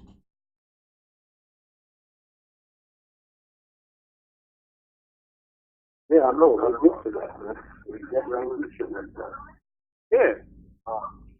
You ever thought about using them as your subject? Huh? Ever thought about using them as your subject? Wait, I can barely hear you. Have you ever thought about using them as your subject? No. Fairly. Alright, can you hear me now? Yeah. Have you ever thought about using them as your subject? Using them as my subject? Yeah. Yeah. Oh yeah. Oh yeah.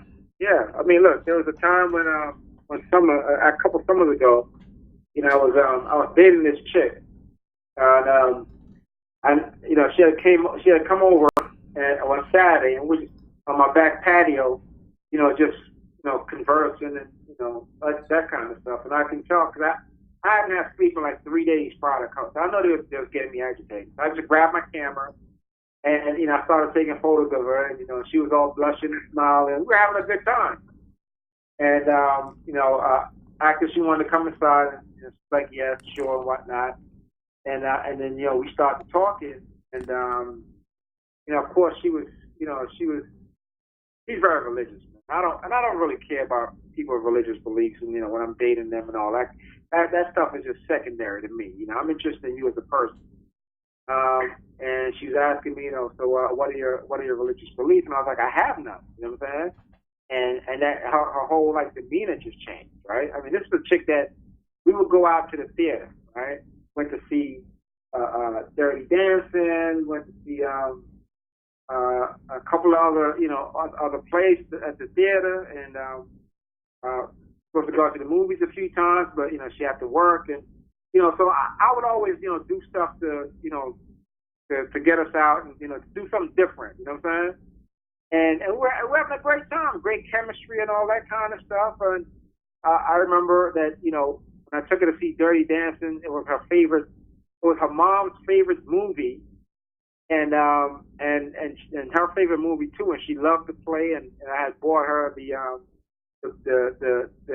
anniversary, the limited edition anniversary Blu-ray and all that kind of stuff. And I mean, she was very thrilled and very happy, and was always hugging me all the time, and all that kind of stuff. But then as soon as I told her I had no religious beliefs, man, like her whole friggin' I was like, wow. That was so, regardless of say, her and I never really got down like that, but that was just crazy to me. See? I was like, okay, so it's cool, when I'm taking you out and all that kind of stuff and all that, but as soon as you find out I don't have any religious beliefs, you're like, okay, I guess I'm through with him, right? So I'm like, okay, cool. No problem. I mean, some females are like that, some are not. She was just one of those that's like that. I just had to just kind of brush my shoulder and keep it moving.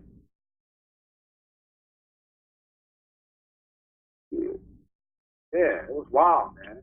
Gave me the cold shoulder after that. I was like, damn, okay.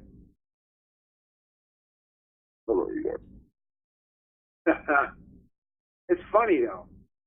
But listen, man, like I said, I'm exhausted as crap, man. So I'm gonna try to get some sleep. Hopefully, I won't be awakened in the middle of the night because I didn't plan on doing anything tomorrow anyway. Today, like I said, I intended to go out and do some photography, but I spent most of the day sleeping. Hey, so when you do photography, do you do it with like your phone or do you do it with a camera, like regular? No, with a camera. With a camera. Can they mess up your photos? Yeah. They hack into my camera all the time. Oh. Yeah, but what I do is I try to it's very frustrating because I have to always keep checking out my camera settings, right? I can never leave my camera settings without checking on it because they're always changing something in my camera settings, right? And they do that through the Wi-Fi and the Wi-Fi and the Bluetooth because there's Wi-Fi and Bluetooth connection, right? So it's and sometimes I turn my Wi-Fi and Bluetooth connection off, they turn it on again.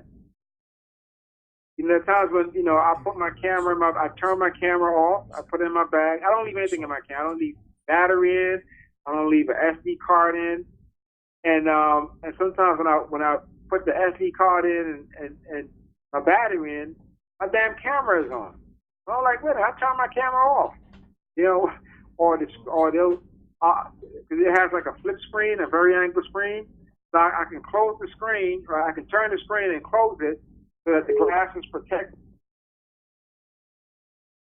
My camera out, and the screen is flipped the other way. But that's just gas. That's the gaslighting technique. You know what I'm saying? That's what they do. I already know what it is. They ain't really showing me nothing new. You know what I'm saying? I'm used to it. So I don't. It doesn't bother me. Hey, is there a certain? Cause I want to try and get like something to where I can record them, but I don't want them to.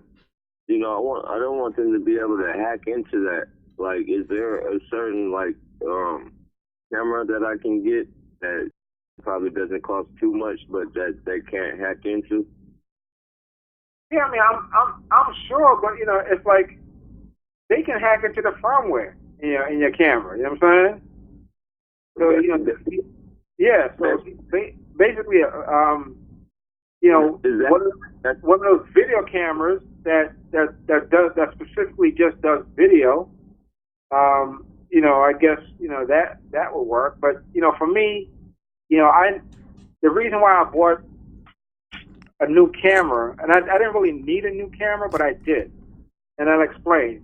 Because my other camera had video recording features, right? But it didn't have what's called dual pixel autofocus, right? So, for example, I had to be behind the camera to press record and to press focusing, right? To press the focus, right?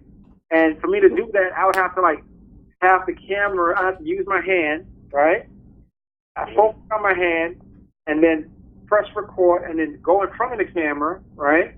And then so that it will. Sometimes it would focus on my face. Sometimes it wouldn't. But my new camera is like all I have to do is press record, right? And I go in front of that camera, and it automatically finds my face, and it focuses on my face.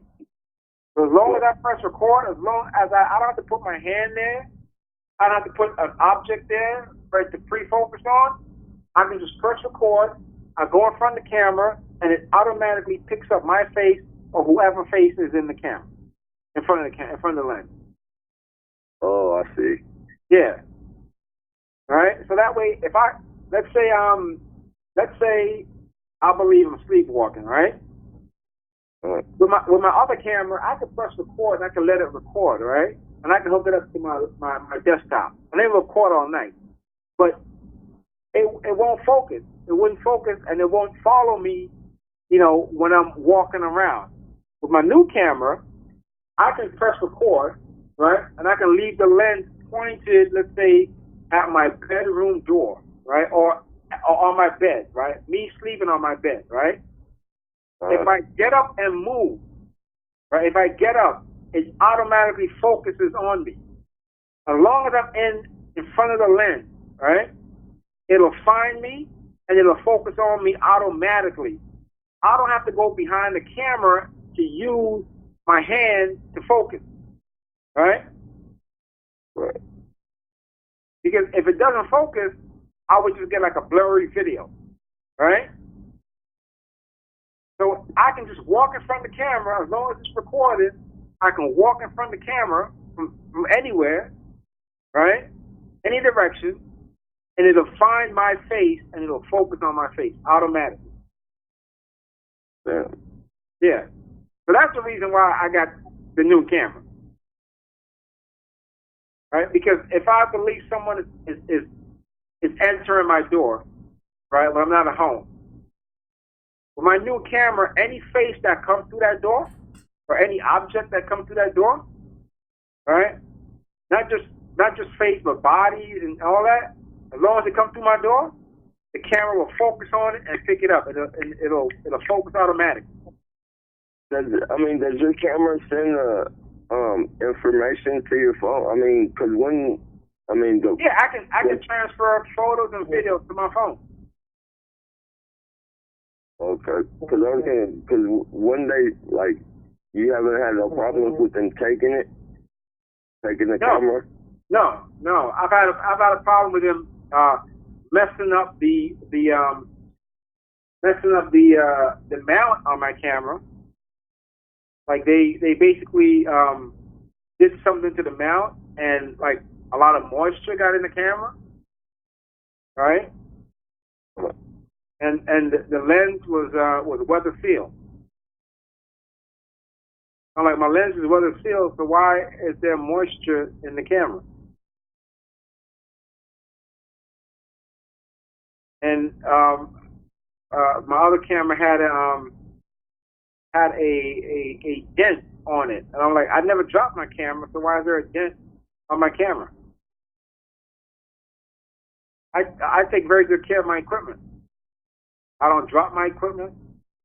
I don't put it anywhere where it can be scratched up or nothing like that. I have them all in protective cases. All right, my lens, my camera, everything, SD cards, all that kind of stuff.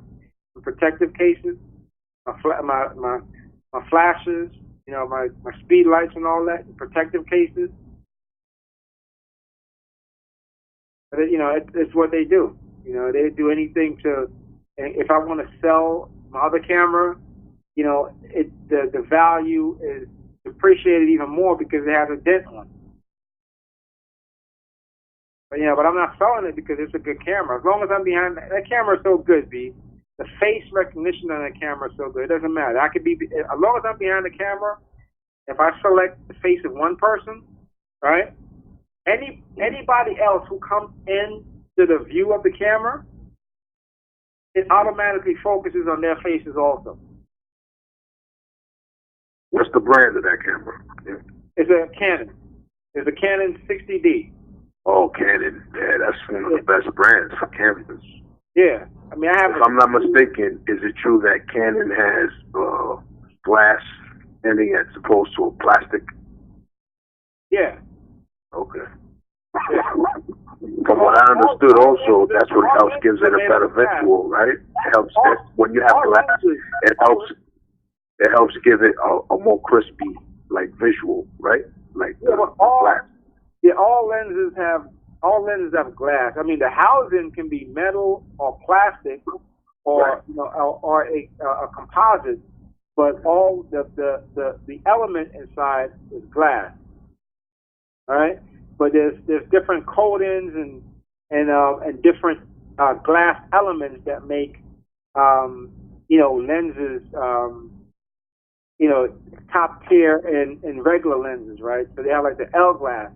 And the L glass, it's the type of glass that's used, the fluorine coating on the glass, and the metal construction of the body, or the high level graded composite material, to make the housing, that determines the prices of But then you have third party that basically gives you the same or very little difference in the glass quality.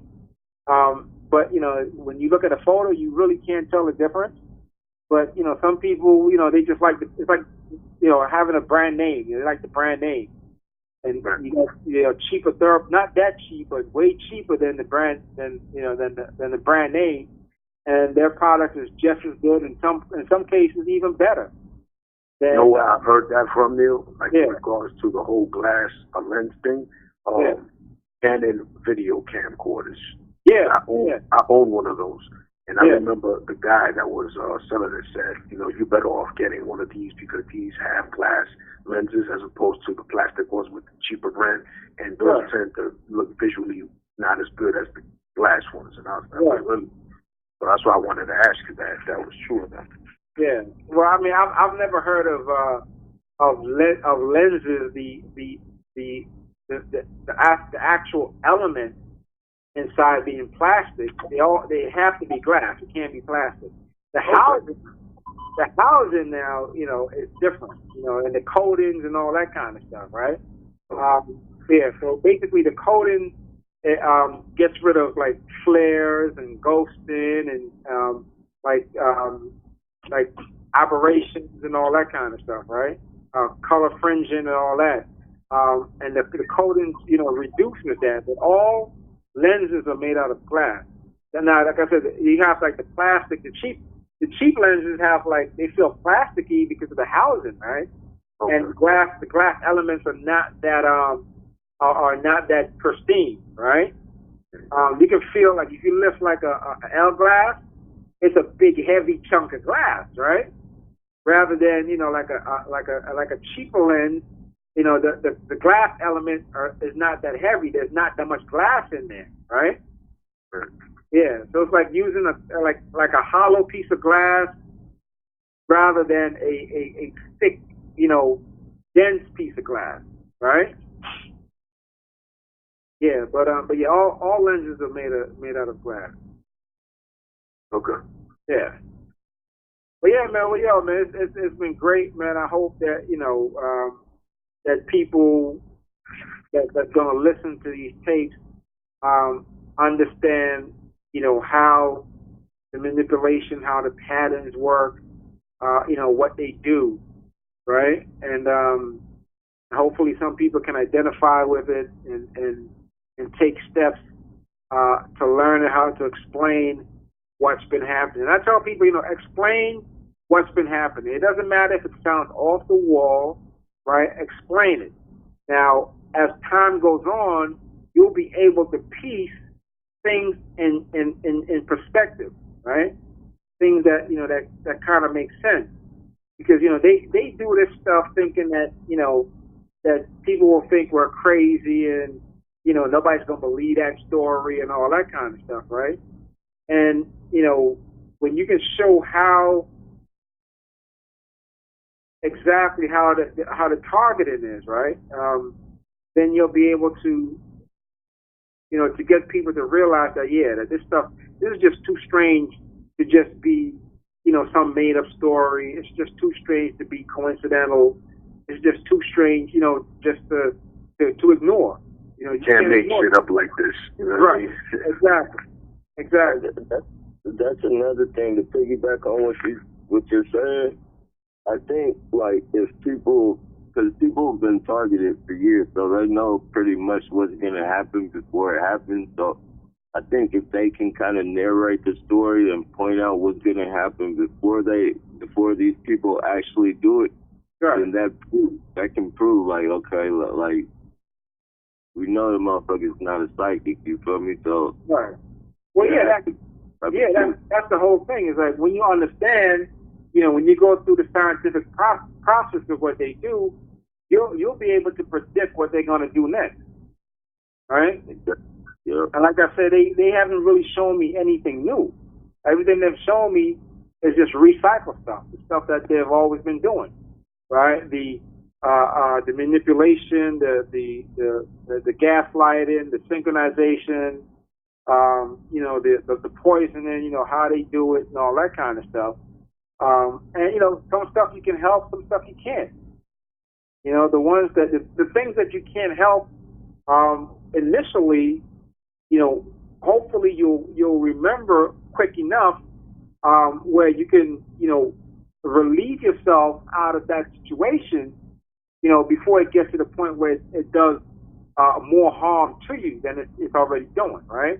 It's like somebody jumping into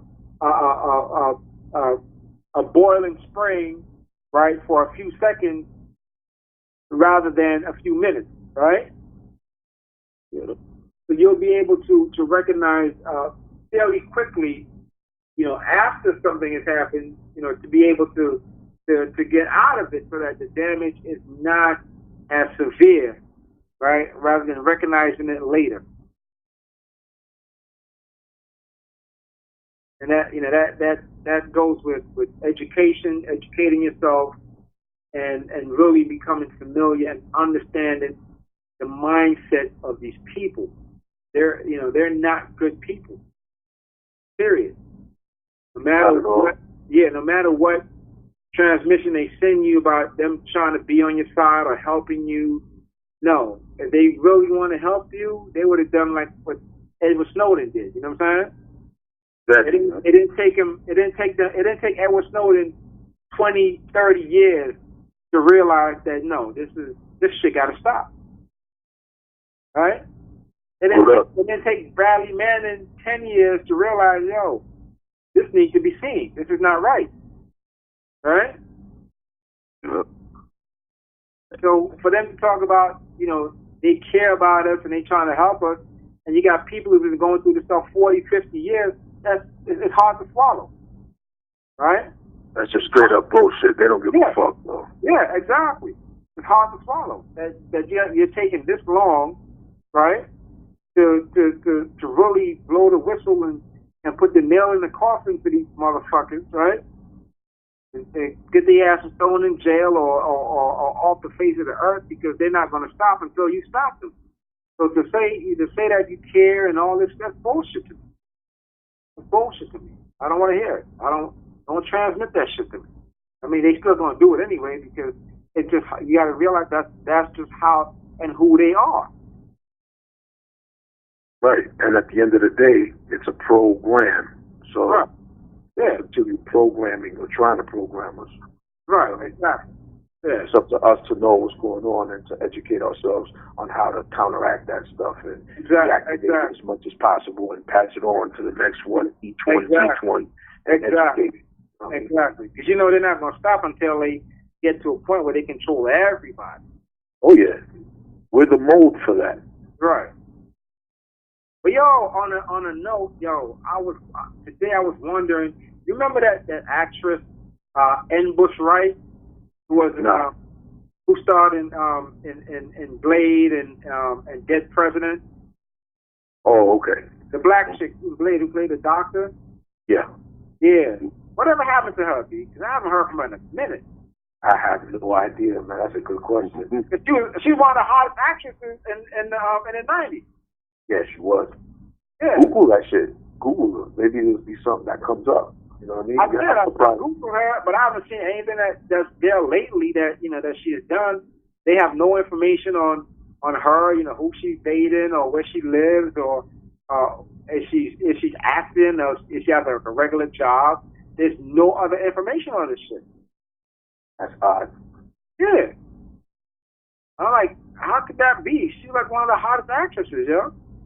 What do you think? I don't know. Honestly, I don't know. I mean, something tells me that she's been targeted and they trying to hide what they're doing to her by by not. Go ahead. Yeah, by not updating any information on her, so people won't ask questions or ask what's up with her, where she's at, is she doing okay? Not be concerned about it because they have no new information on this lady. And she was, like I said, she was one of the hottest black actresses in the '90s. She was in Blade. She was in Dead President. She was in a couple of TV shows and TV movies.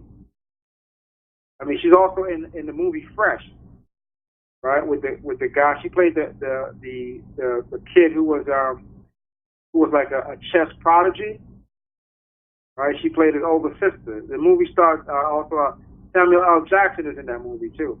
Yeah, I know. I know who you're talking about. Yeah. Yeah, so she was like one of the hottest actresses, man, and it was like she just kind of fell off the face of social media and all that kind of stuff. I haven't seen any new, and she was a damn good actress because she did a hell of a job, man, in Dead President. Oh yeah, definitely. Yeah.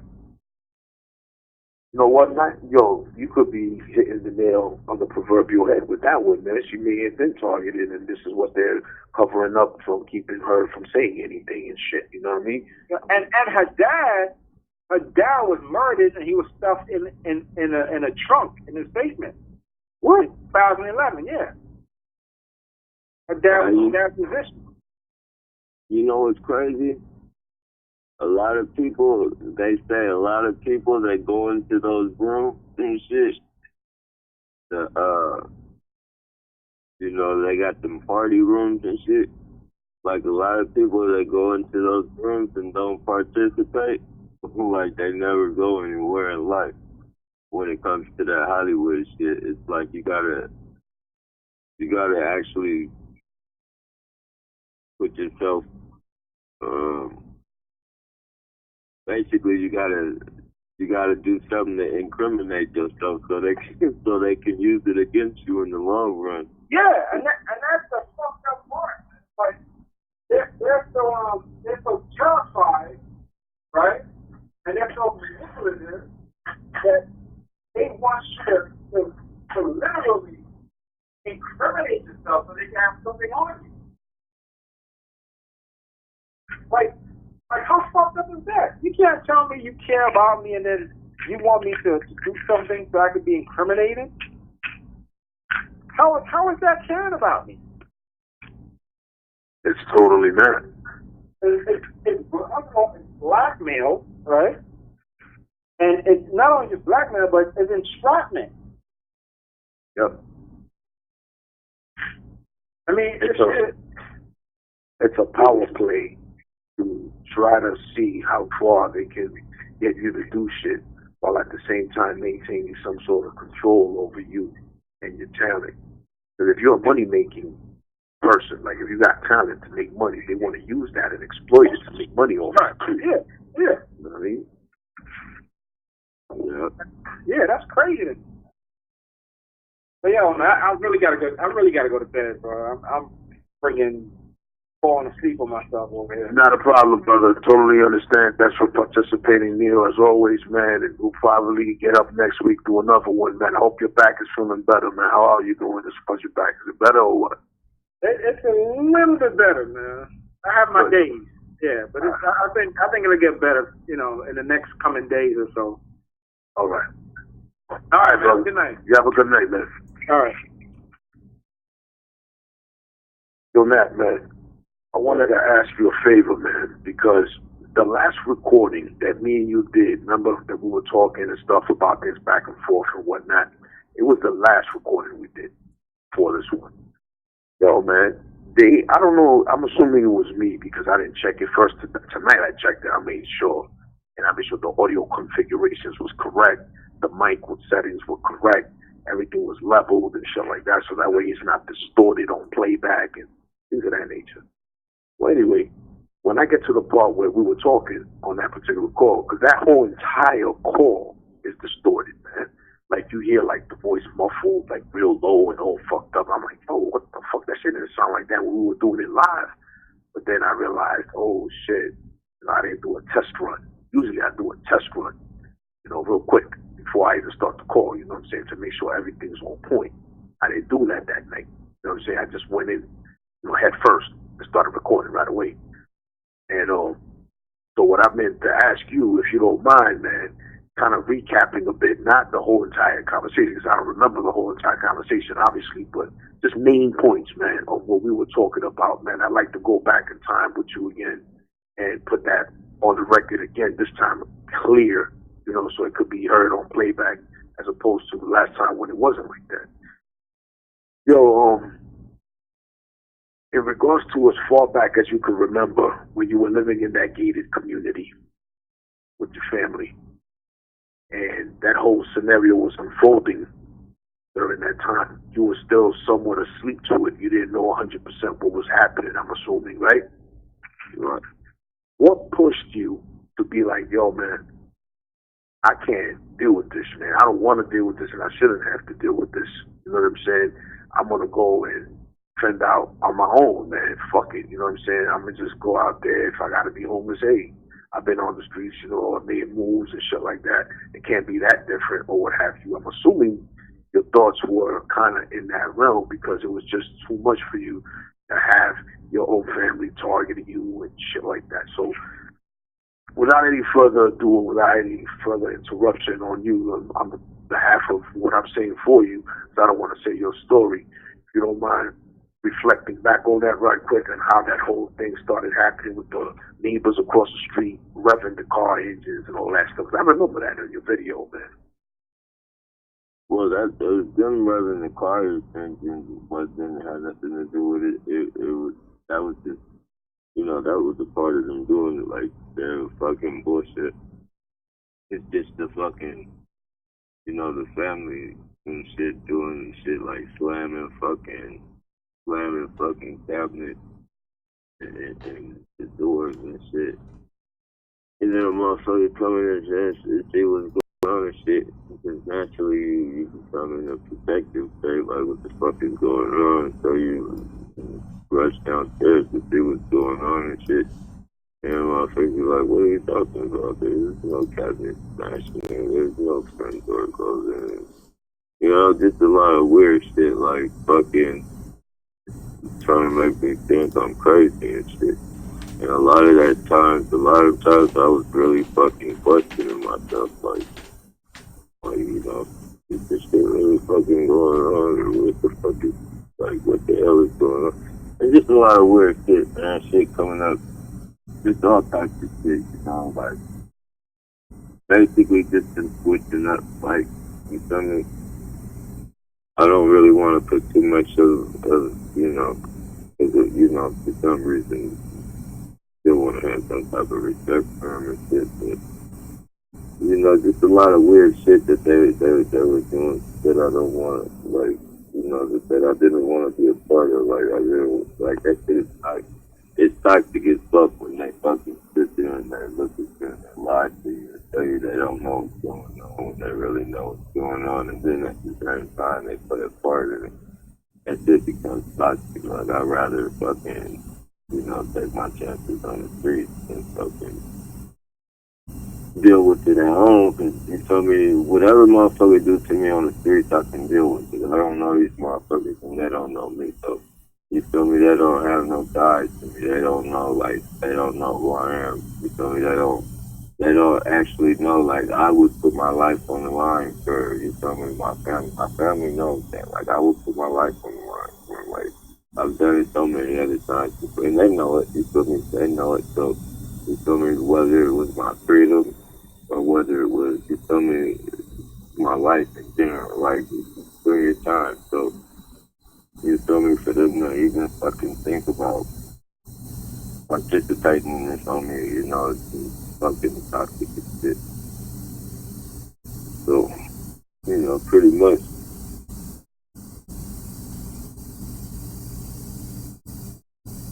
I mean, you know, like, I look at that scenario, man, I wonder to myself, like, this couldn't have been something that you just did out of West Bubblefuck, you know what I mean? Like you didn't just decide then and there, okay, tomorrow at 9 p.m. I'm out of here. You know what I mean? Like, you know what I mean? Like, this must have been stuff that you were looking at and analyzing for a while, because, like you were saying, you were being gaslighted by your family into believing that you don't know what you're seeing or talking about or hearing or thinking. You know, that they were trying to make you doubt your own judgment.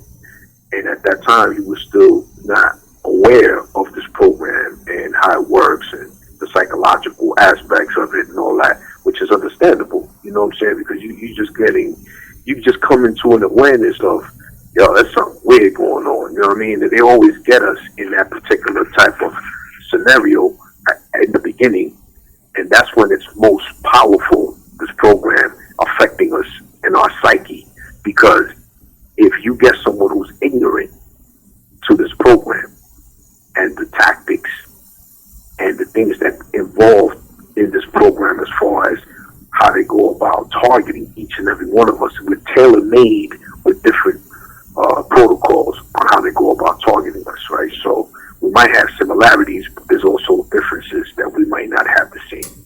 The point is this: once we realize what's been going on, it's a different ball game. Once we're educated on how they're going about it, we're able to see the shit for what it is and not fall for it the same way. What I'm saying by saying all that is that I'm wondering, at what point did you realize, yo, man, you know, I don't think I can hack this man any longer. You know what I'm saying? And I want to just bounce and take my chances on the streets and shit like that. You know what I mean?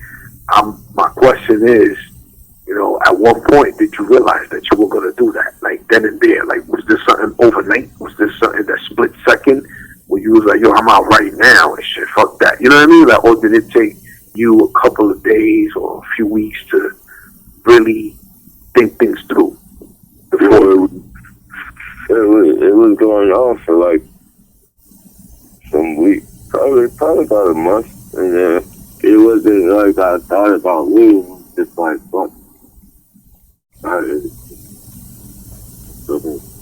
take my chances up the street. And then I'm like, it's not like I've never been on the streets before, so it wasn't like some big fucking decision that I had to make. Like, I've been out here, like, that's my whole life. I've been out here, like, dude, you know, like, you know, I basically, you know, left these motherfuckers to, you feel me, change my life. All I, you know, motherfuckers used to get mad at me because I was never at home. You feel me? Like, I was always in the streets and, like, you feel me, never home. Coming home like 3 days later, maybe just fucking to take a shower and fucking rest and get back in the street. So it's like nothing that it's not a big decision that I had to make. So it was just basically, you feel me trying to do good and change my life. And in the midst of all that, you feel me, I'm getting hit with it's like, you feel me, motherfuckers telling me, you feel me, about how I never listen to you, you feel me. I'm always getting locked up, always hanging with the wrong people and shit. You feel me, I need to get my life together, and I'm actually trying to do this. You feel me? You feel me? I get off parole, I'm actually trying to do this shit. And all of a sudden, this bullshit fucking kicked in. You feel me? And then you gotta think, like, I'm trying to fucking, like, you gotta think, like, I'm getting like I'm literally fucking, it's just fucking, man. It's toxic. It's toxic as fuck to know that, like, it's just toxic, bro. And I decided, like, I would rather fucking do it on the streets than fucking trying to be fucking, I'm still gonna do everything legal. I'm still, on the right path, but you feel me? I'm just not. I'm gonna do it without the fucking, like the shelter of being able to be comfortable while fucking getting on my feet. You feel me? It's gonna take a little bit longer and fucking, it might not even fucking fully happen the way it should happen because it's targeted, but you feel me? I'm not gonna let that break. I'm not gonna let that stop me from, getting on the right path. No doubt.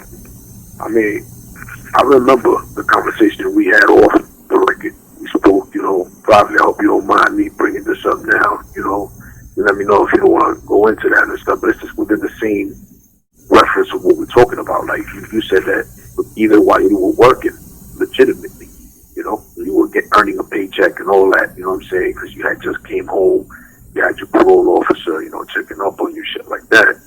And you had mentioned how while you were working and shit, doing trying to do the right thing, they were starting to come out over on you, on your job, shit like that, doing certain things. You remember that?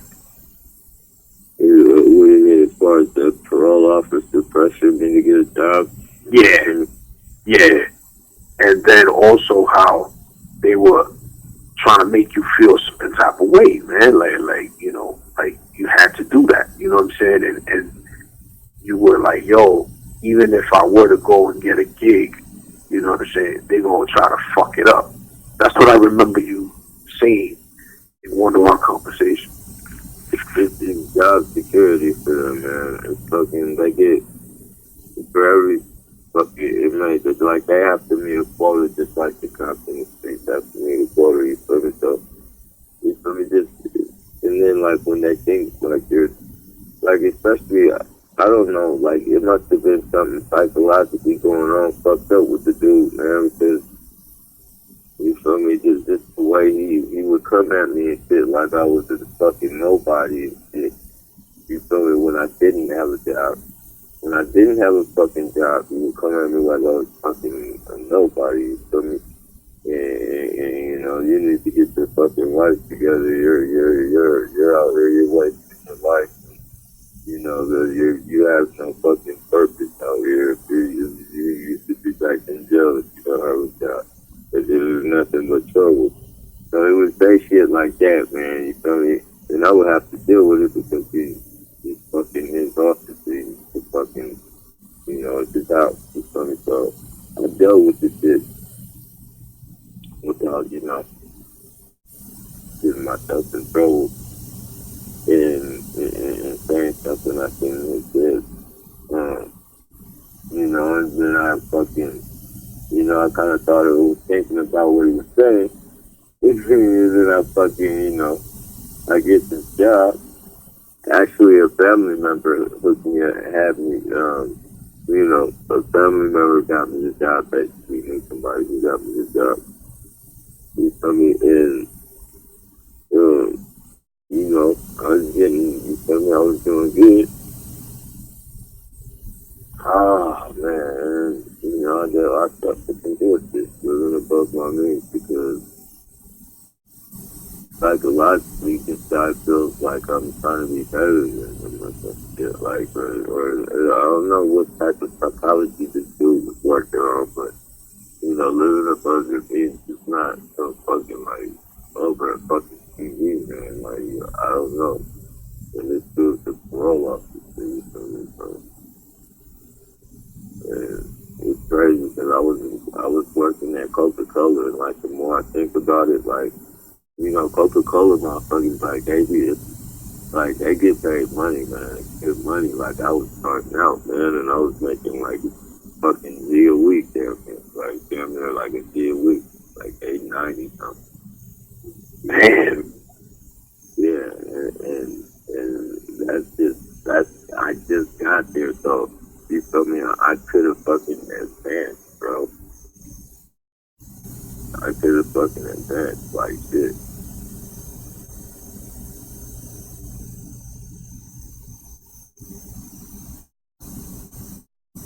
What was it?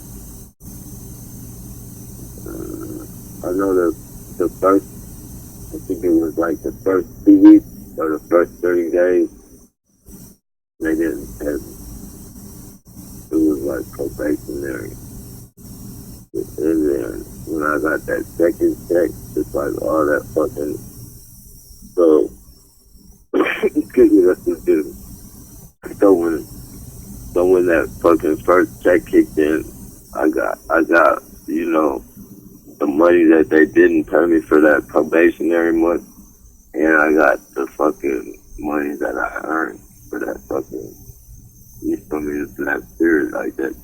Bro, it was fucking, bro, and that was a job, like, I could have fucking advanced, like, I started off fucking, I was just a merchandiser, which I would go into the store, and I would see how much, you know, sodas and shit were missing off the shelf, off the shelves and shit, and then I would go to the back in their little freezers or their little storage warehouse in the back. And I would just get the, you know, I would replace everything that needed to be replaced, or if there was like if Coca-Cola was having some type of fucking, you know, their coupon thing, and you know, shit on coupons and shit, then I would fucking go set up the displays and shit, like, you know how they be having the fucking sodas set up, they be stacked up like in weird shapes and shit, or fucking, you know, they just be on a pallet and they be like shaped like Christmas trees or something for the holiday and shit. You just go walk up and grab one and shit, like do shit like that, set up the displays and shit. Or if they were outside, like they have some sodas outside and shit, and you just go replace that shit. It was a cool job. I drove my own car, fucking, you know, they paid me for fucking mileage, gas, all that shit on top of my check. Like, I was, bro, it was, I had so much fucking room to advance because there's so many different departments. Like, I could have worked on site, like in the warehouse. I could have fucking, you know, I could have been any, like, that was a good fucking job. And I think maybe he was a little jealous of that because he used to talk shit to me and shit. You feel me? And all of a sudden I got this good job, and you feel me? I'm telling him too. I'm telling him, like, because he's telling me, like, how long do you think you'll how long do you think you'll last on that job? Like, all the way till I get off parole. After I get off parole, you feel me? I'm trying to keep the job. He's telling me I'm gonna try to keep it. He's telling me, I don't think you can do it. We'll see. Like, he was like, in a way, it felt like he was in my corner and shit, but in reality, that motherfucker was just fucking plotting on me.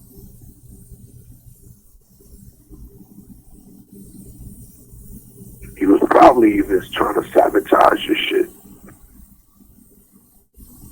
Yeah.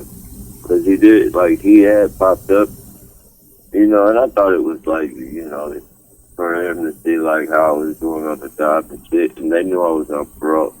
I mean, they knew I was on parole. They told me like they're fucking sticking their fucking necks out on the limb and shit, but because they knew, the family member, you feel me, they were willing to do it. You feel me? Oh man, this motherfucker, man.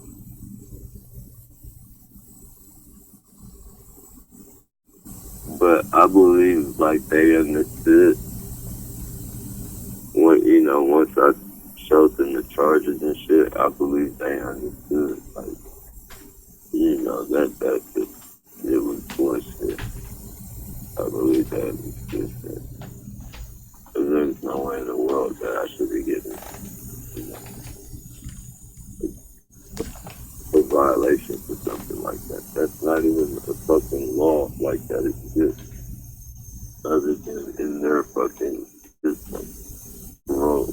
Like in parole, that's the only, like no one gets fucking pulled over or gets the house search done by the fucking police for a warrant and then, gets arrested for living above their means. That's not even a real fucking case or a charge.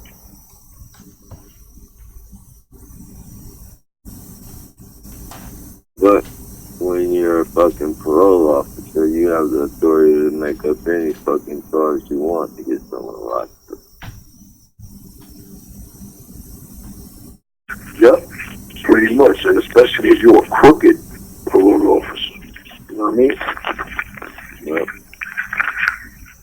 All fucking shit. Bonuses and shit. They keep a lot of them in a lot of cases and shit. They'll lock you right back up so they can keep your fucking gate money and shit. Cause like when you come back from prison, you're supposed to get like $200 gate money and shit. Yep. And they'll give you like $50. Well, really, what they'll do, they'll buy your bus ticket home, and then you'll have to, if you're like high control and shit, and then you'll have to come back and fucking pick up your fucking the rest of your money from your parole officer. And he has to put in an order for it, like he has to write the prison and tell the fucking prison to send it. So you feel me? It takes a month for that shit to get to you. And he already has it in his head. He's gonna lock you up before your gate money gets there, and he's gonna be able to keep your gate money. Cause once your gate money gets to the fucking parole officer, it's like you can't really do nothing about that no more. If you get locked up again, like you can't ever get that money. That money is terminated. So, that goes into the parole officer's pocket, which in reality he's supposed to fucking, keep it, turn it in and then use like fucking funds from it. Like if another parolee like needs help with like the bus or some, just some everyday life shit, like maybe motel, give them some money for motel or some shit like that. Like that's what it's supposed to be for, but they just pocket that shit. Right. Everything you just said correlates, man, and it definitely makes total feasible sense, man. No doubt about it. Yo, Nat, man. Earlier on the call, I don't know how far in, I don't remember 100% when you came in. I know you came in a little late as far as when Neil was on the call, because Neil was on the call by like 9 o'clock or some shit like that, which is like 6 p.m. your time or something like that. But he was talking about how he started noticing when he thought back in time certain scenarios and shit. Like when he used to live here in New York, Brownsville, Brooklyn and shit. It's one of the most heavy duty areas and shit back in the 70s, 80s, 90s. Shit was crazy, bro. It still is somewhat crazy out there right now. You know what I'm saying? But it's calmed down a lot since the 70s, 80s, and 90s, and the early 2000s, shit like that. But anyway, he was saying on this call tonight, he was like, yo, I noticed how they had snitches around me, like police informants and shit, that will always be lingering around me and shit. Like, they will always end up in my fucking vicinity somehow. And how he said that they tried to set him up with a chick who was an informant for the police too, when he started looking back at shit. And then I started looking back at my life, you know, when I was like coming up, you know what I mean? Like as a late teenager, like 19, 20-year-old young man, you know what I'm saying? I was hanging out with certain people on the street, whatnot, doing nickel and dime bullshit, nothing major. I was just a pawn in the major game, as you already know how that is, you know. But at the same time, I remember the people that I was around seemed to be legitimate cats, you know, at the time being. Years later, I'm hearing story after story, like, oh, you heard about this cat? I said, yeah, what happened to me? Oh, we don't fuck with that dude, he a snitch. I was like, what? Yeah, it's like, oh, shit. But it's funny how the person telling me that they're a snitch, right? And that they're this, they're that, they're the third, right? They ain't never get bagged. I don't know if you see where I'm going with this, man. And what do you mean the person that was being told he was a snitch didn't get nabbed? The dude that was telling me that the person that, yo, so this dude is like, yo, that dude don't fuck with him, he a snitch. That person that was telling me shit, right? They were a major fucking component of the informants out here. He was a confidential informant for the FBI. I found this out years later. You know what I'm saying? Like, looking back, that's just what I'm saying. And tonight, you know, Neil kind of like reminded me of that shit. It made me think about my past.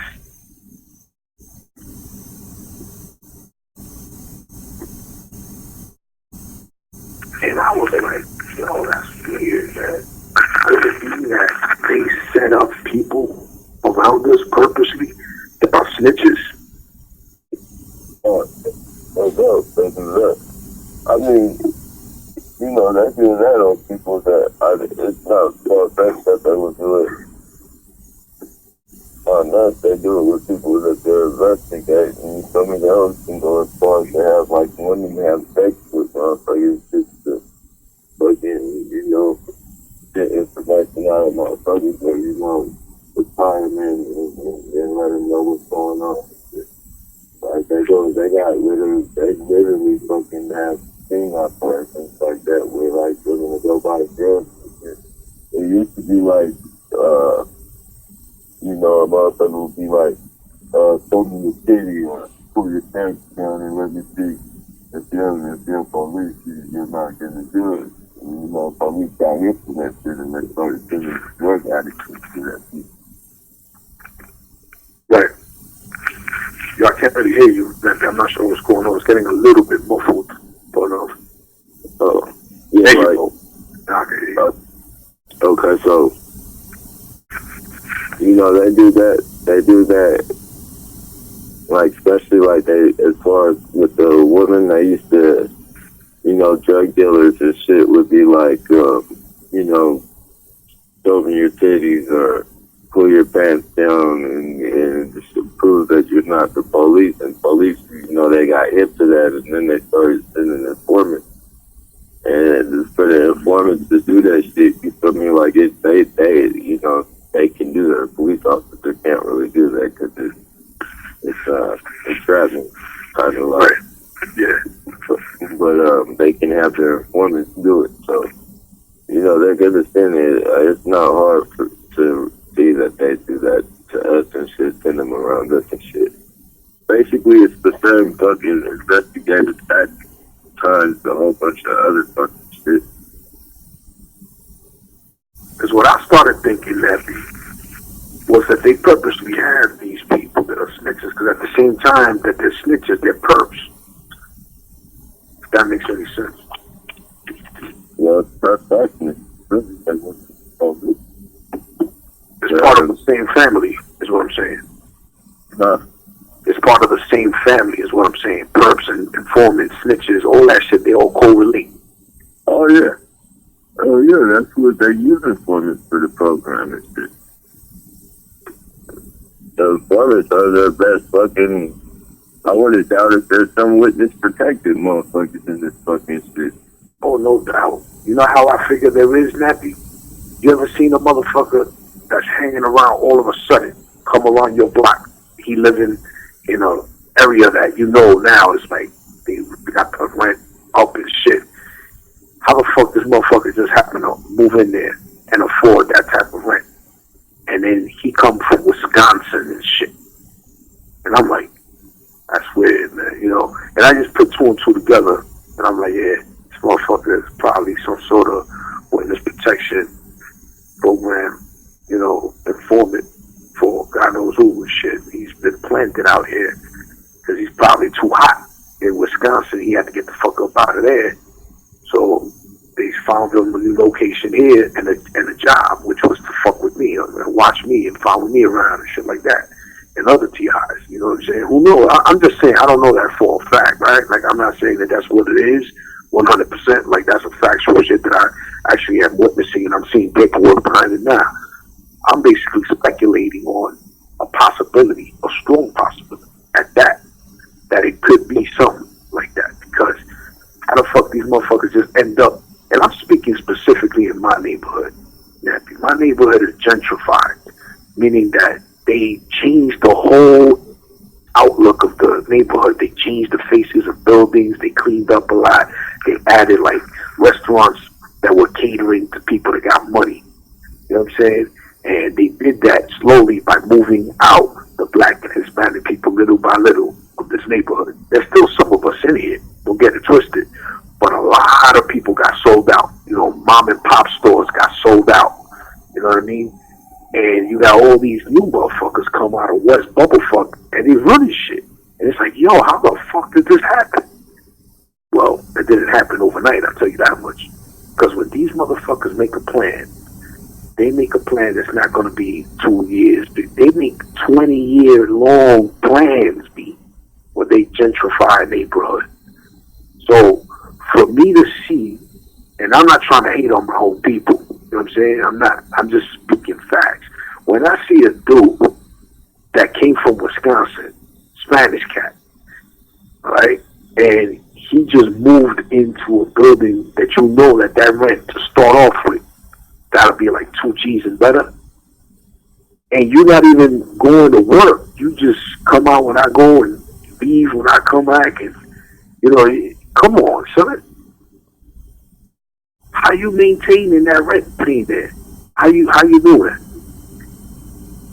You be chilling in his car and shit, you know what I'm saying? Like, motherfucker ain't going to school, he ain't working. How is he getting this money? He seems to know all the fucking local players, if you know what I'm talking about. Everybody giving them up, giving them pounds. He's saying what's up to people, whispering in ears, shit like that. Like, come on, man. Smoking blunts. Yo, come on. I mean, I understand there's certain places that is legal now to smoke out in the street like that. But, yo, sometimes out here, they be putting pressure on people doing that, man. You know what I mean? Talk about the cops locally. But I guess if you a perp, that's one of the things that let you get by, let you slide with, so to speak. That's what I'm thinking because, man, I caught this one dude in the park one time when I was jogging out there, and I purposely go, there's 3 levels to this park.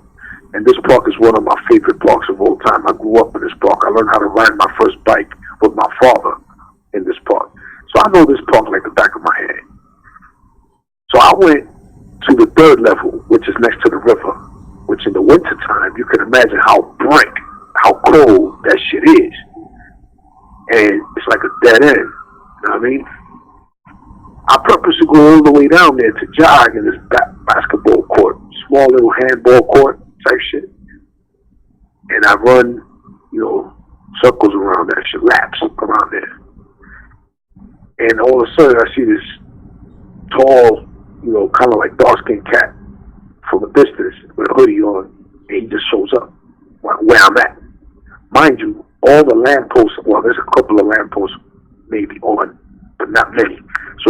park in that area.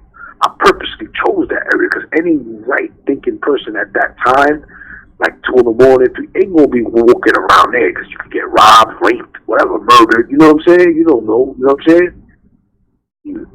So I know I can handle myself. I'm not thinking about none of that, and I'm purposely going there because I'm trying to do my shit and be calm and peaceful and relaxed when I'm jogging. And this cat pops up, and I see him from a distance, and I see smoke coming out of his, you know, when he's like smoking. I'm thinking he's smoking a cigarette or some shit. At one point, I decided to start recording him because I noticed how he kept turning around, looking like what I was doing and shit like that. And I went up to him, and I was like, you know, and I started recording. I was like, yo, my man, come on, man. What are you doing here, man? I said, what do you mean? I just came out to play basketball. He had a basketball inside of a fucking plastic bag. So he had a basketball, Nappy, inside of a white plastic bag. That shit was tight in there. I'm like, yo, my man, it's fucking 2-something in the morning. You gonna tell me that you came here to play basketball in the dark? Yeah, I do it all the time. And I'm like, yo, man, you gotta be fucking kidding me, bro. You know that shit. You don't even believe that. You know what I'm saying? I recorded this shit. I got that shit on film, man, on my channel somewhere. I recorded. It's like 15 minutes long. I recorded the entire shit because I wanted to show proof, and I wanted to put his face out there because I know he doesn't live too far away from where I live at. Now, I said to him towards the end of the video, if I see you again in another place far from here around the same time frame, you're going to tell me that that's coincidental? He told me in the video, he was like, oh, man, I don't know what to tell you, my man. You telling me about future shit that I don't even know. I'm like, yeah, okay.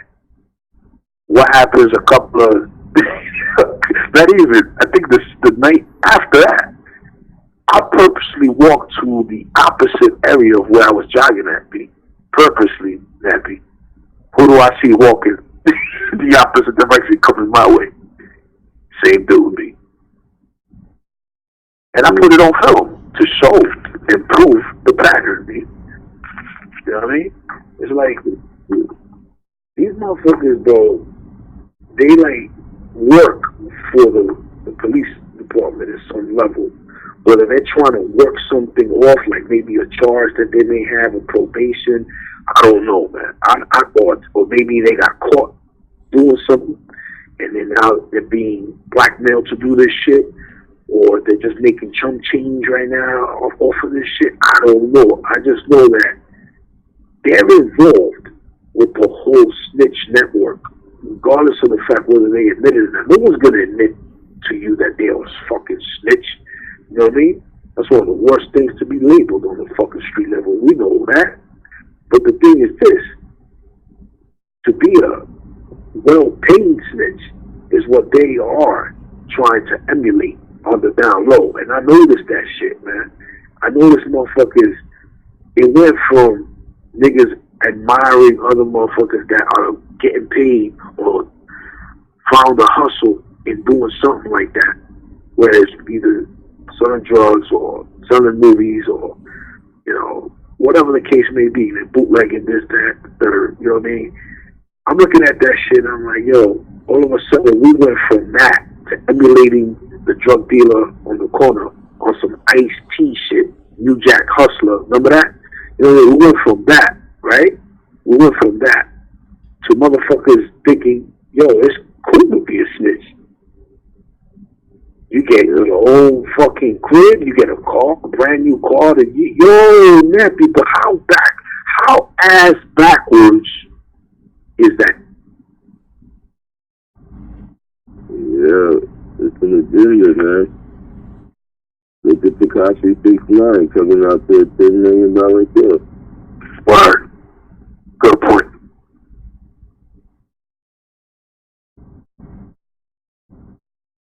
Everybody's gonna be snitching pretty soon. It's gonna be the thing to do.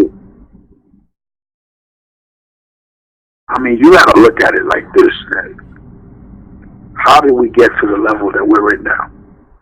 In regards to all these people, community-oriented policing across the fucking nationwide. Let's just say nationwide, statewide. You see motherfuckers doing this shit everywhere, man. How the fuck did that shit happen? It didn't happen overnight, my dude. It seems that way. It seems that way. But you know, things like that don't just happen, like overnight like that. How the fuck did this shit get to the level that it got, be? We gotta think about that.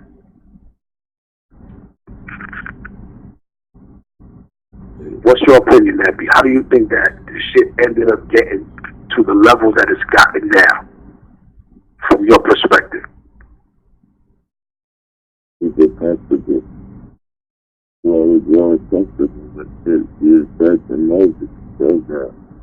Can't hear you, Nappy. People being shaped, molded, and programmed. It takes time, over time. Every solid motherfucker is damn near locked up for life. And they have all these new weirdos and shit. No fucking discipline, no fucking honor, no guidance, no discipline, no none of that shit. So, you know, we become a generation full of motherfuckers looking for role models. People can't do their fucking time, so basically you got a bunch of weirdos looking up to gangbangers and shit, and then they become gangbangers, but they have no discipline. They're looking up to a motherfucker that, you feel me, is a weirdo anyway, doesn't have no type of nothing good to say or nothing good to fucking teach you. You're just looking up to this motherfucker because he looks cool. He looks cool, you're looking up to him because he looks cool, but he's not giving you no type of value. He's having you go do a bunch of fucking dumb shit. And, you know, you get caught doing the dumb shit. You can't handle your time. You become fucking star witness. You fucking become secret informant. You know, you just point the finger at the motherfucker. You can't do the time yourself.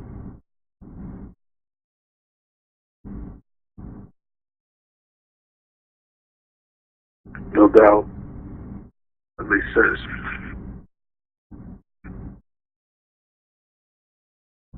Just think, bro.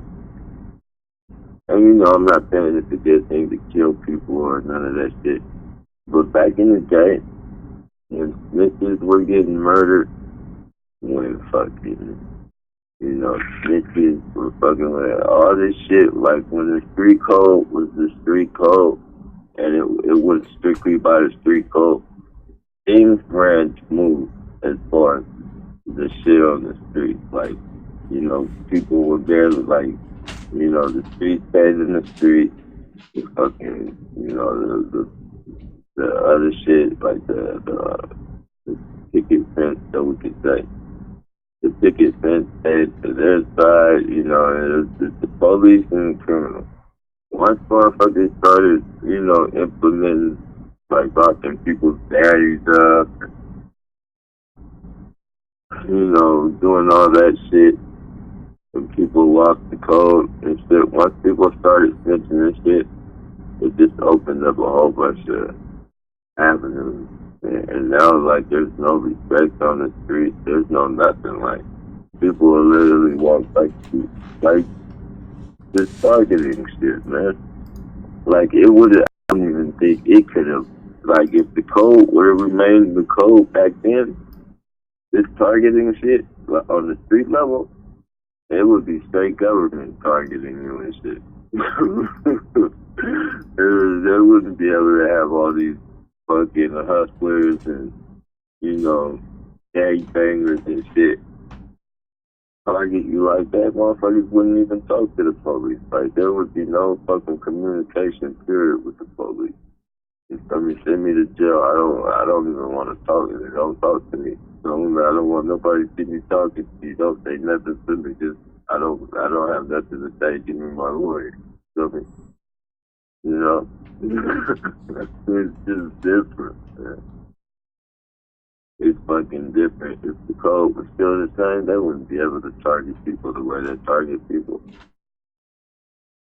I see damn near every fucking hustler in the street, every fucking gangbanger in the downtown area fucking targeted. Not every, but everyone I see, they fucking do that shit.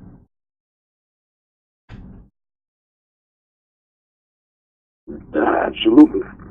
Instead of just getting at me because they have their personal problem with me, you feel me? Instead of just coming at me and, directly getting at me like, hey, I got a problem with they play these little fucking rinky and bullshit games and then try to act like they're not the police or they're not working with the police. Come on, any real motherfucker that got a problem with somebody ain't gonna fucking, point at them and start, laughing or do some fucking weird shit. And then you go approach them and then they don't know what you're talking about. Like, that's bullshit. That's bullshit, bro. But the times have changed, man. Men are growing more feminine and, they're growing more masculine.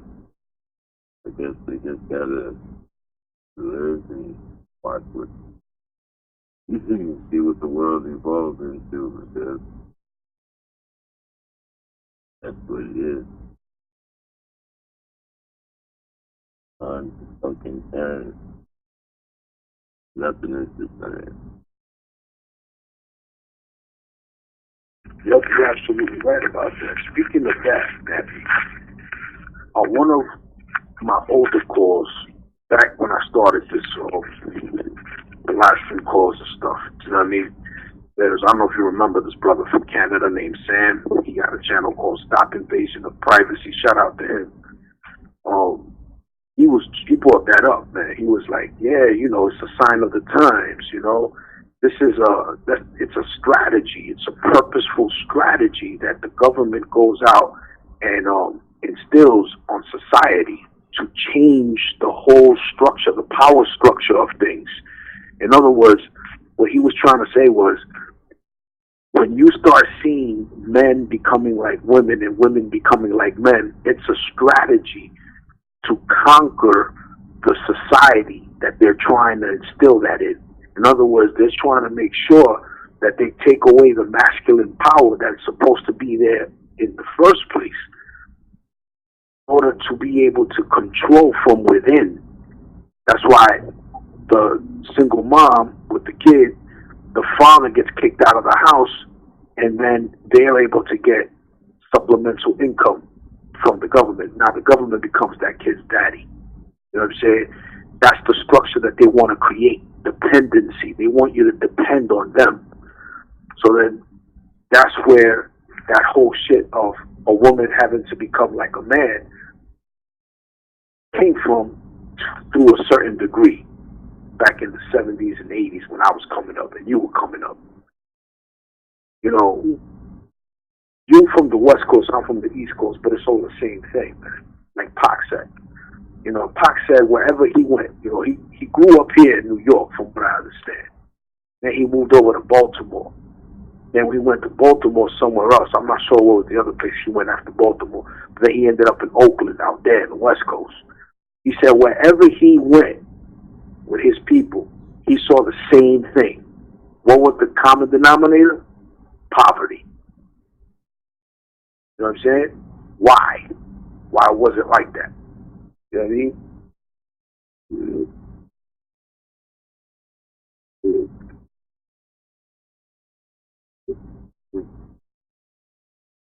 I can't hear you now.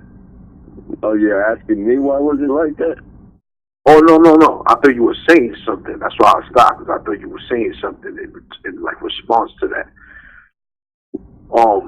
In regards to going back to what we were talking about originally, man, you know, when the women are being masculinized and the men effeminized, you know what I'm saying? That's a strategy that's being played by the powers that be to try to control that society in a certain direction. The direction that is usually going is a direction where there's no God in the picture, no religion. You know what I'm saying? You're going to believe in what we want you to believe in. Matter of fact, do what thou wilt. Do what thou wilt will be the whole of the law. You know who said that? Someone called Aleister Crowley. Aleister Crowley was a bona fide, sick, twisted maniac. He was a Satanist and one of the highest degrees in masonry that you could ever get. Motherfuckers idolized that motherfucker. He was having sex with children. He called it blood sex magic, some shit like that. Why am I bringing this up? I'm bringing this up because I'm trying to show you the mentality and people who hear this on the playback. I'm trying to show you the mentality of who's trying to guide our nation in a direction where there's lawlessness, even though they say no, we have to instill law, we have to instill security and all this bullshit, man. 9 times out of 10 when they say that, it's because it's the opposite that they're trying to cause, so they can stay in power. You know what I mean? But going back to the reason why I brought up the whole thing where Sam had said that on a prior call was because that's how they're able to control and shape and mold people's thinking and perceptions. You know what I mean? If you could mold and shape a person's perceptions on how they think and their thinking processes, you will control them in the long run. You know what I mean? So it's like mind control on a whole other level. What's up?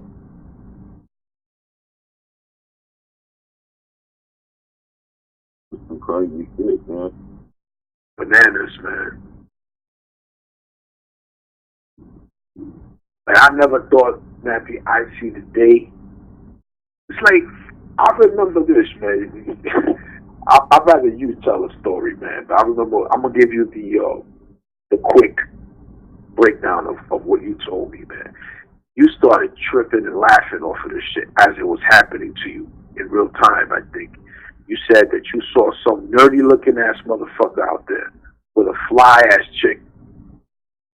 You said that there's no way, you know in your mind and your heart, that there's no way that that chick would even pay any type of attention to this dude if it wasn't because he was paired up with her on some neighborhood watch shit against you. And how he tried to be tough and try to, like, if he looked tough in front of her to impress her by targeting you. Yo, if you don't mind telling that story, because that shit right there is the epitome of what this whole conversation started off with, the snitching and the informants and that lifestyle change and that whole ass backward shit, man. That's why you were laughing. It had to be why you were laughing. Yeah, it's just, you know, you fucking, the way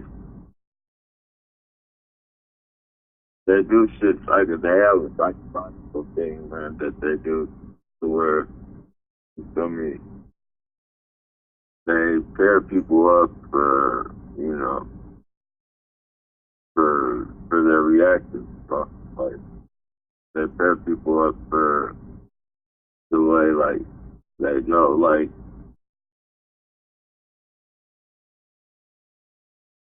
walk me through that day when that was happening. Like, what was you chilling in your van? Like, what happened? Shit, man, I just, it's been, they usually put me on the spot, man, but, you know, they just,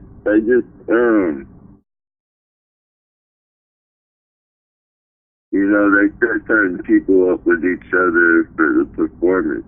They do it for the performance and shit. Like, they know, like, if they hook this weirdo up, they pair them up together like that, the weirdo is gonna go out of their way to fucking, to go fucking, they'll go out of their way to impress the fucking, the female and shit.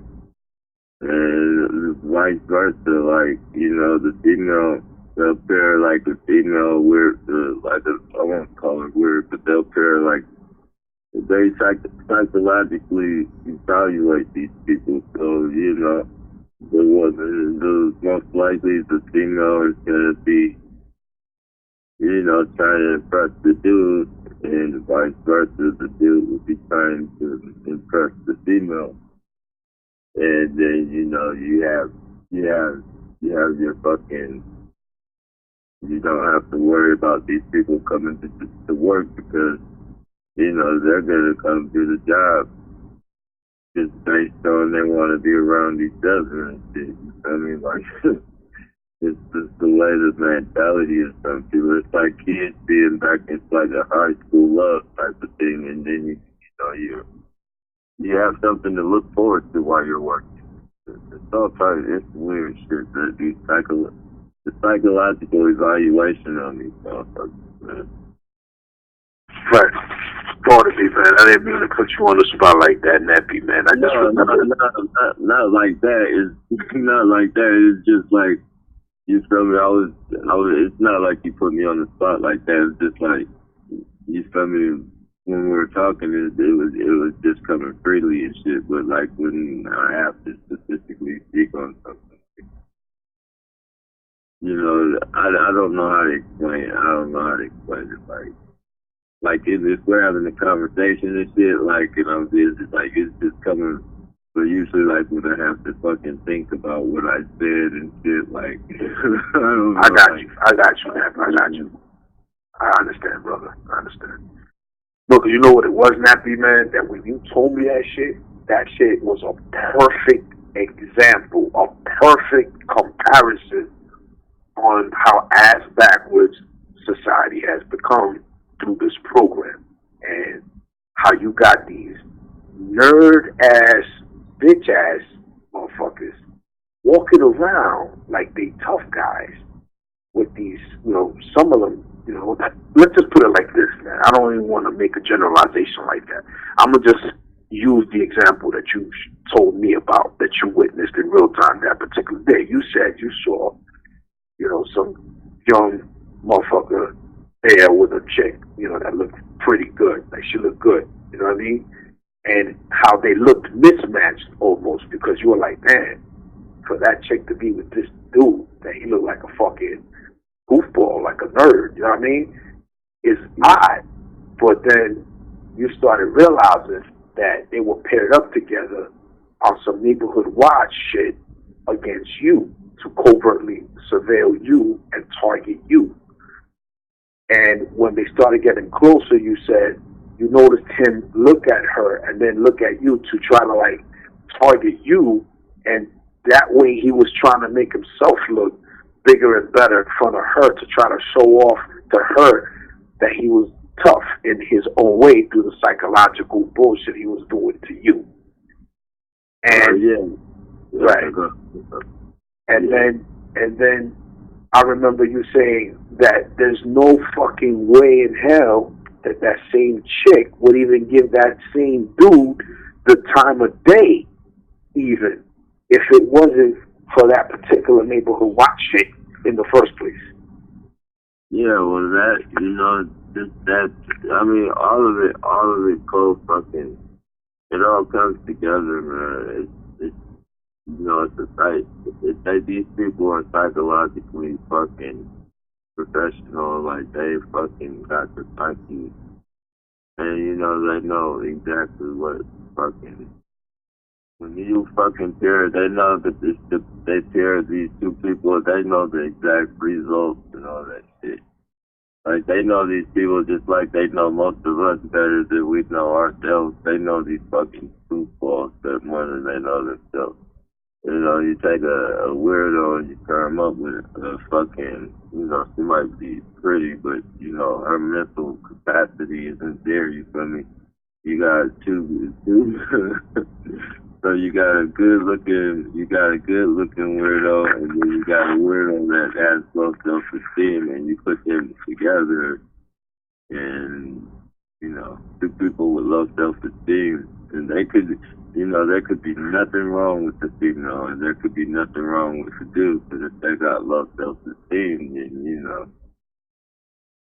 what you got yourself right there in regards to this program, people who control this program, what they got right there is a pair of useful idiots. You know what I mean?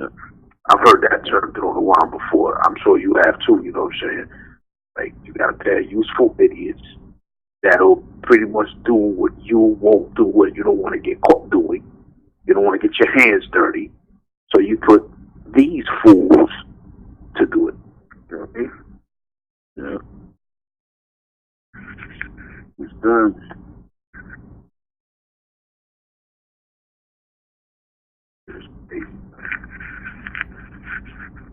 I never thought I'd see the day, man, where it would be on some shit like this, man. Like, honestly, like, yo, man, like, the stuff we was talking about earlier, man, in regards to how it used to be, from where it once was to where it is now and shit, like, yo, man, it's like night and day, hombre. It's like, yo, what the fuck happened? You know what I mean? It's like, it reminds me of this cat, Red Pill. I don't know if you heard of Red Pill. He's from here. He's from Harlem. He's a smart brother, man. He's conscious. He's in the conscious community with Sonetta and them. You know what I mean? He came out, he said in one of his videos and shit, he was like, yo, I don't know. I just woke up one day and it was like we were in a bizarro world. You know what I'm saying? Motherfuckers out here snitching and doing all types of shit. And I'm like, oh, that's true. That's kind of like how it felt like, time passing. Next thing you know, it's a bizarro world, man. Shit is just ass backwards. Everything is just like not making sense. Like, crazy. Fucking weirdos, man. Yeah. What's been going on with you out there, man? Overall, like, you feeling targeted and shit like that? Oh, man, just fucking same shit. Government weirdo things, man. Yo, Nab, I forgot about this one. I gotta say this, man. I just remember that right now. Yo, what's up with that linebacker chick, yo? Dressed in black, B? Where the fuck she come from, bro? This is crazy. Yo, man, when I saw that shit, I said, yo, man, these people really, really digging in the crates, man. They digging deep in the crates, man. Trying to, like, come out with some shit to fuck with you, like. You know what I mean? Because you know damn well that chick is not from around there. You would have seen her before, at least a couple of times prior. That's probably the first time you laid eyes on that chick, right? No, I haven't seen her like that, but she's definitely still out here. But I've seen her I've seen her a couple other times. Oh, okay. Not like that though. She was fucking like on some normal shit, and then she fucking. Oh, gotcha. All right, so I stand corrected. I was wrong about that. I assumed that she wasn't from around there and shit. I thought she just like popped up out of West Bubblefuck and all of a sudden she's out there like that and shit, acting crazy and shit. Like, all right. So wait a minute. So you saying you seen the same chick before, acting normal and shit? But like not like I know her or anything, but I've seen her like on some normal shit like. I might have went in the store and she was talking to this clerk about something, about asking them maybe about if they had it there, like just on some normal shit, like some regular person. Like that was like some over exaggerated shit what she was doing there. Okay. Yo, my man, like I had to comment on. I don't know if you checked them out yet, man. I had commented on all three of them joints, the ones that she's in and shit. In one of them, you could see how she was looking at you before she was about to grab the window and she stopped. That's how I could tell right there. I was like, yo, you see right there? That proves she's not crazy. If she made sure she looked at you, because you know how times you were telling her, don't touch my window, don't touch my window, don't touch my window. So in one of those, you see her eyes, like she was looking at you and shit, and then she kind of like, she was about to grab the window, but then she stopped herself and put herself back. I don't know if you caught that. Yeah, I didn't at first. I think somebody, you and somebody else told me about it. Yeah. You know what the fuck she was doing, man. I think, yeah, like she was trying to do something, like she was trying to reach in and grab something. Right. She looked like she was about to go and grab the glass or touch the glass, and then she kind of like stops and stuff and pulls herself back. But she was looking at you when she was about to do it. So I was like, man, right there, it proves she's not crazy. I think what it was, I had turned away. Because I seen the way her look on her face, I had turned away. She was probably reaching and grabbing something, or probably messed with the window or something. And you know, when I turned around, it's like she caught herself. Okay. Yeah, that makes sense.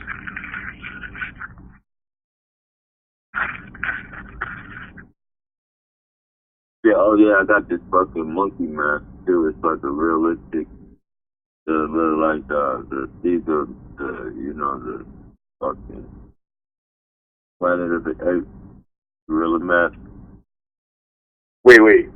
What do you mean? You got like a doll, like a stuffed animal type shit, or what? Like? No, it's the actual Halloween. It's like a Halloween mask of the fucking Little Caesar or little. All right. Yeah. All right, I got you. Oh shit. Where you getting that shit? We're just recycling and shit. Oh, okay. Yo, man, there's been things. There was this dude out here, man, I used to hang out with back in the days. We called him Bookman because, first off, he was selling books out here, right? That's one reason. The other reason why is because he looked like Bookman from Good Times, too, a little bit.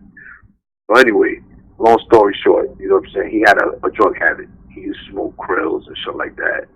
And he used to buy fucking 2 bundles and smoke those shit. I don't know how the fuck that motherfucker didn't catch heart attacks, but he was a hard worker. He was a hustling motherfucker. He would find books, you know, from the richer areas of the neighborhoods and shit, and come back. Because you know how white people be throwing out shit that's like brand new and shit. And he would come and sell furniture. He would walk away with like $600 and shit at times. Anyway, this same dude, man, I remember one time him telling us, you know, how he would find things in the garbage that he would keep. And I'm like, okay, like, what do you mean? He was like, well, there was one time where I found, you see that painting in my house? I was like, yeah, the Kennedy one. He was like, yeah, I found that in the garbage. I was like, oh, shit. And I'm talking about, it wasn't ripped, it wasn't, you know, like paint on it. Yo, the glass shit, you know, the glass part was cracked. And just because of that, they threw that shit out. Instead of fucking replacing the glass and that's it, you know what I mean? But, yo, some people, they like that, especially rich people. So he was explaining how you'd be surprised what you'll find, you know, especially in good neighborhoods, like in better neighborhoods, you'd be surprised what you would find just, you know, laying around in the garbage and shit, in the dumpsters and all that. He said one time he found a functionable microwave. And he was selling it out here too, and he sold it. And I'm like, yo. Yeah, I don't get shit like that because they be having roaches and shit. I hear you. I mean, the ones he found didn't have it, you know. But oh yeah, I'm saying like out here, like they gotta get shit. Like the only thing, like if I find something, I'll sell it. Like I won't keep it because, and I won't grab nothing big like that because you know out here in San Jose is a big roach fucking problem. Oh my God, yeah, I could imagine. They got like even the fucking new buildings and shit got fucking roaches and shit. Man, it's bad out here. Okay, I see what you mean. They was the size. it's like, they got them all the fucking breeds. Like, they got some big ones and shit. they be fucking hanging out on the fucking streets at nighttime and shit, like fucking like the dogs and shit. Like, you see them just running through the fucking, like one day, like when I'm in the area where like I report the motherfuckers and show you like the motherfuckers be out of the fucking street, man. And yeah, you gotta be careful, man. Even with the recycle, like sometimes like recycle will be already bagged up, like ready to go. Like I have to even fucking just open up the bag right there and just separate it. Even though it's all the same shit and it's already ready to go, like you gotta fucking rebag that shit because those people got roasted up and shit, and like it's like really fucking bad, bro. It's bad. Like infestation type shit. Yeah, like roaches be afraid of lights. Like sometimes you'll see the blue trash cans and shit. Like it be right under the street light, and the roaches act like that shit ain't even there. Like you'll see them all over the fucking garbage. You feel like I can work with them all. From what I understand, I don't know if you know about this, Nat, but from what I understand scientifically about roaches, when they,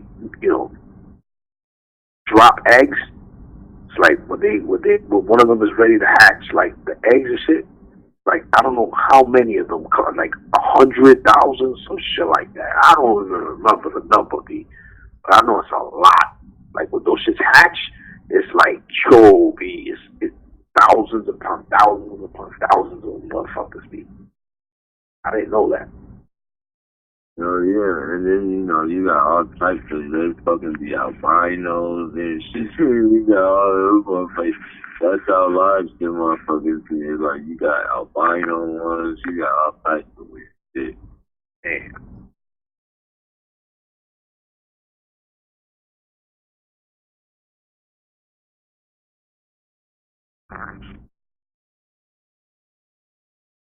It's never a dull moment out there, man. Like from what I'm able to tell with you, man, you always have something going on in the background with these motherfuckers, man. No matter how far you drive, you could go to the other side of town, and within a matter of minutes, they'll start popping up around you, right? All the time. But how the fuck do they do that? Because I'm not saying that just because a person is homeless and stuff like that they don't have a cell phone, because I know, saying that people won't have a notification. That's what I'm saying. Like, how do they know how to move so quick like that? You know what I mean? Like, is it that? I don't know, bro. They got us locked in somewhere. However they got us locked in, they got us locked in. I don't think it's cell phone, though. Oh, okay. All right. Because what I've noticed, Nappy? I've observed a few things and shit. Like, I noticed how these motherfuckers be using like local neighborhood grocery stores and sometimes like little spots, like a little area where people go hang out. They'll use them as headquarters, for these motherfuckers. Like they'll go in and they'll talk to the fucking grocery store guy like they know each other for years. They be talking bullshit like while I'm in the store, but it's only when I go in the store when I come out. You know what I'm saying? It's like, it's just shit that I peaked, man, and I'm noticing like little by little how they use certain areas. Like for example, look, there's a certain time frame for things to be open till, meaning, let's say you got a 24-hour grocery store on my block, or on my block to the right when you come out my building. There's one that's 24 hours. There's another one to the left that closes after 1 a.m. Right? There was a night where I went out for a walk and shit, and I came back at like close to 4 in the morning, and that one on the left side, I saw a lady go inside the shit, and there was no lights on in the store, but she went inside. She had on red. So obviously, her job was to walk in front of me or cross me like that, like as I was turning the corner so I could see her in the red and go inside of that fucking store. And it was black. And yo, what the fuck was she doing? And I stopped and I look. I'm like, yo, they never got this store open at this time. And why the hell is that door open? And why is it the lights off and she go in there?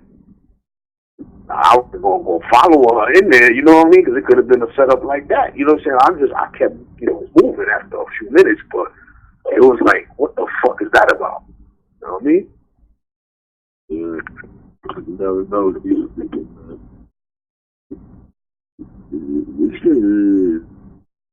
These people, bro. Thank you, man. Oh yeah. I'm gonna get ready to get on the cycle. You guys, you gonna be on you gonna be on? Wait, say that again, Matt. I gotta get ready to cycle, bro. Are you gonna be holding any more phone calls? Yeah, man, I'm definitely gonna do more phone calls, man, the next weekend, man, on Sunday. But you know what I was gonna do was, cause I gotta upload this shit, man. It's like 5 hours, it's close to 6 hours long, and it takes me like to the next day for that shit to upload. No lie, Nappy. So what I'm gonna do is, after I shut this call, man, I don't know if you're gonna do a live stream. Are you gonna do a live stream tonight, or? Yeah. All right, so what I'm going to do is I'm going to wait for your live stream to come on so I can chill with you for a hot minute, now that I got some time, and kick it with you on your live stream for a few, you know what I'm saying? And, yeah, that's what I'm going to do, brother. Yeah, man, I understand, man. I know it's that time now. It's like, what, like 10 p.m. your time over there right now? Yeah. Yeah, it's 1:10 a.m. over here in my time. Yeah, man, so do what you got to do, brother. If anything, I'm going to be able to see when you go live. I'll meet you there, brother. Okay, for sure. All right, man. Thanks for everything, man. Thanks for your input, like always, in your signature ways, man. Appreciate it. Appreciate you, man. No doubt. One.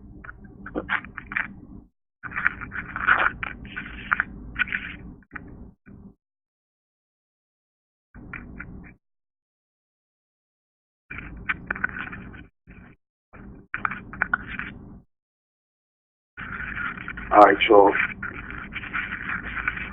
This is RTTI in New York City. About to shut it down. This was a good call. I want to give a shout out now to Diana, one of the members of our squad who couldn't make it tonight. I hope she's okay. Shout out to you, girl. Hope to speak to you soon.